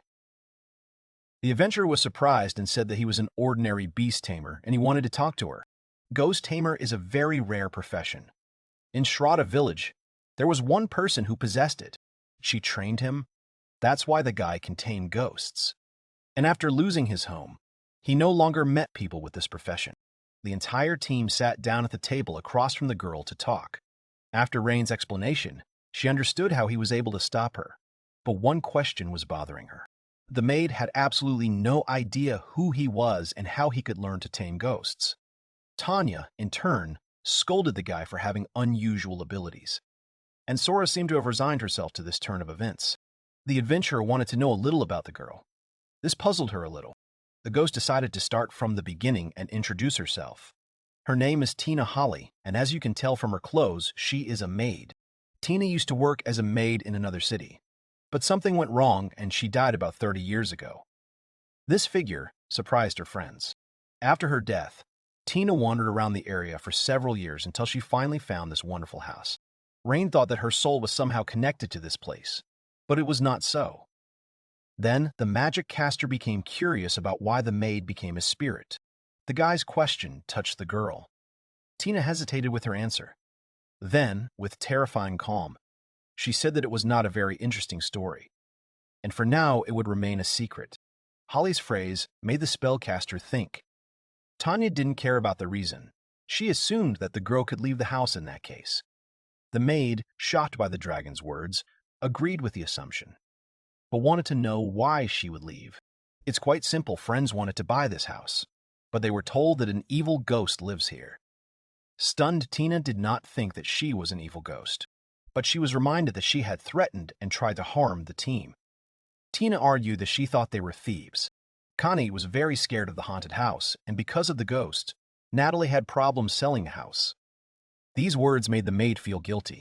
Tina just thought she had found the perfect place to live. Rain wondered if Kanade was still afraid of the spirit. The girl stuttered. She would be very scared if the ghost suddenly jumped out of the wall. Such a revelation struck Holly. Tina is a maid and knows the rules of decency. She would have knocked on the door first. Having calmed down, Kanade wanted to know if maids should cook. Duh, happily agreed. Forgetting her fear, the girl wondered if Tina could cook fish. It turned out that the maid could cook different dishes for everyone, including fish. Kanade was no longer so afraid of the spirit, and the spellcaster was happy about it. In this case, Shroud has one proposal that has everyone interested. Rain approached Natalie. The girl immediately pounced with questions about his condition and possession by the ghost. The adventurer calmed her down, but said that he really saw him. The administrator was afraid that the rumors were true and began to worry that she would never be able to sell the house. Apologized to the guy, offering to look for something else. The main character, feeling awkward, stopped the girl. Shroud wants to sign a contract for the house. The girl couldn't believe his words. As long as the ghost is in the house, the price remains the same, especially since no one except the guy will agree to buy it. The adventurer still wanted to sign the contract because he didn't want to lose the house. Natalie understood, but she didn't think anyone would dare to do that. The contract was signed, and the house was paid for, and yet the administrator thought Rain was very strange. The guy clearly didn't expect such words from her. Tina tearfully thanked the spellcaster. She thought she would be driven away and was grateful for permission to stay. Thanks to the ghost, this house is quite cheap, so it is Rain who should thank the girl. The spirit was not satisfied with this answer. She decided to repay everyone's kindness by cleaning, washing, and cooking. From now on, Tina will be their personal maid. Shroud wasn't sure about the good outcome of this venture, but Tina was sure that everything was fine. She would only need help with the heavy furniture. Everyone was very inspired by the ghost's speech. The girls even had a desire to learn how to cook. Rain nudged the girl to talk to the spirit. Kanade apprehensively asked Tina to keep an eye on her. The maid agreed and hoped to find common ground. The guy is sure everything will be fine. Holly adjusted her clothes and decided to introduce herself again. Now she's officially the maid of this house. Tina curtsied and asked Rain to take care of her. The next day after signing the contract, the girls were looking at clothes and Tanya really liked a pair of pajamas. Since Tina had cleaned the entire house, they decided to go shopping. Tanya was busily trying on clothes and Kanade nodded in satisfaction. Listening to the girls choosing pajamas, Rain realized that this was going to be a long time and decided to ask if they needed help choosing, hoping that he could go somewhere else. While everyone was busy with their own affairs, the adventurer wanted to buy the products on Tina's list. He was surprised by the amount of what was needed. She wanted to throw a party, and it would be difficult to carry it home. Suddenly, he was called out. It was Nina. She wanted to help him with the groceries. The guy was surprised by this offer because the demigod could choose clothes together with Tanya and Kanade. But she doesn't know much about clothes, so she left it to them. It would be better to help the caster with the food, and if it was heavy, Nina would use teleportation. Hearing this, Shroud thanked her. Sora offered to help. Her unexpected appearance startled Nina. The fairy stayed to cook dinner with Luna and Tina, but was kicked out of the kitchen after she chopped vegetables. Afterwards, Sora was asked to bring fresh vegetables. This idea cheered everyone up. They spent a long time choosing products at the market while Tanya and Kanade tried on clothes. Luna and Tina enjoyed cooking, and when they finished, everyone was already in a hurry to go home. The girls prepared many dishes, which everyone appreciated. The adventurer was surprised that the two of them could cook so much. Tanya praised Luna, Tanaja praised Luna, and Holly called everyone to the table. After wishing everyone a bon appetit, everyone began to eat. The food turned out to be incredibly delicious. Shroud particularly noted how delicious the food was. With such cooking, Tina could easily open her own restaurant. Tina was so pleased to hear the praise that she brought in even more dishes. Seeing everyone enjoying food at the same table brought back memories of family in his mind. Remembering the old house, tears began to flow from his eyes. This picture frightened the girls. He didn't expect this from himself. His friends rushed to help him. They tried to find out what happened. Rain tried to pull himself together and said that everything was fine. Suddenly, the moon wanted to say something. She pretended to ask if her food was too good. Tina felt guilty for taking the girl's words seriously. Sora got angry at her sister and scolded her for her behavior.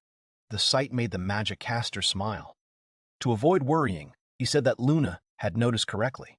Rain had made them worry, but the girls were glad that he was okay. The adventurer suggested continuing the party, and everyone agreed. No matter how painful these memories are, they are part of his life and experience.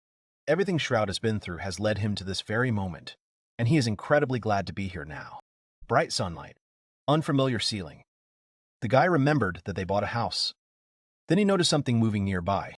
Nina was sleeping in his bed. The spellcaster didn't know what she was doing there. She must have been lonely. Rain tried to wake Nina up, but she refused. If she wanted to sleep some more, she should go back to her room. Kanade decided to wish the guy good morning, but unexpectedly for herself, she found him in bed with a demigod. Seeing him on the bed and not alone, Kanade screamed at the top of her lungs. She kept asking him what had happened the whole way. Tanya turned to Nina. A girl shouldn't sleep in a guy's room. The demigod didn't understand why she couldn't. Although if it was Rain, there was nothing dangerous. The sisters were discussing something ominously. They never thought that one of the girls would decide to make such a surprise attack. They should not let their guard down any longer.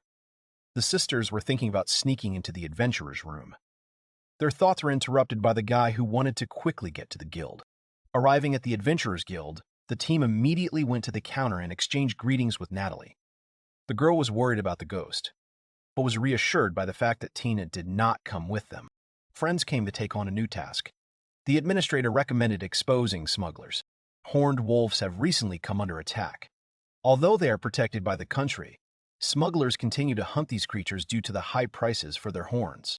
Unfortunately, there's one problem.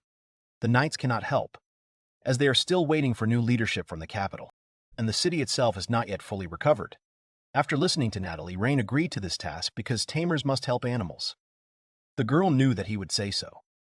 Having handed over the document, she said goodbye to the spellcaster. Canid was outraged that someone was killing the horned wolves and was not going to forgive them by making them pay for it. For catching one smuggler, they will get 10 silver coins. If they catch a buyer, they will pay 50. This inspired Tanya and Luna. But before the task, it is worth preparing. The adventurer went to the blacksmith. Gans was waiting for Shroud as the weapon was just ready. The man showed Rain a dagger. It was his masterpiece and his name was Kamui. The boy immediately noticed the beauty of the weapon. Gans decided to give it to him. The spellcaster picked up the weapon and saw a trigger on the handle. The trigger activates a special mechanism, but you have to be careful with it. It's very sensitive. Going out to the backyard, the blacksmith invited the team to follow him. Shroud noticed the target. With his unique power, Rain was able to make a contract with several girls from the strongest races, and this attracted the attention of the man. So he decided to create something special. This dagger is capable of storing the power of the most powerful races in its blade. This amazed the girls. The guy wanted to know how it worked. Gaines offered to try the weapon, but to start, the adventurer must join hands with one of the girls. This confused the protagonist, but he still began to think about who would be best suited for this. After considering the options, he settled on Nina, but the girl readily agreed. The blacksmith explained that he had to pull the trigger without letting go of her hand. Having done as the old man ordered, the sorcerer felt an extraordinary power and released Nina's hand. Then Gantz gave the command to start. Shroud swung his dagger and a monstrous magical force erupted, destroying the target and the trees several dozen meters ahead. It was incredible power. The blacksmith worked on this weapon for a long time. The old man hopes that in the future it will save the boy's life. Examining the remains of the target, Tanya wanted to know what if she took his hand. Rain promised to handle the dagger with care. This pleased Gans, and he pushed the protagonist. It's time to go on new adventures. The friends were walking through a forest inhabited by horned wolves. The adventurer remembered that he had not told anyone about these animals before. Horned wolves differ from regular wolves in that they grow a horn when they mature. They are quite calm by themselves. They will only attack a person if someone decides to touch them. The team reached their territory, which is quite large. There might be poachers ahead. Shroud was nervous, as he had not had adventures for a long time, but this only increased his excitement. Before the guy could outline his plan of action, Kanade sensed someone. 2 people came out to meet them and menacingly asked if the caster's team were poachers. As the couple approached Rain, the magic caster began to explain that he was an adventurer, and the girls behind him were comrades. The boy and girl turned out to be adventurers, too. The warrior introduced himself as Ogu, and his partner was a mage named Ailey. After greeting them, the sorcerer wanted to ask something. 2 adventurers were asked to investigate, or rather, to catch poachers in the forest. By an unexpected coincidence, it turned out that they were given the same task, double order. In simple terms, the task is given to 2 teams. Ailey didn't understand why this was done, because the task was quite easy. Perhaps the guild made a mistake. Natalie gave the caster's team this task. Friends always took them from her. After thinking about the situation for a while, Ogo sent them away, which caused indignation. Shroud was furious at the boys' antics. Oegu explained his point of view by saying that they were better suited for the mission due to their Seek rank. Rain was taken aback, since he was the same rank. The warrior couldn't believe the spellcaster's words and accused the guild of negligence. Ali assumed that the level for passing was greatly lowered. Tanya and Kanade began to fiercely defend their friend, asking how it was possible not to hear about Rain's great merits. Shroud not only tamed the strongest races, but also managed to defeat the demons that invaded the city. But this meant nothing to the pair of adventurers, because they had never heard of it. It took the adventurers a couple of years to rise to cranks. Ailey didn't doubt their strength, but she considered herself much more experienced. Kanade disagreed. After all, it only took the magic caster a month to reach sea crank. The girl got excited and hinted that they were weak. When they heard that Shroud had achieved his rank so quickly, they couldn't believe that it was possible. Then Ergo asked how many more of these henchmen the magic caster had. The warrior began to list Rain's companions, a cat, a dragon, another one with ears, possibly a demigod, and those with flowers, also probably from the strongest races. It seemed to him that the main character was deliberately recruiting the strongest races into his team in order to rise higher as quickly as possible. Tanya couldn't listen to the insults directed at her master any longer. She was about to pounce on Ogo when Rain stopped her. Shroud doesn't care what they think of him, but he's not going to give them the task. The guy wants to save the animals. The warrior is tired of listening to the Tamer. After thinking for a bit, the magician suggested that the team hold a competition. The team agreed to participate in the competition.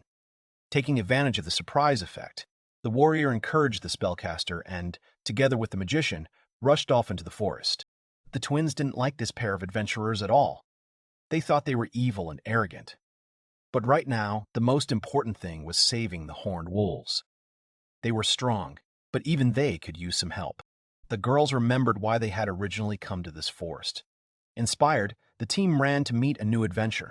Kanade ran ahead to catch the poachers faster. Having caught up with the girl, Rain stopped her. Friends don't even know where the enemies are. She was confused, realizing that the guy was right. While Tanya was embarrassing Kanade, Shroud was going to find out the location of the attackers. The dragon wanted to know where the guy got so much zeal from, but he just doesn't like being underestimated. This answer interested the girl. Having made a temporary contract, the sorcerer asked the rabbit to call the others. The baby ran away, which worried Nina, but it was okay, because he would return soon. The demigod understood her friend's plan. Many fluffy rabbits ran into the clearing, and they completely charmed Nina, who saw them in such numbers for the first time. Rain made contracts with them and thanked them for their help. This picture puzzled the girl, but Luna explained to her that there was no need to worry. These were just the tamer's abilities, and she would soon get used to it. Tanya was worried about something. She was worried about how the rabbits would be able to find the poachers, or rather, how they would be able to understand that the people they found were poachers. Shroud gave the animals a simple command: find people and tell them where they are. The guy also noticed that there were plenty of other people in the forest besides the bad guys. For example, adventurers, ordinary citizens, etc. It will be difficult for the rabbits to understand which of them is which. Rain will watch the animals and thus be able to find the poachers. The friends did not understand anything, but were delighted. Kanade was completely confused, and the guy decided to explain in more detail, to share his consciousness with the rabbit. Although it would take time, but this way they would find the enemies faster. Tanya didn't like the spellcaster's quirks. She was worried whether it could harm his health, but the guy asked her not to worry, because everything would be fine. Shroud had one request: to look after his body. The girls readily agreed to do so. Thanks to the contracts with the rabbit, the tamer learned that the animal had already found people. Under the girl's piercing gaze, Rain lay down on the stone and wanted to say something. But his consciousness had already begun to leave his body. The guy had already regained consciousness and saw the rabbit's paws, which meant he had succeeded. He heard some rustling nearby. The main character came out to Og and Eiley, who were just looking for poachers. Realizing that they were not his target, he hurried to move his consciousness to the next rabbit. Each time, jumping from one animal to another, Shroud met ordinary adventurers, herbalists, and merchants. The guy thought that everything was wrong. There were too many people here. Maybe he missed someone, or there were no poachers in this forest. Suddenly, one of the rabbits heard a rustling sound and saw someone running. This interested Reyna. These guys are chasing someone. One of them has a bow and the other has a knife. Then the sorcerer saw a wolf running somewhere. Rain jumped up and said he had found a horned wolf. He quickly apologized to Kanade for scaring her and gave her the approximate location of the intruders, a kilometer to the northeast. Hunters are chasing a wolf. He needs help. The animal must be protected from poachers who were already preparing to attack. They said that the Tamer was able to reach C rank in just a month. Thinking about it makes one feel sad. After all, it took a couple of adventurers years to reach this goal. The mage confirmed the warrior's words, but noted that he himself had said earlier that the spellcaster relied on the power of the strongest races, so this guy was no match for them. Ago was encouraged by Ali's arguments. Having regained their determination, the couple decided to hurry and find the poachers before the opposing team did. Kane decided to find out if they were going the right way, and after receiving an answer from Rain, she ran further in that direction. When the boy possessed the rabbit, he saw that poachers had attacked the horned wolf. The tamer was worried that they had little time. Having overtaken her friend, the girl pointed to the clearing where the attack took place. Seeing his opponents, Shroud prepared for battle using enhancement magic. The exhausted animal was cornered. The criminals finally caught it. The bandit ordered the archer to shoot. The man pulled the bowstring and let the arrows whistle into the wolf. The main character catches the arrow in flight, thereby saving the animal's life. Shroud snaps the arrow with a crunch. His sudden appearance catches the opponents off guard. Using the element of surprise, the caster disables the archer. -1 poacher. The remaining bandits were horrified by what they saw. Help arrived just in time. A powerful fire strike sent the opponents flying in different directions. Tanya flew to help Rain. The dragon asked if he had finished yet. The friends were happy to meet. When Tanya attacked the people, she did not know that they were poachers. The fairies also arrived there. The twins ran as fast as they could and were still late. Tanya encouraged them and wanted to know where Kanade was. But before they could worry, Kanade returned. She showed them a couple of bandits. These people attacked her unexpectedly, so the girl knocked them out. The cat hoped that they were poachers. The guy looked at the people, and judging by their appearance, they were bandits. Perhaps they were watching the area. Tanya praised Kanade for a good job. After the team dealt with the enemies, Rain could calmly begin to heal the wolf. The animal was afraid of people, so it was necessary to think of a way to calm it down. The cat approached the beast and tried to get along with it, but this only made it angry. The frightened girl ran to the dragon for salvation. Despite the girl's fears, Nina wanted to explain to the wolf that everything was fine, the danger had passed, and he was now safe. The beast has no reason to be afraid. They are not enemies and will be on his side. A warm smile and kind words prompted the animal to trust the demigod. The wolf lay down on Nina and relaxed, listening to her voice. The girl offered Shroud to cure the wolf. Kanade, admiringly, noticed that Nina now resembled a beast tamer. This made the guy feel somehow sad. Rain used healing magic on the wolf. Well, now he's completely fine. The wolf thanked the protagonist profusely for the treatment. Rain was simply glad that the beast was happy. The animal also liked the spellcaster because he is incredibly kind. But the main thing is that he is healed. The boy was glad that he could help the wolf. He was very cute, and the tamer would like to take him home. But he already has a home where the animal should return. The friends said goodbye to the animal. The horned wolf ran home, which made me a little sad. The girls had already started to rejoice that the mission was accomplished. Suddenly, someone's dialogue was heard. Someone was approaching. The unexpected guests were 2 adventurers. Both teams were surprised by the spontaneous meeting. Tanya and Luna mocked the opposing teams. After all the poachers had already been caught, and they were too late. The couple was shocked and did not believe what was happening. Ali denied that they were bandits. To dispel their doubts, Rain suggested that they check everything themselves. Ogu found a hunting knife, a bow and arrows, and a rope. Having studied everything in detail, he came up with a verdict that these were definitely the same poachers. The girl clearly wasn't going to believe it. Ali was convinced that the team had used some kind of trick because it would take hours to find the right people in such a huge forest. It had been very little time since the argument, and the group had already caught the attackers, as if it had all been planned in advance. You'd think they knew where the poachers were from the start and deliberately forced her and the warrior to participate in the game. Sora decided to ask Ali what the benefits were for her team. The mage assumed that they were trying to build up a track record, get a lot of C-rank achievements, and tell everyone that the caster's team is more useful than veterans. But before she could finish speaking, the dragon interrupted her. Tanya was furious. She was hurt by the mage's words, and she wanted to show her the difference in their powers. Ali continued to provoke her, saying that this behavior only made her more suspicious. Rain was anxiously trying to calm them down when suddenly a rumbling sound was heard. The purring sound was heard again. It distracted Tanya from the argument. Kanade apologized, but she just wanted to eat. The twins felt sorry for the cat. The spellcaster was happy with the situation.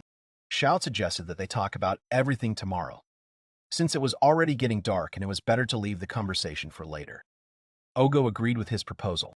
It was too late to lead the poachers into the city, so they would set up camp here.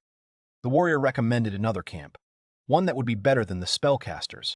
Rain doesn't need him, and he's not trying to run away from his problems. So adventurers needn't worry.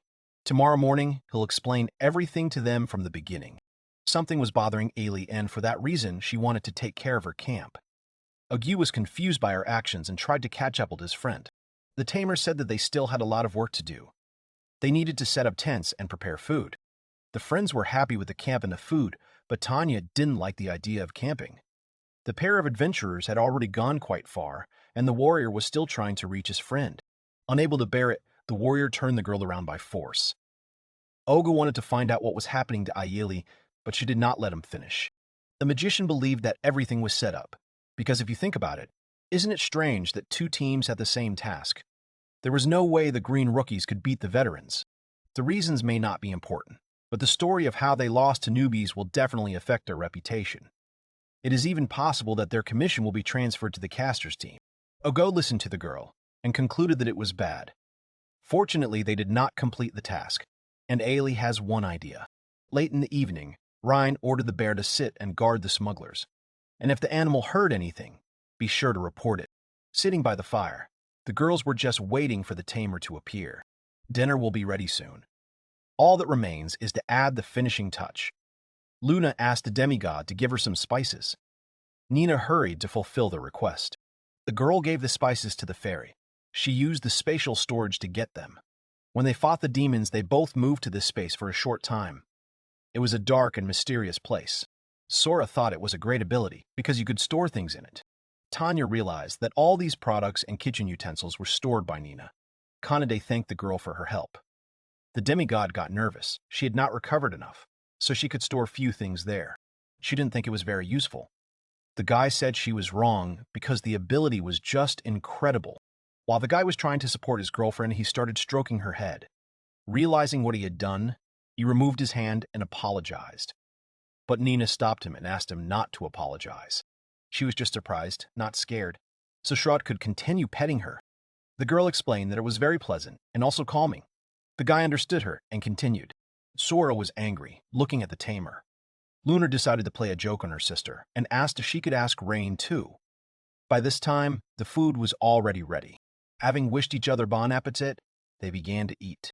Tanya made sure that the spellcaster would be comfortable alone in the tent.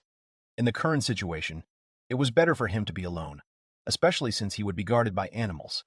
The dragon anxiously asked him to be on guard. The guy wished her good night. Shroud was more worried about the girls, although he shouldn't have been, since they were of a superior race. As he fell asleep, he was glad that they had managed to save the horned wolf. The tamer wanted tomorrow to be a good day. At night, while everyone was sleeping, someone approached the bear guarding the criminals. The next moment, a terrible roar was heard, from which the main character woke up. He immediately ran out of the tent, because he knew that a bear had woken him up. The beast lay unconscious, which frightened Ryan. He wanted to know what happened. The boy didn't understand what was happening. He tried to bring the animal to its senses and was going to treat it. The bear let out a plaintive roar. A dragon and a cat ran up to the sorcerer. Tanya heard a roar and ran to the place to find out what was happening. Someone attacked the bear. Fortunately, the wound was not fatal. But the poachers disappeared. Shroud does not believe that the prisoners escaped because the ropes with which the criminals were tied were not there. They could not have escaped tied up because then they would not have been able to defeat the bear. No one understood what had happened, but it was necessary to tell Sora, Luna, and Nina about what had happened. Rain explained the situation to everyone. The twins could find the poachers. The fairies used a spell called Find Materials. After a short time, the sisters found them. They are now 500 meters to the south. They decided to go in pursuit right now. Kanade and Tanya go after the poachers with the tamer, while Sora, Luna, and Nina must find Oga and Ailey and inform them of what happened. The couple needs to be warned because since the criminals have escaped, they might be attacked. They can also be asked for help. The guy thought they would be by the river, but Luna interrupted him. These two were not at the river. The twins checked everything and felt their response in the south. Shroud didn't understand. They weren't at the river, but the adventurers said they would discuss everything tomorrow. Maybe they noticed the poachers had escaped and followed them. Or maybe it was all them. A bear approached him. He wanted to say something. The main character apologized to the animal, because it was because of him that he suffered. The beast told the tamer about what happened in all its colors. But the guy found it hard to believe what he heard. Ailey forced the frightened attackers to continue walking, threatening them that she was not joking. These words made the men start shaking. Ogu called out to the girl. She could tell from his expression that he still had doubts. But she had already explained everything. They saw that the poachers had fled, so they caught them, and now they deliver criminals to the guild. But the war was worried about another thought, whether they were doing the right thing. All people don't care what methods are used. The main thing is the result, so you need to complete your mission. The magician will not allow this to happen again. She will do everything to maintain her position. If a warrior feels the same, then he needs to prepare for battle. But Ogu did not fully understand his friend. Right in front of the pair of adventurers, Kanade and Rain appeared. The guy clearly didn't come to life to see the spellcaster. The magician didn't understand how they were able to figure them out. Tanya wondered why the adventurers decided to kidnap the poachers. The girl tried to justify herself by saying that there was a misunderstanding. They saw that the prisoners had escaped, so they decided to help with the capture. Rain stopped her abruptly. Shroud knew she was lying. The bear that had been tracking the poachers had said they had used some kind of magic to knock him out and kidnap the prisoners from the camp. Ollie didn't believe that the bear could talk, but Rain is a beast tamer, so of course he can communicate with animals, even if he couldn't do it. Sora and Luna still looked at the bear's memories using magic. Until the very end, the guy didn't want to believe that adventurers were involved in this. But now, looking at them and the poachers, Ogu laughed, not letting the spellcaster finish. It turned out that the guy was much more capable than they thought. How talented! A beast tamer who could not only tame the highest race, but also communicate with animals. Shroud is an interesting guy, but none of that matters. Magu and the war don't care that the team found out about everything. They will still complete their mission. The spellcaster warned that if they wanted it that way, he and his friends would stop them. Kanade and Nina are watching the criminals. Rain wanted to fight Ogo and asked Tanya to deal with Ailey. The dragon was glad that the master finally asked for her help and willingly agreed to help him. The girl just wanted to deal with her opponents as quickly as possible.